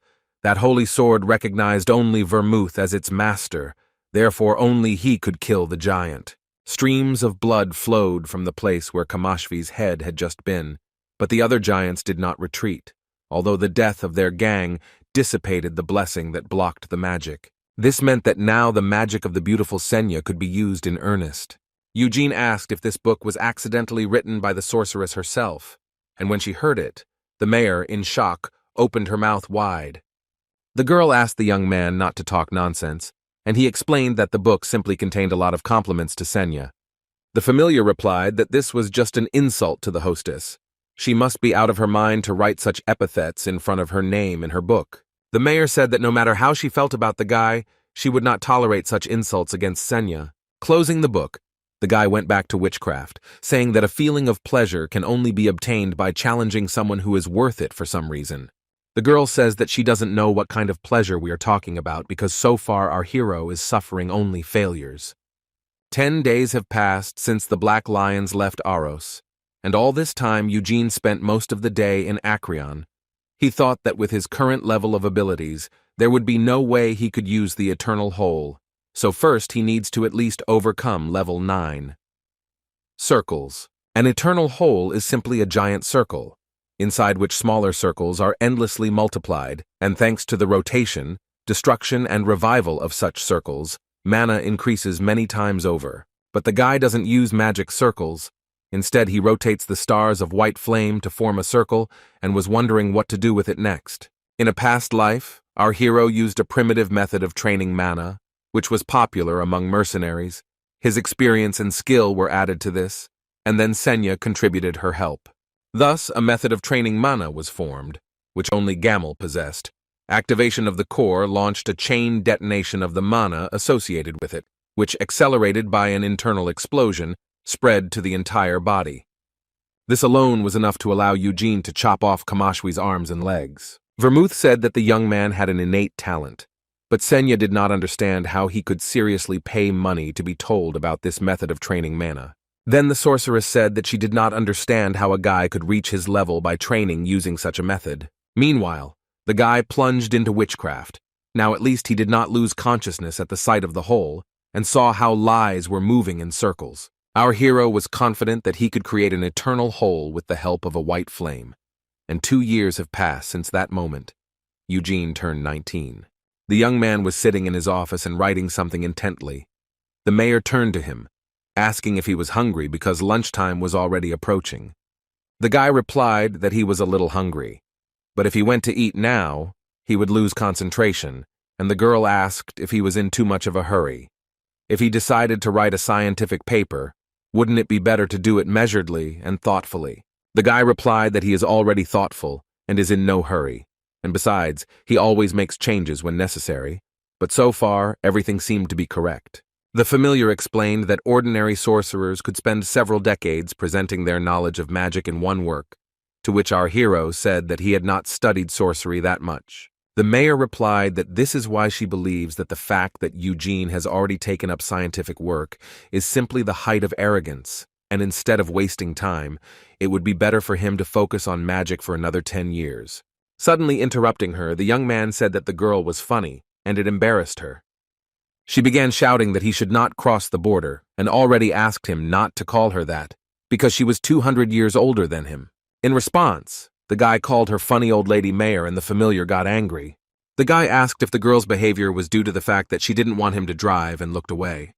During the 2 years that our hero has been visiting the library, he has not seen anyone who came here more often, and the familiar replied that other mages had simply read Witchcraft a long time ago. When they first encounter the treatise, they are surprised by it and decide that they want to understand and explore it. Over time, they realize their limitations and use Witchcraft only as reference material and decide to improve their magic through their own experiments. Eugene came to Sena's hall every day for 2 years trying to understand Witchcraft. The mayor asked if he really wanted to leave when he finished working on his text. The young man replied that he had nothing more to do here, to which the girl replied that if the head of the Red Tower decided to retire, then he could appoint the guy as his successor. The guy replied that he did not want to become the head of one of the towers, and the familiar asked that maybe the position of a court magician would suit him, because their head, Tremfel Visador, would also happily take our hero, but Eugene replied that he was tired of that man. Further, the mayor reminded Prince Honane because he also has a positive attitude towards the young man, and if he works for him, the guy will be able to live happily in Aros for at least several decades. The guy replied that he was usually grateful to the prince for his attitude, but he didn't like that either. The familiar asked why our hero should return if he still could not become the head of the family, and he replied that there was no special reason for returning home. The mayor said that, even by her standards, Eugene has amazing research. Although he only started his work 6 months ago, he already describes vague magical theories so clearly, and in the process, he also significantly improves his magic.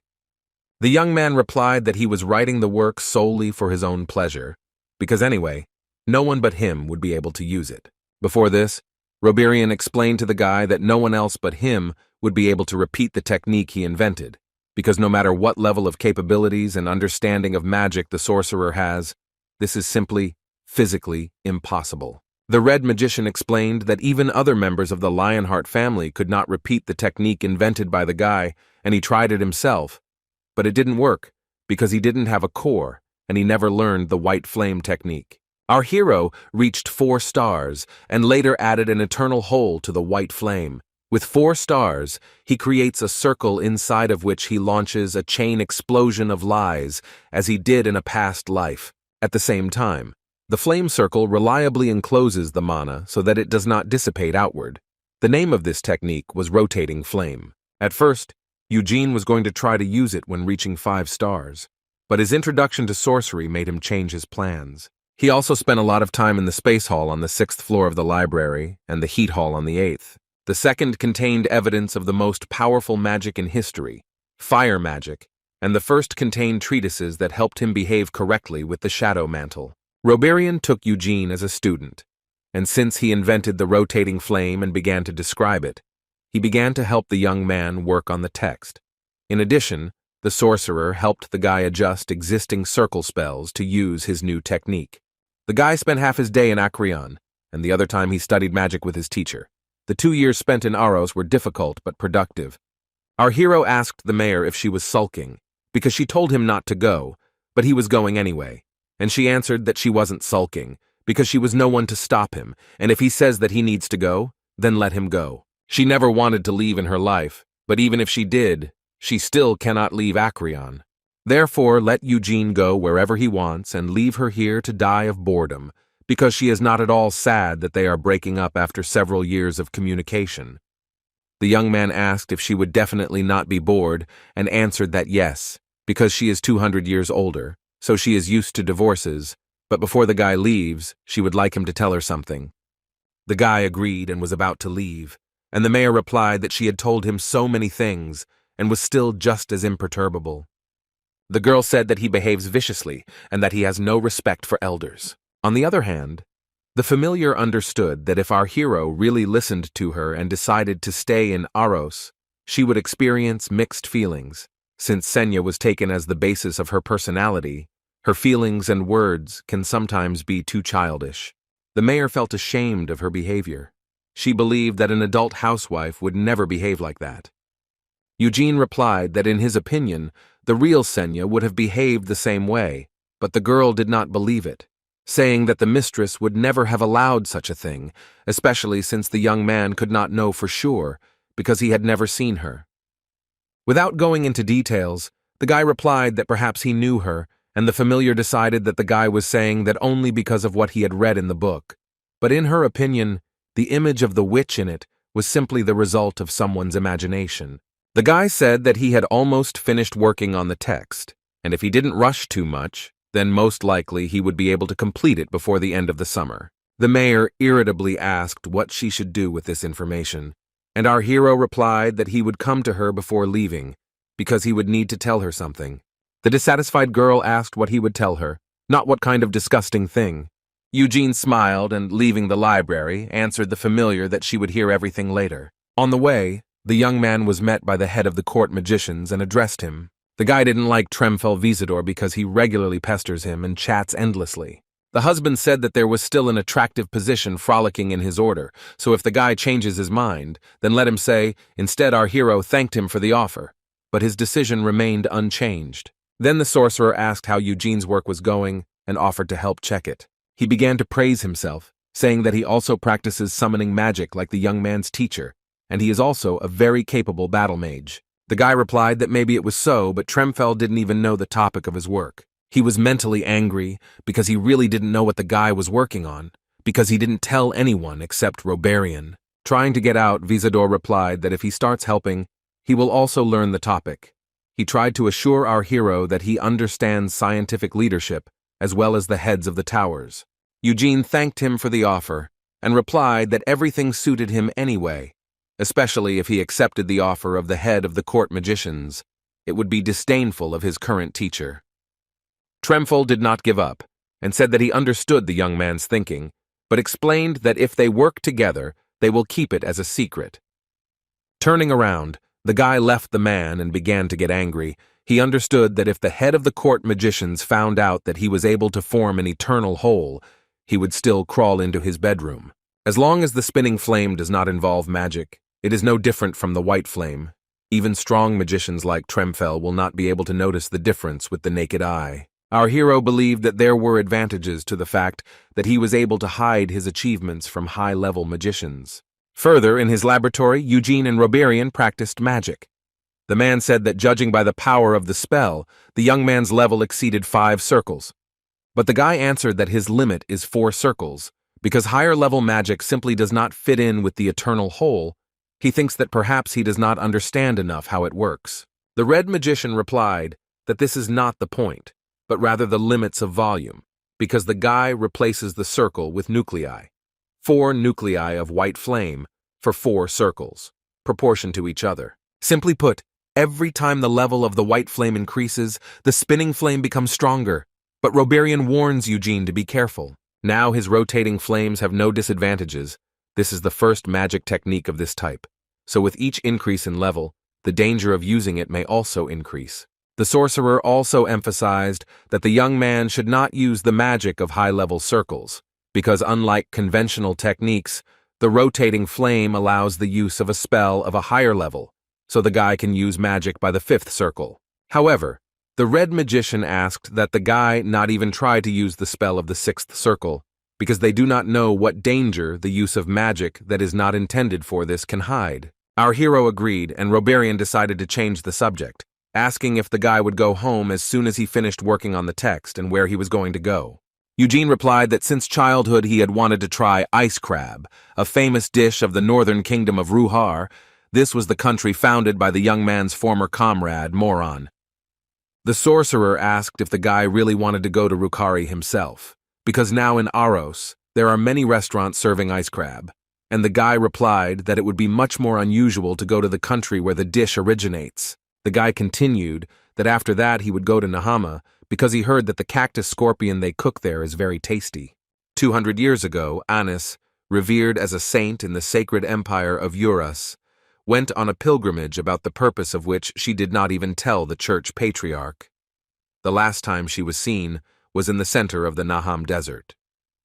Roberian was surprised that our hero was interested in the food of other countries, and replied that if he liked shellfish, then today they could dine on lobster. After this, the heroes went to a restaurant where, unexpectedly for Eugene, they met Crown Prince Honan Abram.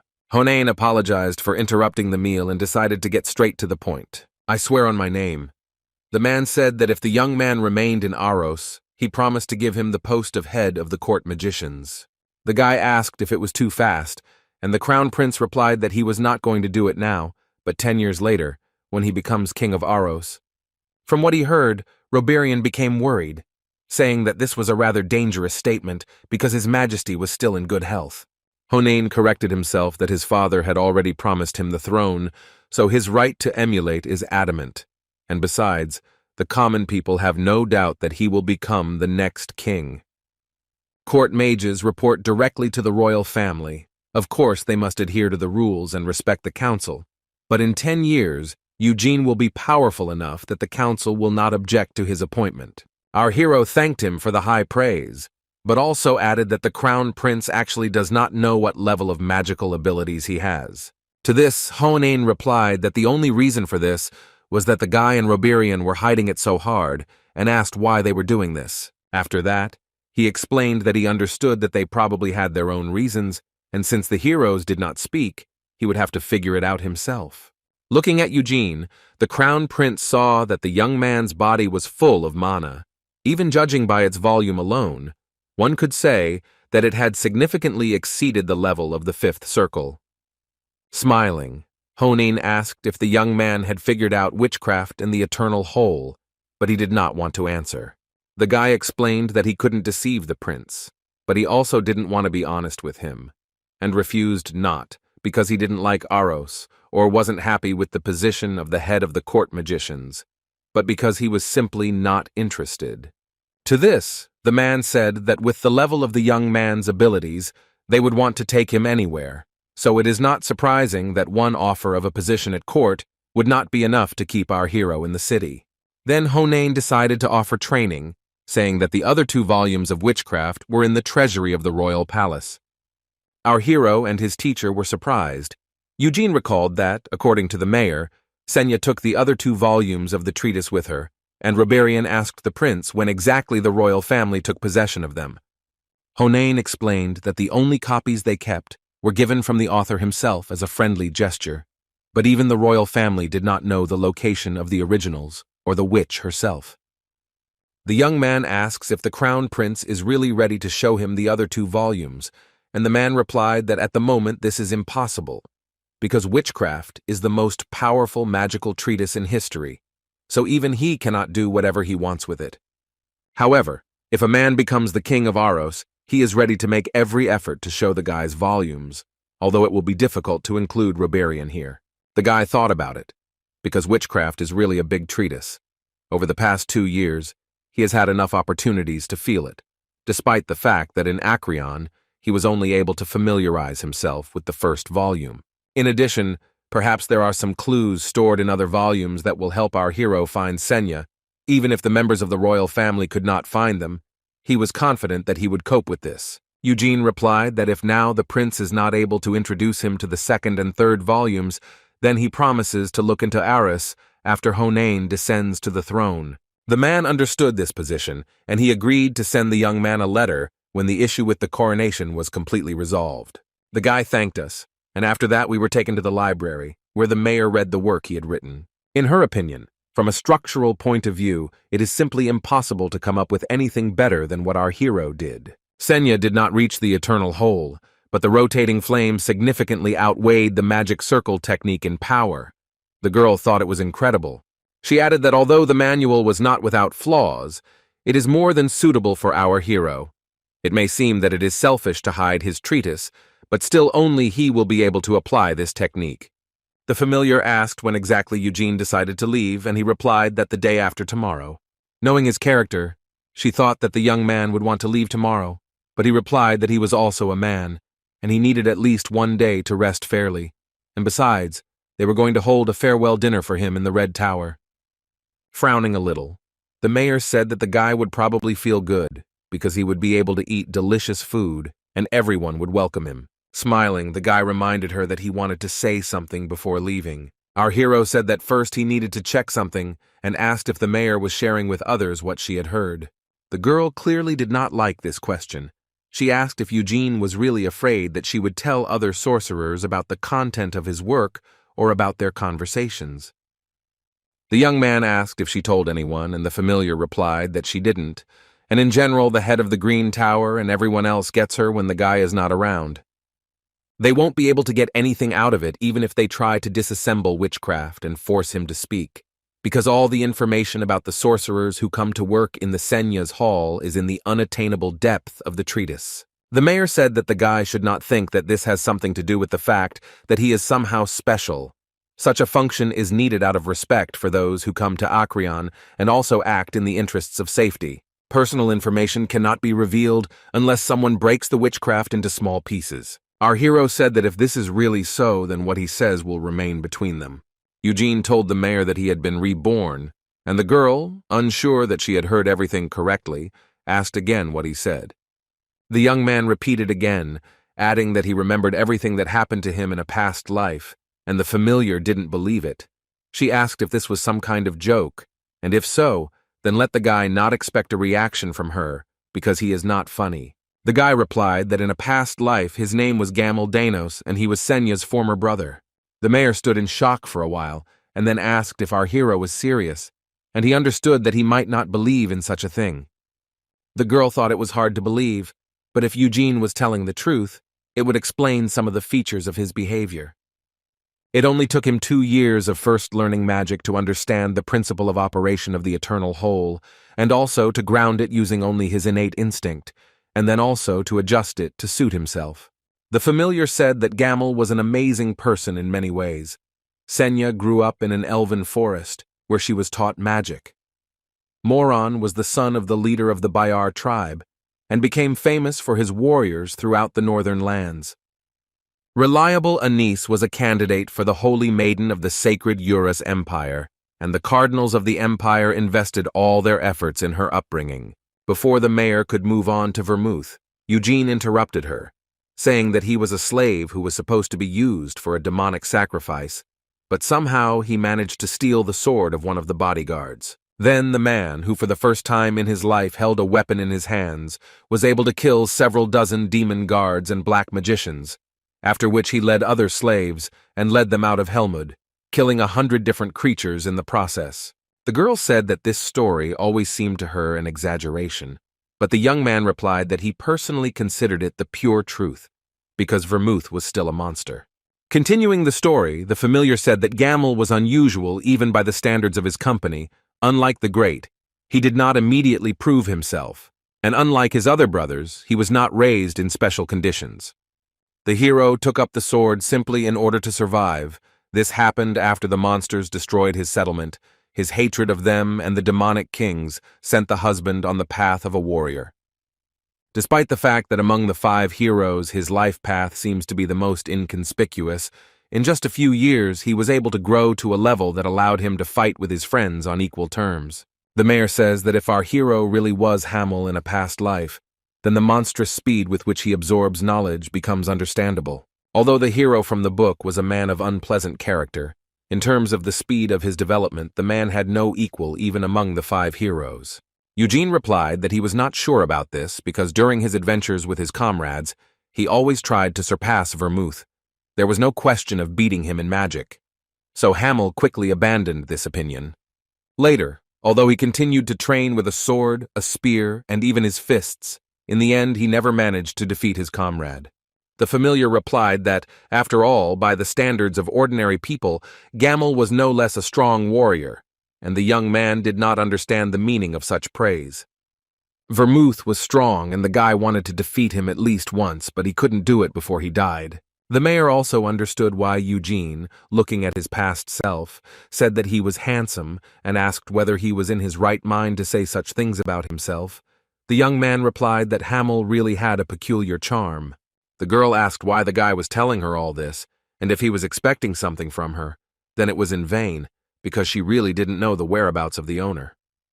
Smiling in a friendly manner, the guy replied that he didn't tell him for this reason, but because he and the mayor had known each other for more than 2 years, and she reminded him of Sena, both internally and externally.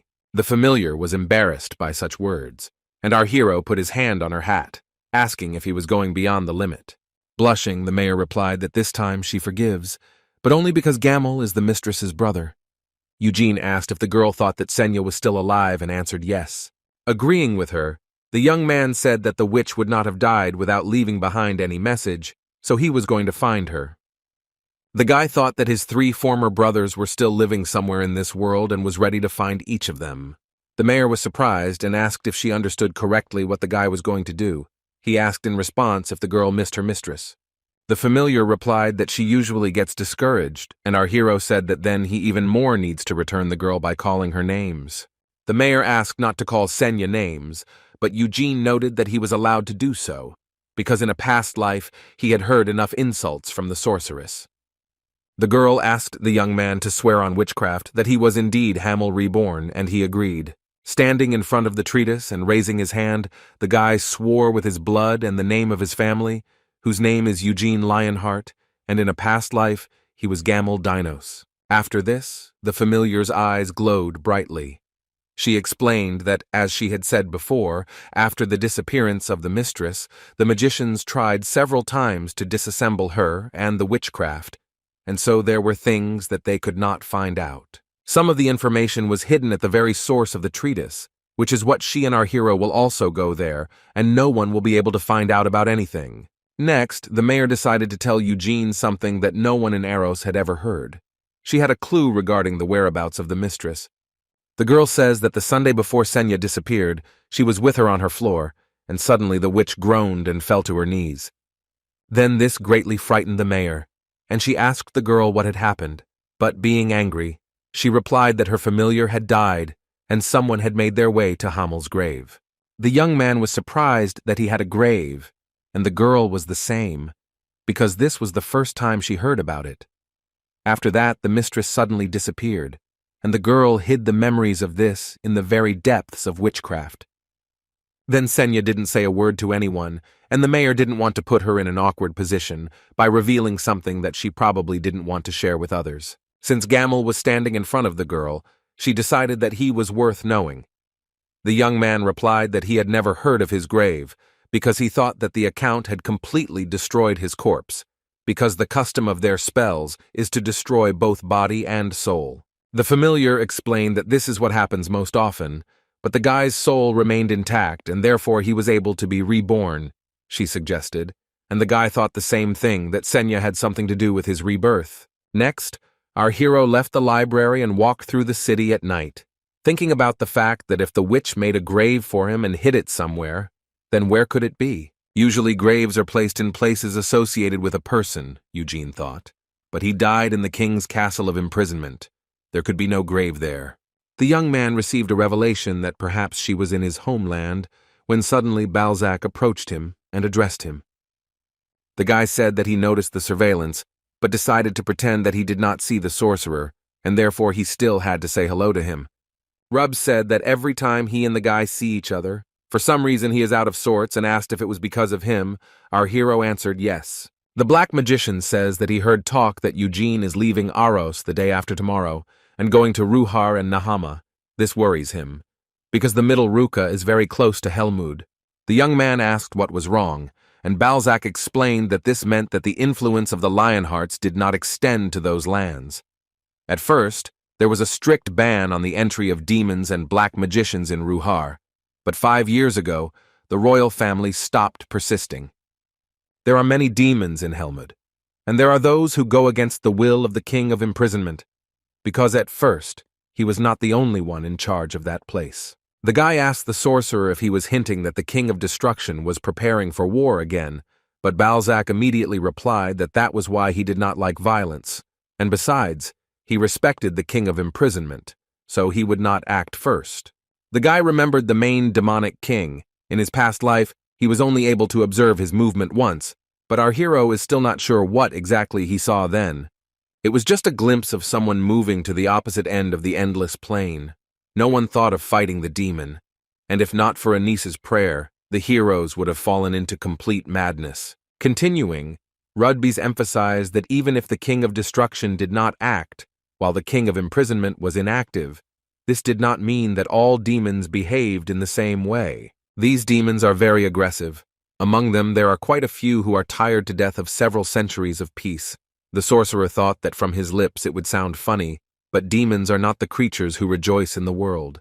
Our hero asked if Balzac wanted to say that he could threaten him with the tacit consent of the demon kings, and he replied that he wanted to say that a large number of demons could think so.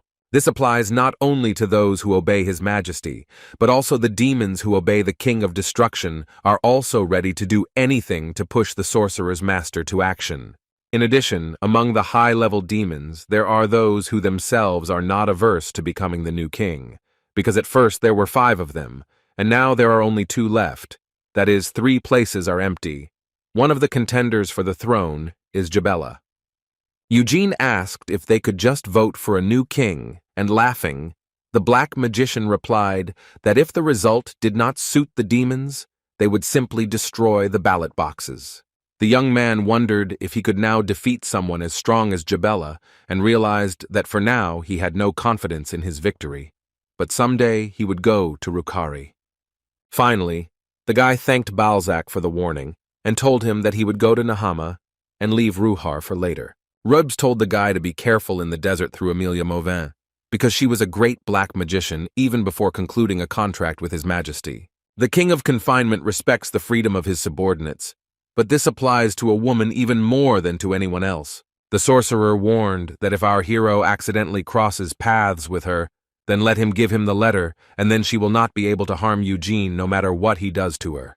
The young man asked what Balzac gave him, and he replied that as he saw, it was an envelope. The guy asked if he could open it, and the sorcerer allowed it. When the guy looked inside, he was surprised. It turned out that the envelope was empty, but the sorcerer replied that it did not matter. The main thing was that when meeting Amelia, our hero had a letter received personally from him. Balzac will not be able to do anything with the dangers that Eugene may stumble into in Nakami, but he is able to protect the young man from the Dark Witch. The guy asked why the head of the Black Tower was doing this, and he replied that he understood the ghost in his direction, but hoped that he would be able to slightly change the guy's attitude towards him personally. Suddenly our hero asked if Rudby's was by any chance gay, and he fell into a stupor. Eugene explained that as a black magician, his attitude towards him was a little strange, and although he had nothing against gays, such attention and care was burdensome, so he began to worry. Meanwhile, Balzac tried to recover from the surprise and, a little nervously, replied that he had misunderstood him. He only wanted a strong relationship to form between him and the guy as between person and person. The head of the Black Tower says that he is not the only one who wants to win the guy's favor. Because he is young and capable, our hero took the letter with him and thanked him. He added that as a thank you, he would have gladly invited Rudby's to his farewell dinner, but asked him not to come. After that, Eugene said with an angry look that people are amazing creatures. He would like to invite the sorcerer, but if he really came, it would not cause favor, but completely opposite feelings. To this, Balzac replied that he would not come, so the young man had nothing to worry about, and he thanked him for his understanding and left his interlocutor. At the farewell dinner, in addition to Eugene himself, Hera, Melkus, Roberian, Honane, and the head of the Blue Tower were present. The man asked why the guy called him. He replied that it was because they knew each other, but the sorcerer understood that the guy also knew the other heads of the towers, and they were not at dinner. Our hero replied that the man himself knew why he did not call other magicians. The blue magician replied that he understood, because the head of the green tower and the court magicians wanted too much. Eugene asked if the head of the blue tower should do the same, and he replied that this was possible, but he had enough dignity not to try to steal a student from the head of the red tower. Further, he said that he usually expected this, but it was still interesting that the young man did not call Balzac, and he replied that his teacher would not like it. The guy asked what kind of person the head of the black tower was. He heard that he used to be a member of the blue tower and studied with its current head. The husband replied that Balzac was always clever. You would never understand what he was really up to. Several decades ago, he was an outstanding sorcerer. No one doubted that he was destined to become the next head of the blue tower. But suddenly, he left Aros and went to Helmut in order, according to him, to expand his magical knowledge. The blue magician admits that he was behind Rudbez at that time and was able to take his post only because he left. And 10 years later, Balzac returned as a black magician. He went to the Black Tower, where he received the support of most of the magicians, and as a result became their leader. The husband believes that his former colleague could go down in history as the strongest head of the Blue Tower, but it seems that this was not enough, because no matter how strong human magic is, it will never surpass the level of demonic kings. The Blue Mage decided to change the subject and asked if Eugene was going to Nahama and said that their deserts were also an unpleasant place, so he advised not to go there. But if the young man was serious, then at least not show that he was Lionheart. The guy replied that Roberian told him the same thing. The head of the Blue Tower added that times are not the best now. There are rumors that the Nahami assassins, who previously kept a low profile, are now operating openly. And although he does not believe that they will cause trouble for the Lionheart family of Kiel, it is better not to attract their attention, just in case. The guy thanked us for the advice, and then we are transported to the Naham Desert, where he was on the way to his goal. Our hero was pleased that the shadow mantle was able to change its appearance. It resonated with the nervous system of its owner, monitoring the outside temperature and body temperature, and therefore allowed one to feel comfortable even in the heat. Eugene looked at the magical map that Roberian had given him. It was tied to his coordinates and changed accordingly, so it was able to show the environment anywhere in the world. Now the young man was in the very west of Nahama. Far to the north from here was Turus. At first he was going to head to his homeland to the borders of Turus in search of his grave, but this was no longer necessary. Over the past 300 years, the Naham Desert has gradually expanded, absorbing more and more territories thanks to unnatural sandstorms, and eventually the settlements on the border with Turus also became part of the desert. Thurus was a weak state. Its inhabitants had no choice but to leave the deserted sandy brown lands. It was clear to the guy that these storms were the work of the Nakami magicians, and this was their tactic for seizing lands. 300 years ago, the demon kings rose up, causing various monsters to escape from control. The Nahamians tried to take advantage of the chaos of the war to attack the Kiel Empire, but thanks to Vermouth, their attack failed. In a past life, the guy didn't like Nahama, and even now his opinion has not changed. Casting aside his thoughts, our hero set out to look for the grave, and then for his former comrades. Someone was watching Eugene from afar. It was a group of 5 people. One of them became interested in the young man, because usually foreigners cross the desert with caravans or at least hire guides and guards, but this one didn't even take a camel with him. One of the team members turned to him, calling him commander, and asking if it was possible that this was some kind of ceremony, because he heard that next year, the guy would turn 19 years old. He added that in his tribe, for example, when a boy reaches marriageable age, he must undergo an initiation ceremony, for which he is sent to the outside world. The commander replied that if it really were a ritual, then there would be no reason for anyone from the Lionheart family to undergo it in the Naham Desert. The team member replied that in the end, the reason is not important, but they need to carry out the owner's order and not let our hero into the desert of Kazan. The commander remembers that the order contained only this, and no explanation, but he himself has no right to reflect on what might be in the owner's mind. A team member said that Eugene was moving quite quickly for someone not used to the desert. You would think he was born here. Suddenly, he noticed that the young man was running towards them. The commander was alarmed because they deliberately kept their distance so that the guy could not notice the surveillance. And besides, They were at such a distance that the guy was barely visible through the telescope. Our hero activated the white flame, and the man recognized this technique by the lion's mane. The commander saw that Eugene was really moving towards them and could not understand when and how he noticed them. The young man was approaching too quickly, so it was too late for the team to retreat, but the man decided that this was even better and asked his men to prepare their weapons. He decided that since the guy noticed them, he should think that they are ordinary robbers.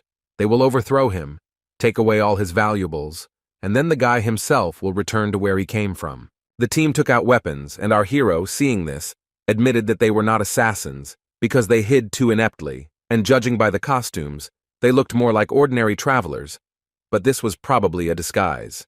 The commander enchanted his sword. Eugene realized that it was a steel reinforcement, and if a man is able to harden his sword like that, then he must be stronger than the young man. This made the guy smile, because he had not been in a fight for a long time, and for the last 2 years he had more often held a book and quills in his hands than the hilt of a sword. Studying magic was also interesting in its own way for the guy, but still he loved physical activity more. With these thoughts, our hero took out Vinid and entered the fight. The group leader almost lost his sword from the blow and quickly jumped away. After that, the team surrounded Eugene and he began to use magic. The commander became nervous, because the young man does not pronounce the spell when he uses it. The guy launched magic missiles at the men and they fell to the ground. Only their leader remained standing. The guy turned to him with a threat in his eyes, asking who they were and why they were pursuing him. The commander replied that they were robbers, and our hero, realizing that this was a lie, began to say that the rude people were strong. If a pitiful pack of thieves, in which there are not even 10 people, has a commander with steel reinforcement, then how strong should a team of 100 robbers be? Continuing to mock, Eugene said that if Nahama was really that strong, then they could take over the entire continent. The man tried to justify the lie, saying that they were unusual robbers, but the young man responded in a rude manner that he should stop lying and tell everything. But then the guy decided that the leader didn't have to say anything, because he would find out everything himself, and this scared the man. He wondered if the guy was really from the noble Lionheart family, because he spoke like a drunken mercenary and had a murderous look.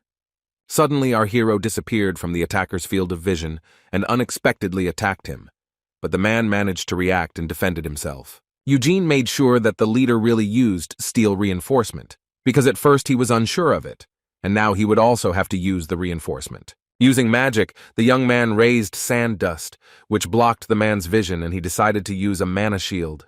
The guy launched magic missiles at the attacker and broke the defense. The commander did not understand how his spell could be so strong if he only had one circle. The next moment, the guy found himself in front of his opponent and swung his sword. The man could not avoid the blow and thought that he was finished, when suddenly the blade stopped at his neck. Our hero jumped away from his opponent and smiled, laughing.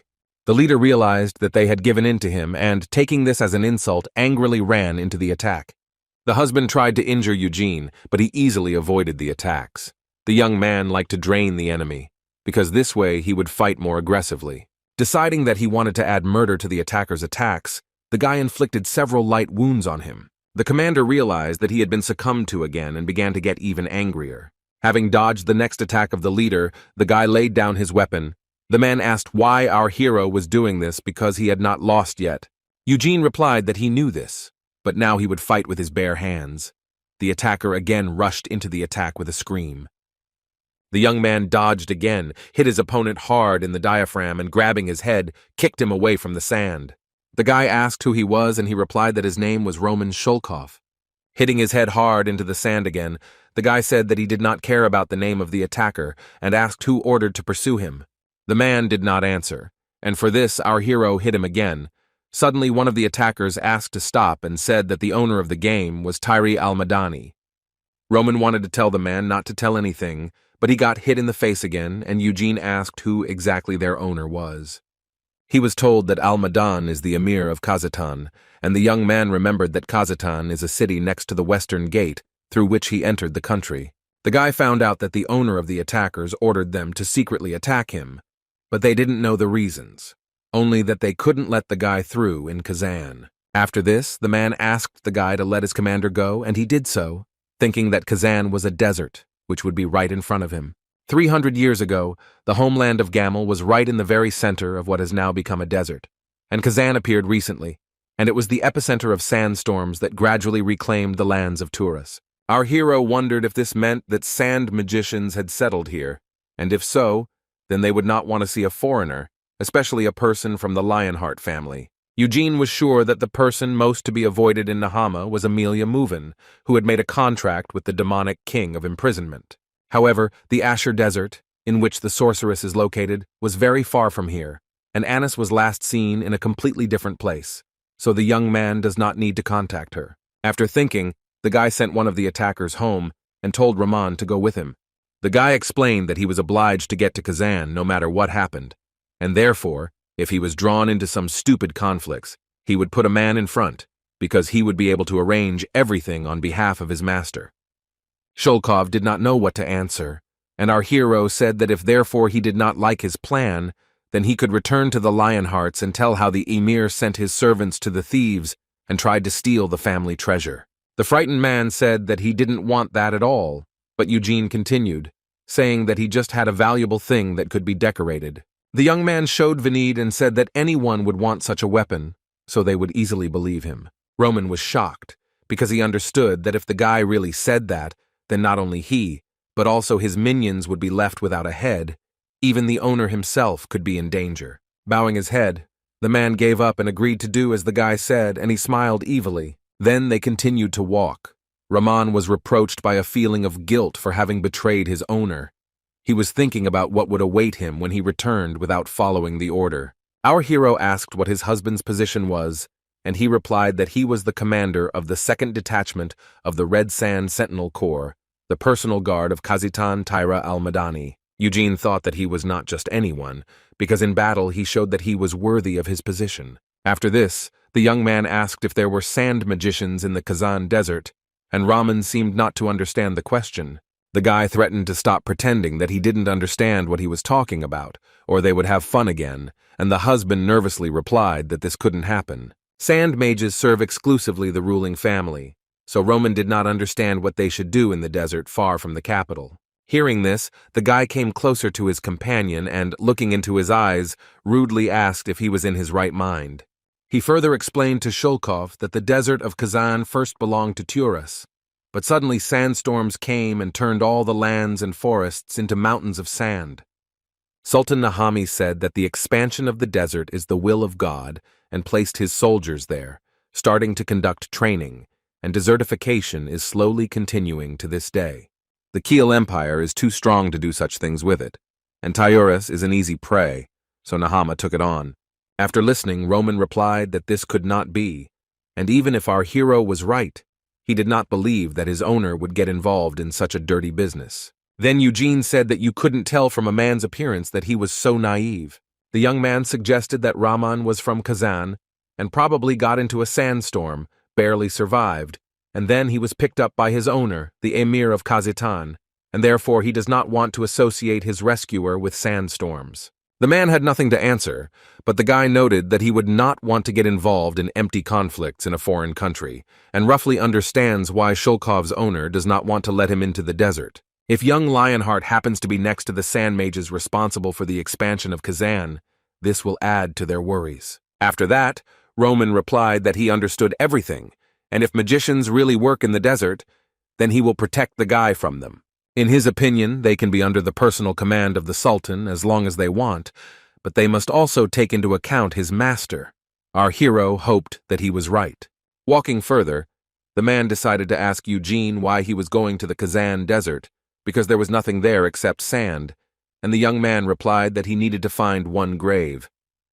Concerned, Rahman asked if the guy wanted to visit his ancestors, and, if so, he knew where the public cemetery was and was ready to show the way there. However, the guy replied that he did not need this cemetery and was looking for a single grave. The heroes reached the oasis. The man was surprised at the sight of it, because they shouldn't be in Kazan, and our hero immediately realized that it was a deception. Rahman suggested that it was a mirage, but Eugene explained that if it were him, there must be a real oasis somewhere in the distance, and this is an illusion created by magic. The husband was surprised, but did not understand why someone would create a fake oasis, The irritated young man replied that he should deny the obvious in his head, and there is no need to say everything that pops into his head. The guy further explained that oases are very important for desert travelers.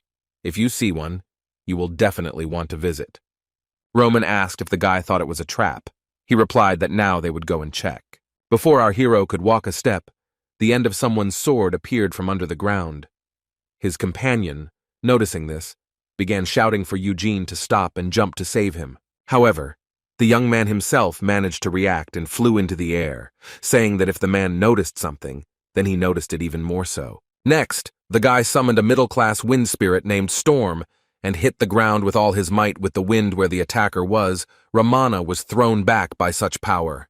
When the sand dust cleared, the guy saw the man who had attacked him, and he fell to the ground from severe wounds and died. It turned out that the attacker was not alone.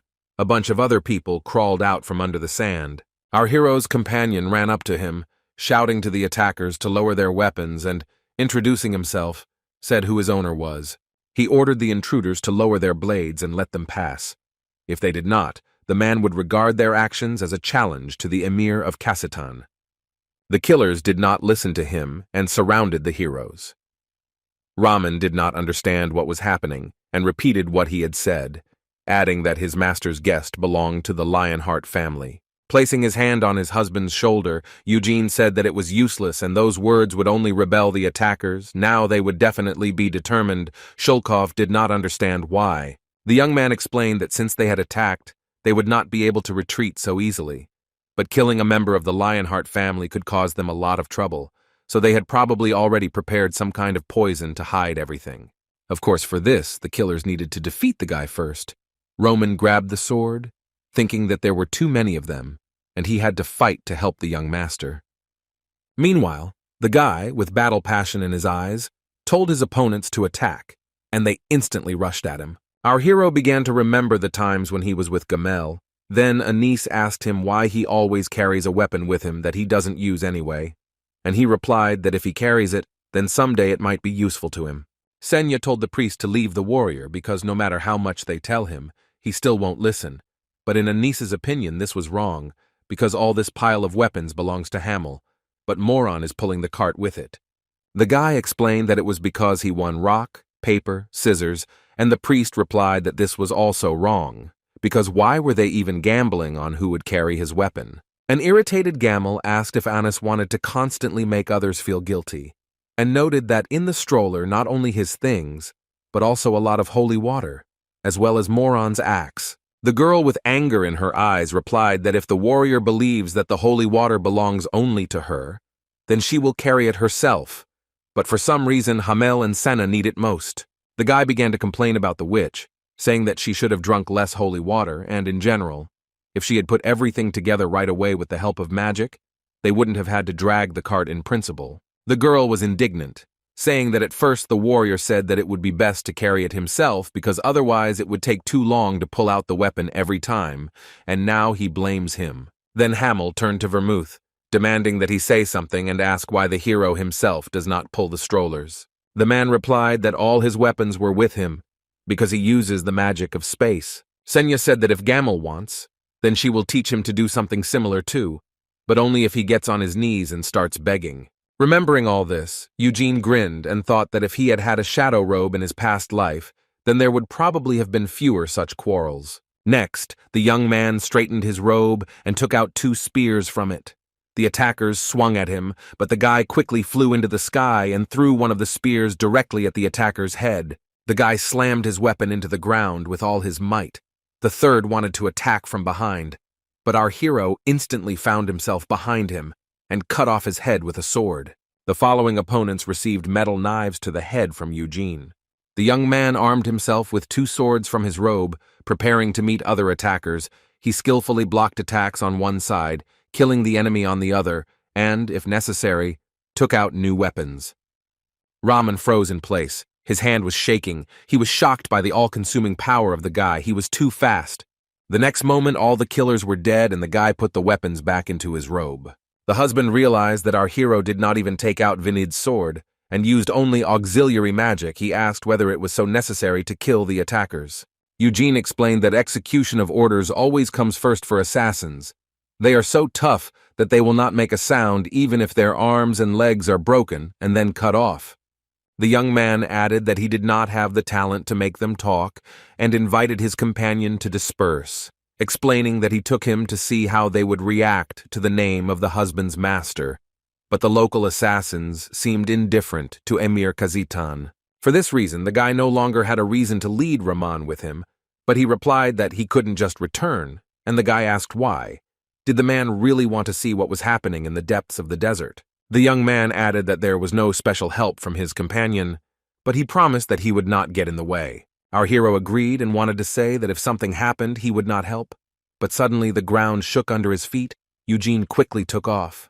The corpses of the assassins began to decompose.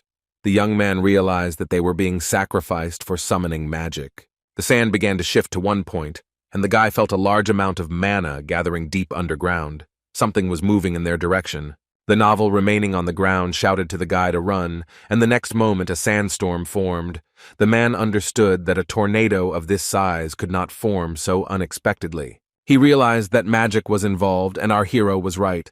The storms that consumed Kazan were the work of sand magicians. The man remembered that as a child, he desperately watched his settlement being destroyed by a sandstorm and ran towards the tornado in anger. Rahman wanted to break through the storm, but realized that he had miscalculated his strength and began to tighten the underground. Meanwhile, Eugene realized that the wind that the storm creates is not enough to get out of the storm. At best, it allows you to simply stay on top. The young man thought about trying teleportation, but changed his mind when he felt something rising underground. The guy heard the screams of his companion, and with an irritated expression on his face, picked him up and threw him outside the storm. Roman was worried about the young master, but he told him to run, and suddenly a giant sandworm crawled out of the ground, heading straight for the guy. Our hero realized what kind of creature was in front of him, after which he closed it in his mouth. Seeing this, Rahman clutched the sword in his hand and decided to cut the belly of the worm to get Eugene out of it. Levitating in the creature's body, the young man remembered that sandworms need a lot of energy, so they completely break down their food. They also do not have excretory organs, so if you get inside such a monster, there is no way out. The guy decided that in this case, he could only break through it himself and used a rotating flame. The next moment, the young man was free. He found himself in an underground labyrinth. Our hero realized that due to the previous summoning magic, only shifting sands and a storm appeared. But it had nothing to do with the worm, which originally lived in this area. Eugene realized that he was in the creature's lair, and remembered Senya's stories that when magicians do not want anyone to interfere with them in their search, they build similar shelters for themselves. That is why sorcerers who settle in desert regions sometimes call sandworms the creators of dungeons. Gnawing into the depths of the earth, these creatures form real labyrinths. And besides, it takes them very little time. 10 days is enough. Because of this, very soon, intricate passages appear deep underground, which make wonderful shelters. The sorceress explained that you only need to kill the worm, and then use magic to strengthen the walls. After listening to her story, Gamel asked if she too was going to move to live in such deserted tunnels, and the angry girl replied that she had no need for that. Using the map as a guide, our hero found a passage and thought that this way he could even get to the area where Gamel's parental home was. Meanwhile, Rahman came to his senses in the underground caves. A group of people with their faces covered stood in front of him. The motionless man recognized them as sand mages and asked what they were doing in such a place. One of the magicians said that it was funny to watch the prisoner try to fight the worm, and then explained that they brought him here to ask a question. The sorcerer asked what Eugene was doing here, because in his opinion there was nothing in the desert of Kazan, and why the warrior of the Emir of Kazakhstan accompanied the young man. Roman was silent, and the sand magician began to suspect that Tyri al-Madani was going to betray Nahama, because his task is not to allow uninvited guests into the desert, but he, on the contrary, assigned a guide to Lionheart. Shulkov asked what these people were doing so deep underground, and whether that illusory oasis, and then the sandstorm, was the work of sand magicians. Saying that the man did not understand the situation he was in, the sorcerer twisted his hands. The attackers added that they were asking the questions here and there was no point in remaining silent because he wouldn't live anyway, so it was better to die quickly and painlessly rather than slowly and painfully. The Sand Mage repeated the question, and Raman wondered whether the Emir was also involved in this matter, and shouting, called the methods used by sorcerers to seize other people's territories pathetic. He noted that their task is to protect the kingdom. But what are they doing here then? The man asked a question to which he already knew the answer, whether sand mages create storms to devastate the surrounding area. Surprisingly for Raman, the people before him were not involved in the things he was describing, because it takes many more people to cause sandstorms on a large scale. Then the man again asked what the attackers in front of him were doing, and again twisting his hands, the sand magician replied that he was not obliged to answer. The sorcerer once again asked his question in relation to our hero, and Raman, screaming in pain, asked why they should know this if he was already dead anyway, because they killed him. The attackers had already begun to think about killing the man when suddenly they learned that Eugene was alive. Knowing that a hole had formed in the worm's host, they assumed that the young man had broken through before being digested. The sand mages did not want to let the guy leave. The assassins were already inspecting the worm's lair. The attackers were wondering what to do after they caught the guy, because they didn't need a conflict with the Lionhearts. One of them offered to erase our hero's memory and send him on his own, but then the sorcerer came up with another idea, to take Eugene under his protection in the expectation that he would thank them for such help. Suddenly they noticed the young man whom they were discussing standing in front of them. The sand mages could not understand how he ended up here and where the assassins were. One of the sorcerers checked the cave using a special spell and saw that all the assassins were dead, and he was alarmed because those warriors knew the labyrinth like the back of their hand. In turn, our hero believed that these killers were nothing special. Perhaps they were skilled in disguise, but they did not know how to use mana at all. The assassins with whom Eugene fought in a past life were the best warriors of Nakami. In terms of camouflage skills, they were barely inferior to demons and other monsters, and their brutality and durability made one doubt whether they were people at all. The young man thought that this place was too weakly defended. If this was a truly important position for Nahami, that is, the guy suggested, the Sultan of the country had not been brought up to date. Raman shouted to the guy and he recognized him, thinking what he was doing here, and even tied up. Our hero turned to the attackers, saying that he had a lot of questions for them, but they began to attack. Eugene was surrounded and almost covered by sand, but he took out a piece of the Moonlight sword and dispelled the magic with it. This caused a small explosion, and the sand mages stood in shock, wondering how he did it, because he managed to explode mana. There are no such spells, even in Aros, so they assumed that this was some kind of secret technique of the Lionhearts. Their commander said that it would be impossible to take the young man alive, so he would have to kill him, and the guy noted that they attacked first, so he thinks it would be fair if he gets rid of them. The sand mages began to fold their hands in a strange way, and after that the sand in front of them rose like a tsunami, moving towards our hero. In response, Eugene threw a piece of the Moonlight sword directly at the head of one of the sorcerers. He immediately died, and the young man, activating the white flame, flew up. The sand mages again began to fold their hands, and the guy thought that they were acting too openly, pretending to be making a seal, and the real danger was above his head, because the guy was collecting flying sand spears there. Our hero took out a whip from his robe, and having repelled the attack, grabbed one of the opponents by the neck and tore off his head. There was only one striker left. Eugene asked him what they were doing, but that's why it was scary to answer. The young man noted that if this was the work of the Sultan, he would have sent someone stronger, so he asked whether these sorcerers really acted secretly from him. The sand mage wanted to say that he didn't understand what he was talking about, but he didn't have time, because the guy threw a throwing knife at his leg, warning him that he wasn't going to waste his time. The guy asked if the sorcerer would answer if he wanted to die, and the man replied that the Sultan did not know that they were here. Next, our hero asked who sent them then, and suggested that it could be Emir Kazatan, trying to do something in the underground tunnels. However, the sand mage replied that the Emir was also nothing, although they wanted him to help. The next knife flew at the attacker's leg, and he called the name Amelia Movina, saying that it was she who built the labyrinth. At first, Eugene did not believe it, saying that the sorceress was in the Asher Desert, but the sand magician said that she had been moving between two deserts for 6 years. The young man asked what she needed here, but the answer was only silence. The man was too afraid of the woman, and then the guy said that he would help him make the right choice.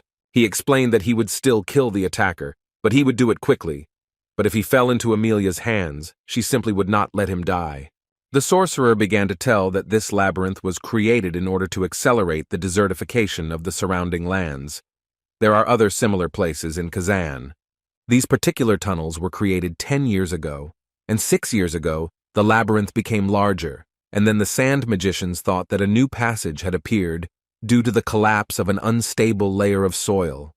But deep inside the fault they noticed a giant door. No matter how much the sand mages tried to open them, it did not work, and then they called Movin for help. After listening to the prisoner, the guy killed him by throwing a knife into his head, and this dispelled the spell that contained Raman. Our hero realized that it was not in vain that he thought that the opponents were somehow weak.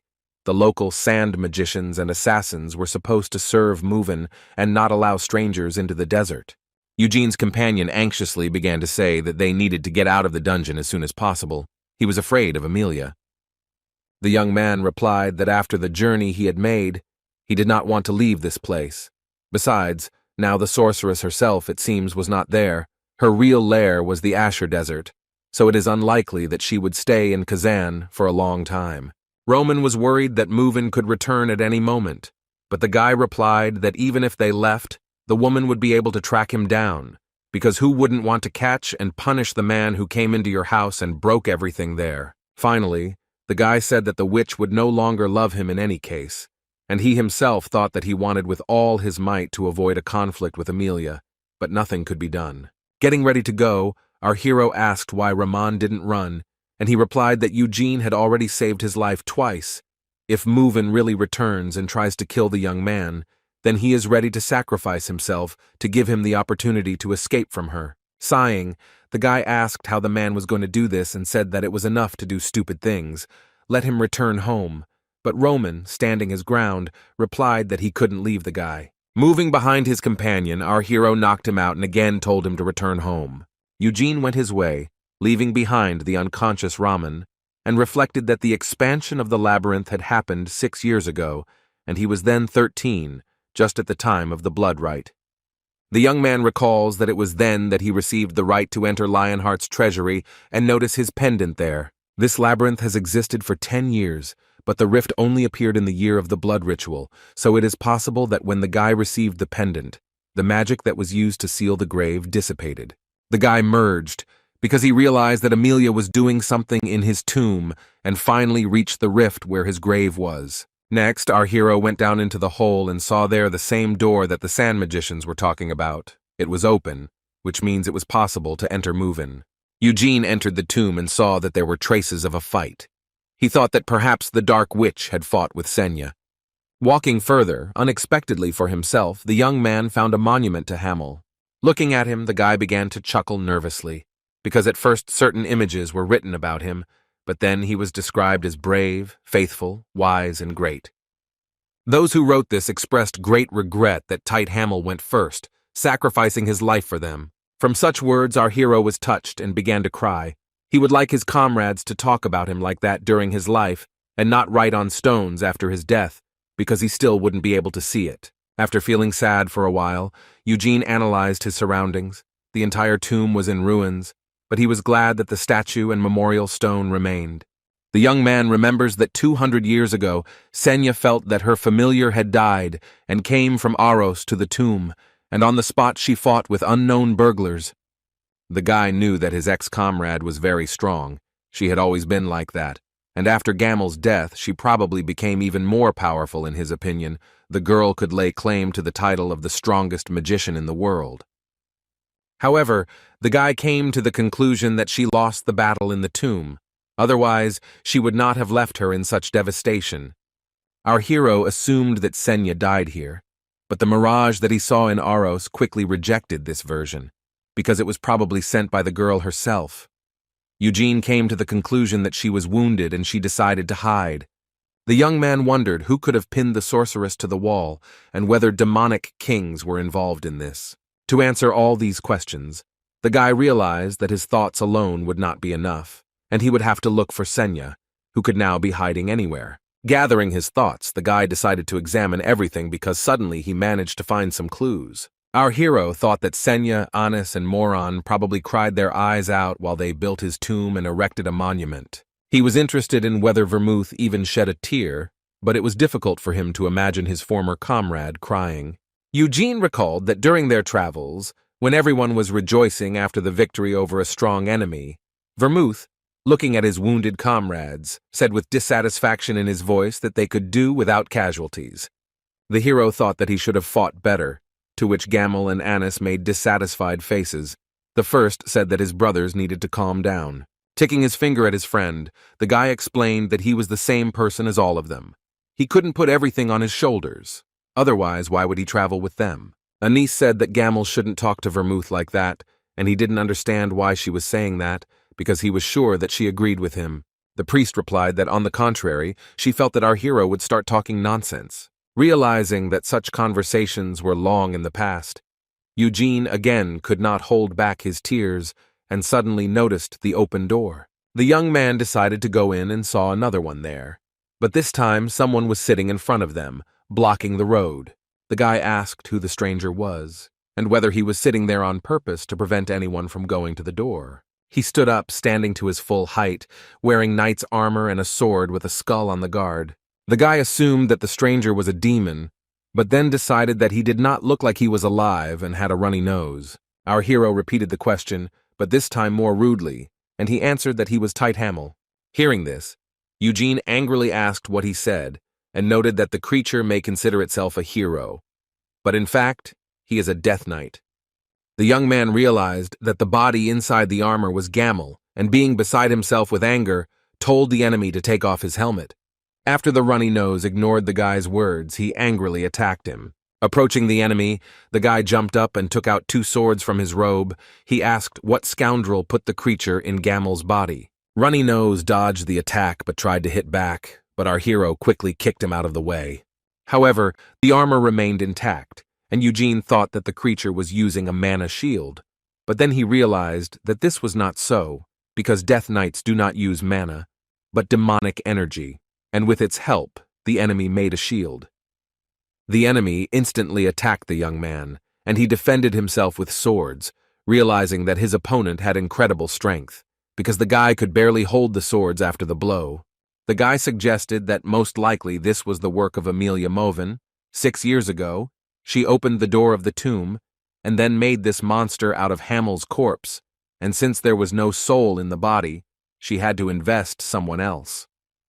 Our hero decided that if his assumption was correct, then he could not win, because a Death Knight created by a high-level sorcerer like Moven could be compared in strength to Glide or the commander of the Black Lions. Angry, Eugene asked himself what to do and decided to use the rotating flame. The young man quickly moved behind his opponent and took out an axe from his robe. When colliding with the knight's sword, the guy's weapon disintegrated, but without stopping, he took out the sword and tried to hit him on the head with it, dodged the runny nose, and knocked the weapon out of the guy's hands. Then our hero took out something, and the knight, being wary, covered himself with his sword. The next moment, the blow threw him back strongly, and it turned out that Eugene had attacked with a spear. Runny Nose noticed that the young man knew how to fight not only with a sword, and he replied that if the enemy wants to parody Hamill, let him at least learn to talk like him. The knight replied that he liked the guy's technique, but he was too weak to become a worthy opponent for him. Runny Nose rushed at the guy and tried to hit him, but he dodged, and an exchange of blows ensued between them. Suddenly the spear broke, and the enemy, thinking that this time he would get our hero, said that he was sorry, but the attack was repulsed. The knight asked how Eugene did it because this blow could not be avoided. Seeing the sword in the young man's hands, the Runny Nose thought that he had parried his attack, but in fact, in addition, the guy at the moment of the blow strengthened his sword and used mana resonance. However, it was not easy to repel the attack. Even with perfectly chosen timing, the guys could not parry it without consequences. Our hero understood that he would not last long and he needed to stop the monster right now at any cost. Eugene used rotating flames, but tried to attack the enemy from all sides. He had the feeling that bones and muscles were about to be torn into pieces. The young man realized that even his new body could not withstand such a load.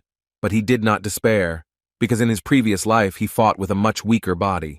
The guy was determined to fight until he lost consciousness. Having lost his next sword, the guy decided to use Vinid. Sacrificing defense, our hero decided to channel all his mana into the sword, and thus managed to repel the enemy's attack, which made it open. Next, Eugene fired magic missiles at the knight from all sides, and finally hit Vinid on the helmet with a runny nose. The blow split him in half, and the young man was finally able to see the enemy's face. As he thought, the monster was placed in Gamel's body. At first a little surprised, and then calmed down, the guy assessed the appearance of the knight, saying that he looked good, although several centuries had passed. However, laughing, the guy added that the soul that was placed in the body was probably ugly. Runny Nose shook with anger and he screamed loudly, after which he threw a sword at our hero. Eugene dodged, but the next moment the enemy appeared in front of him and attacked with his hands. The young man was thrown away, but remained on his feet. He wondered what happened to the monster. He only threw away his sword, but at the same moment became much faster. The guy realized that this was what the knight specialized in, because with a sword, out of habit, he fought worse. The guy was wondering what to do next, because Death Knights can instantly heal most of their wounds.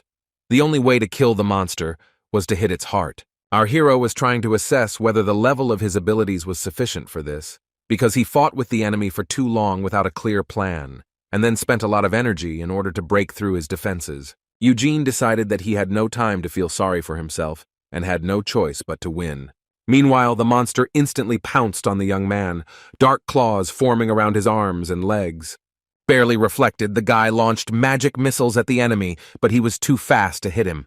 The guy realized that the monster formed its claws thanks to demonic energy, and, adding up the wild manner of fighting, the complete loss of mind and the stamina of a beast, he came to the conclusion that the soul of a lycanthrope had been stuffed into Gamel's body. The monster attacked again, and our hero tried to use a piece of the Moonlight sword. He threw it into the enemy's hand, but this was not enough to neutralize the lycanthrope, but only weaken his energy. Eugene decided to try something and went on the attack, crossing his sword with the monster's claws. The lycanthrope's next blow hit the young man, but he, not paying attention to the wounds, resolutely applied a piece of the Moonlight sword to the enemy's armor. The monster screamed as black energy came out of its body, forming spikes. Thanks to the artifact, the guy managed to dissipate the lycanthrope's energy and thereby weaken his defense. After that, the guy hit Vinid on the knight's chest with all his might, and also bombarded them with magic missiles. The armor that hid his chest was destroyed. Our hero sat down leaning on his sword, and after what he saw, he asked whether the monster still wanted him to believe that he was Hamill. A large red sphere was visible from under the broken armor. The lycanthrope covered it with his hands, telling Eugene not to look. The young man realized that this sphere was the heart of the Death Knight. The creature fiercely rushed at him and killed him violently into the wall. From such a blow, blood splashed out of the guy's mouth, but he was still able to tell the enemy that he was not Hamill, but a Death Knight, and did not have a human soul. In anger, the lycanthrope shouted that he was Hamill, and the guy, showing his middle finger, told him to shut up. Then the monster grabbed our hero's shoulders with his claws, and he began to think that he was going to die. But he immediately discarded this thought, because he had just been reborn and did not want to die so stupidly. Eugene had an idea, but thought that if something went wrong, then he risked losing the ability to move for a while. On the other hand, if everything worked out, then he would win, and the Death Knight would fly into small pieces. The young man understood that he could not do without recoil, but his current level of abilities was not enough to kill the monster, so only the murderous technique from his past life could help him win. Its name was combustion. Suddenly, Rahman ran towards him, shouting the guy's name. The guy was surprised how the man managed to find him. Shulkov took out his sword, shouting to the monster to let our hero go. After that, the enemy lifted Eugene with one hand and threw him into the wall, and Rahman, strengthening his sword, ran to attack. However, the Death Knight broke his husband's weapon and grabbed him by the neck. The warrior began screaming at the young man to run while he held the monster. The guy answered with a smile that, in fact, it was a lycanthrope holding a companion, and Shulkov was surprised that the guy could still behave like that even in such a difficult situation. He thought that he was amazing. Next, the lycanthrope threw Rahman straight at our hero, and they pierced the wall. But the man quickly came to his senses and let Eugene down. The husband told him that he would attack the monster again, and let the young man run away. But he had a better option, to go through the door that the Death Knight was defending, because they were just behind the heroes. The lycanthrope growled and said that this door would not open, but the guy replied that now he wanted to try even more. The guy thought that if there was nothing else left, he would take advantage of the fire, but first he would check what was behind the door. Our hero decided that it might be intended for him as the owner of the tomb, since he still assumed that Sena or someone else was behind his rebirth. The door gave way to Eugene, and together with Raman, she got inside. The room closed. The lycanthrope could not follow them. Once in the room, Shulkov asked them, but the young man immediately knocked him out, saying that there was no help from his husband, but if he had already come to save him, then he had better sleep peacefully, otherwise he would die in vain. Suddenly the guy saw something in the room, asking himself why Vermouth left it here. The guy recalled what happened 300 years ago in Helmud, namely in the vicinity of the castle of the demonic king of the massacre. After his murder, the heroes cleared out the remnants of the king's army and came across a staircase leading underground.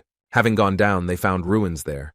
Sena saw that ancient writings were carved on the walls and assumed that they were made back in mythical times. In the very depths of the ruins, they found a sword of Moonlight. Then Gamel wanted to take it for himself, because most of the warriors' weapons were broken during a fight with the king.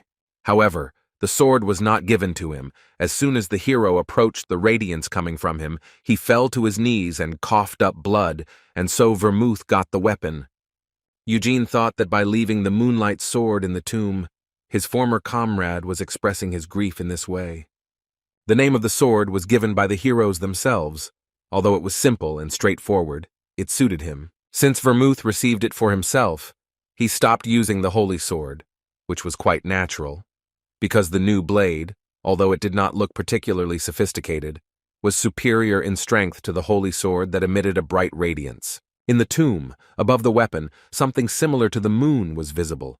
Our hero recalls that when he first saw the sword, the moon was full, and now it is very young. Eugene assumed that the power of the weapon had decreased.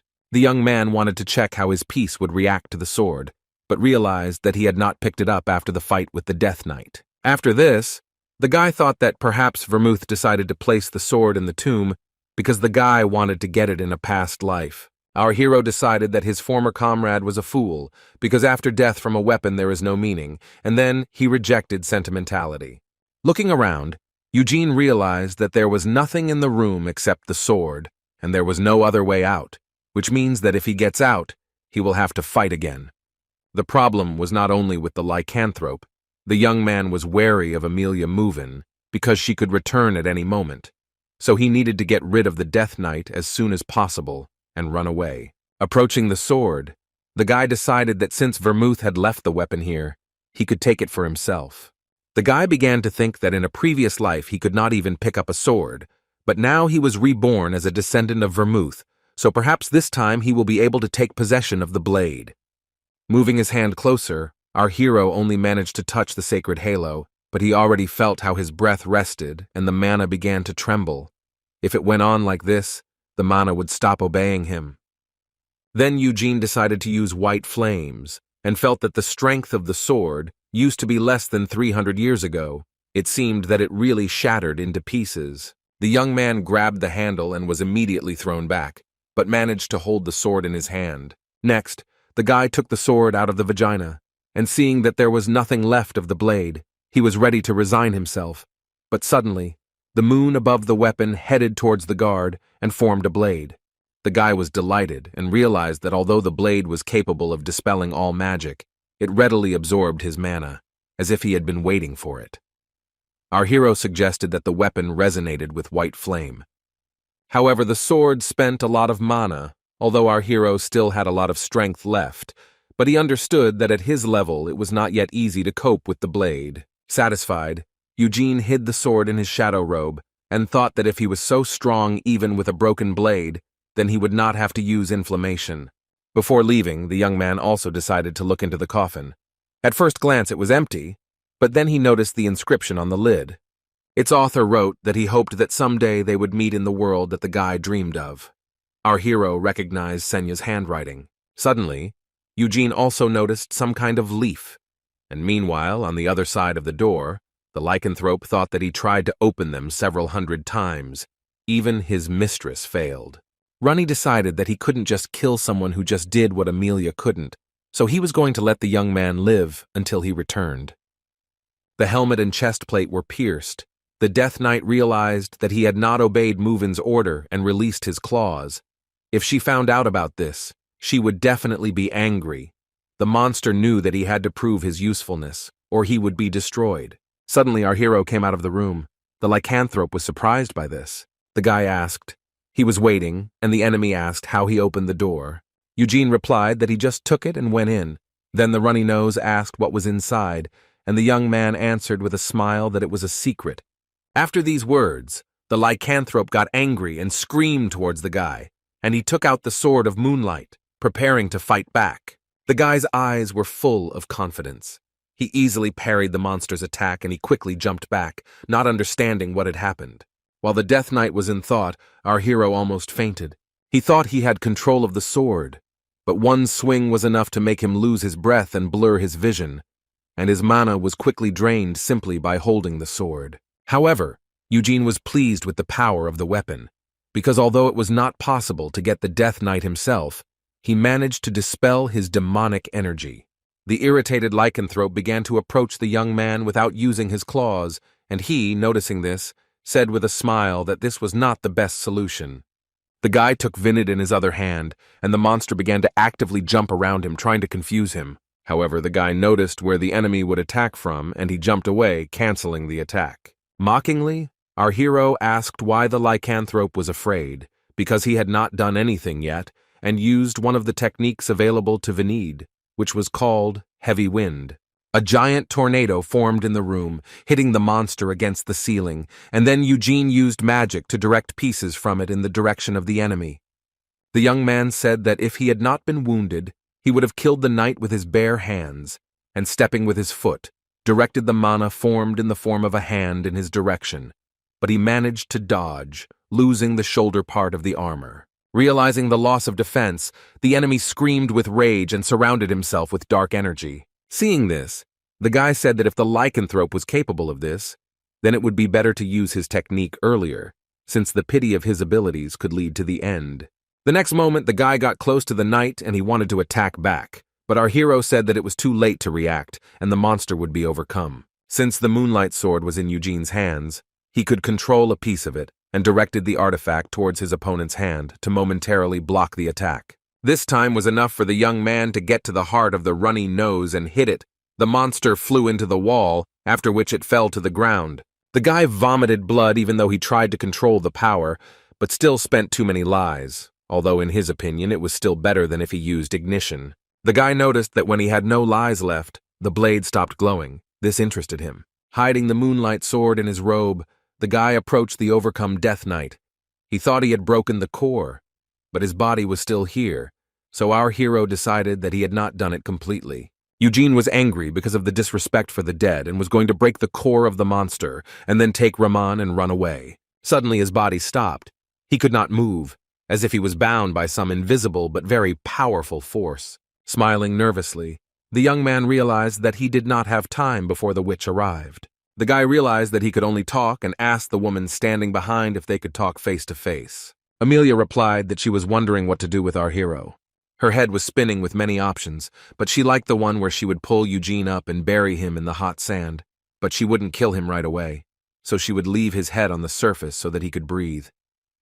She planned to leave the boy's eyes and mouth open so that his eyeballs would crack and his tongue would dry out like the branch of a diseased tree, and then the guy would become a scarecrow in the desert. Moven would have broken his legs and woven them into a single hole, and inserted metal rods into his fingers. Suddenly, the guy dared to move a little, and the sorceress continued to describe the planned torture, placing her hands on him. She says that our hero will not be able to see what he will turn into because he will only have vision, but he will feel it, because he will not be able to forget such pain. Eugene replied that then he would simply die from painful shock, but Amelia explained that she would not let him, and he would stand as a scarecrow for many years until she got tired of his appearance. The woman asked if the young man knew who she was, and he called her by name. She replied that it was true, the mistress of the underground desert, the black thorn and death. It was all her. Movin further said that the guy killed her animal, and although it was of no particular use, it belonged to her, which means that only she could torture, destroy, or kill it. Our hero said with a smile that Amelia's pet was dirty and she should wash it, after which she hit him in the face with a stick. The sorceress noted that only she could talk about her favorites like that, and Eugene spat out blood. The young man could move again, but he understood that he could not defeat Movin, since she was much stronger than the Death Knight with whom he fought. He could not kill her, even with fire. The guy thought that he would not like to be in debt to Balzac, but there was no other choice. He asked if the sorceress knew Rugby's and replied that she did not understand why the guy was talking about him. Our hero explained that he knew a little about the black magician, and he told him to give the woman a letter if he met him. Eugene handed the letter to Amelia and saw that it really had Balzac's stamp on it. She became interested in why the sorcerer decided to write it to someone like our young man and asked if he knew what it meant. The guy replied that according to the head of the Black Tower, having received this letter, the woman would not be able to kill him, no matter what he did before. With a little irritation, Movin explained that this was not entirely true. Once upon a time, Balzac helped her with something, and in return she promised to fulfill one of his requests.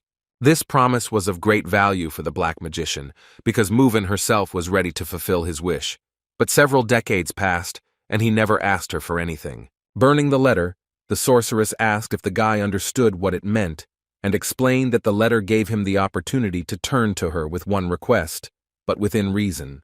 Amelia added that if our hero asks him not to kill, she will do so, but she won't just let him go, because she wants to hear how and why he ended up in the tomb and what he was doing here. With a brutal look, Eugene asked the witch to kill herself, and she, surprised at such impudence, replied that she was talking about the limits of reason, and noted that the young man had two options. If the young man does not want to talk, then she will respect his choice and simply kill him. If he wants to live, then she will spare him, but in return, he will tell her everything. The guy was puzzled, and Movin told him not to worry, because if she left him alive, she would not deprive him of discretion or torture, since she had plenty of other ways to find out the necessary information. With a little madness on her face, the woman said that she was very interested in the guy, because even the Sultan did not know about the tomb, but he somehow managed to get here. Only the sand magicians knew about the existence of this place. The sorceress wondered if there was a traitor among them who told our hero everything, but according to her, this is impossible. Meanwhile, Eugene was thinking about what to do because if he asks to spare him, Amelia will stop at nothing to find out the information that interests her. Instead of torture, she could use a mind control spell, and he couldn't do anything with that. Movin said that the young man was thinking for a long time and asked if she should start the countdown so that he would make a decision sooner. The guy thought about either hitting him with a fire and running away, but he immediately realized that he was simply dead again. The woman began counting down, and the guy continued to look for a way out of the situation, asking himself whether it was worth trying to leave under the name Lionheart, but whether the name of a black magician like her meant anything. The countdown reached 2, and Amelia had already begun to reach out to our hero. He was thinking whether or not to tell her everything as it is, that he opened the door that she couldn't and took the sword of Moonlight from there, but decided that then they would definitely take the weapon. Before Movin had time to complete the countdown, something alarmed her. She turned around and saw that Hamill's body was standing on its feet. Eugene sensed and immediately recognized who had appeared in front of them, and the woman sat down on one knee, asking what His Majesty the King of Imprisonment was doing here. He turned to the young man and said that he saw him through the eyes of Balzac, and then asked if he had come to lay flowers on the grave of his ancestor's close friend. The demon says that the guy himself saw everything. This tomb belongs to Gamel, widely known as Tight, although he was not like that because he was distinguished by his special strength even compared to Vermouth's other comrades, so he kept him next to him. The guy did not understand what the king was saying, but he continued that he understood why our hero was hostile to him. According to the demon, he and Vermouth really understood each other well and were able to become friends, but he cannot demand the same attitude from the distant offspring of the hero. The King of Confinement noted that he respects the Lionheart family because they are the heirs of his close friend, but does not demand the same from them. Over the past 300 years, the demon had seen a lot of Lionhearts, But in Eugene, in his opinion, the blood of vermouth manifested itself the most. Having examined the young man, Amelia realized that he was indeed a descendant of the Great One, and asked His Majesty how she should understand the fact that he appeared here using the body of a death knight. The King of Confinement replied that as a woman it would be her own business to understand, and she asked if he showed up to protect the guy. The demon explained that descendant of his friend and the sorceress displeasedly asked why this was enough for him to restrict her freedom, and she also asked if he did not respect her. The evil spirits replied that vermouth died, but his blood continues to flow in the bodies of others, especially our hero. He sees in Eugene the Great as he remembers him for a long time. The king added that he loves and appreciates Mauvin, but he appreciates vermouth more than the dissatisfied woman asked if he really respects the man who died 300 years ago, more than her living now. Amelia wanted to get up, but the demon with his magic did not allow her to do this, saying that her freedom has its limitations and let her not forget who she is talking to now. Addressing the sorceress, the king said that he allows her to do whatever she wants with Hamill's tomb, but he will not allow her to harm our hero, at least for now. Eugene asked what he meant. Mauvin angrily said respect to the king, and the demon himself explained that 300 years had passed since he and Vermouth entered into an agreement, and for people this is a long time. The king decided that he had shown enough friendliness and respect for the Lionheart family. The sorceress, hearing this, became agitated, and the demon continued that for all 300 years he believed that the descendants of Vermouth might not be reciprocated. However, he does not like that his location is being taken for granted, because he is the king of imprisonment, the lord of countless monsters and demons, the ruler of Helmud.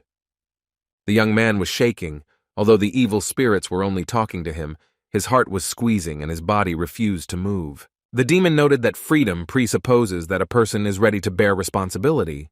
Otherwise, it is self-will. Addressing our hero, he said to tell the Lionhearts and everyone else that if they do not respect him, he will answer them in the same way. Eugene understood that this was a threat, and asked the owner of Helmet why he was saying all this right now, because for 300 years demons had not invaded the land of people. The king explained that Vermouth made an agreement at the cost of his freedom, but now the agreement is coming to an end. Soon the ring that the hero stopped will begin to move again. He added that the time might come to negotiate again, but this time there will be someone like Wormuth who can stop the wheel. The young man asked what agreement the demon and the husband had then entered into, after which an evil smile appeared on this possessed body of Hamill.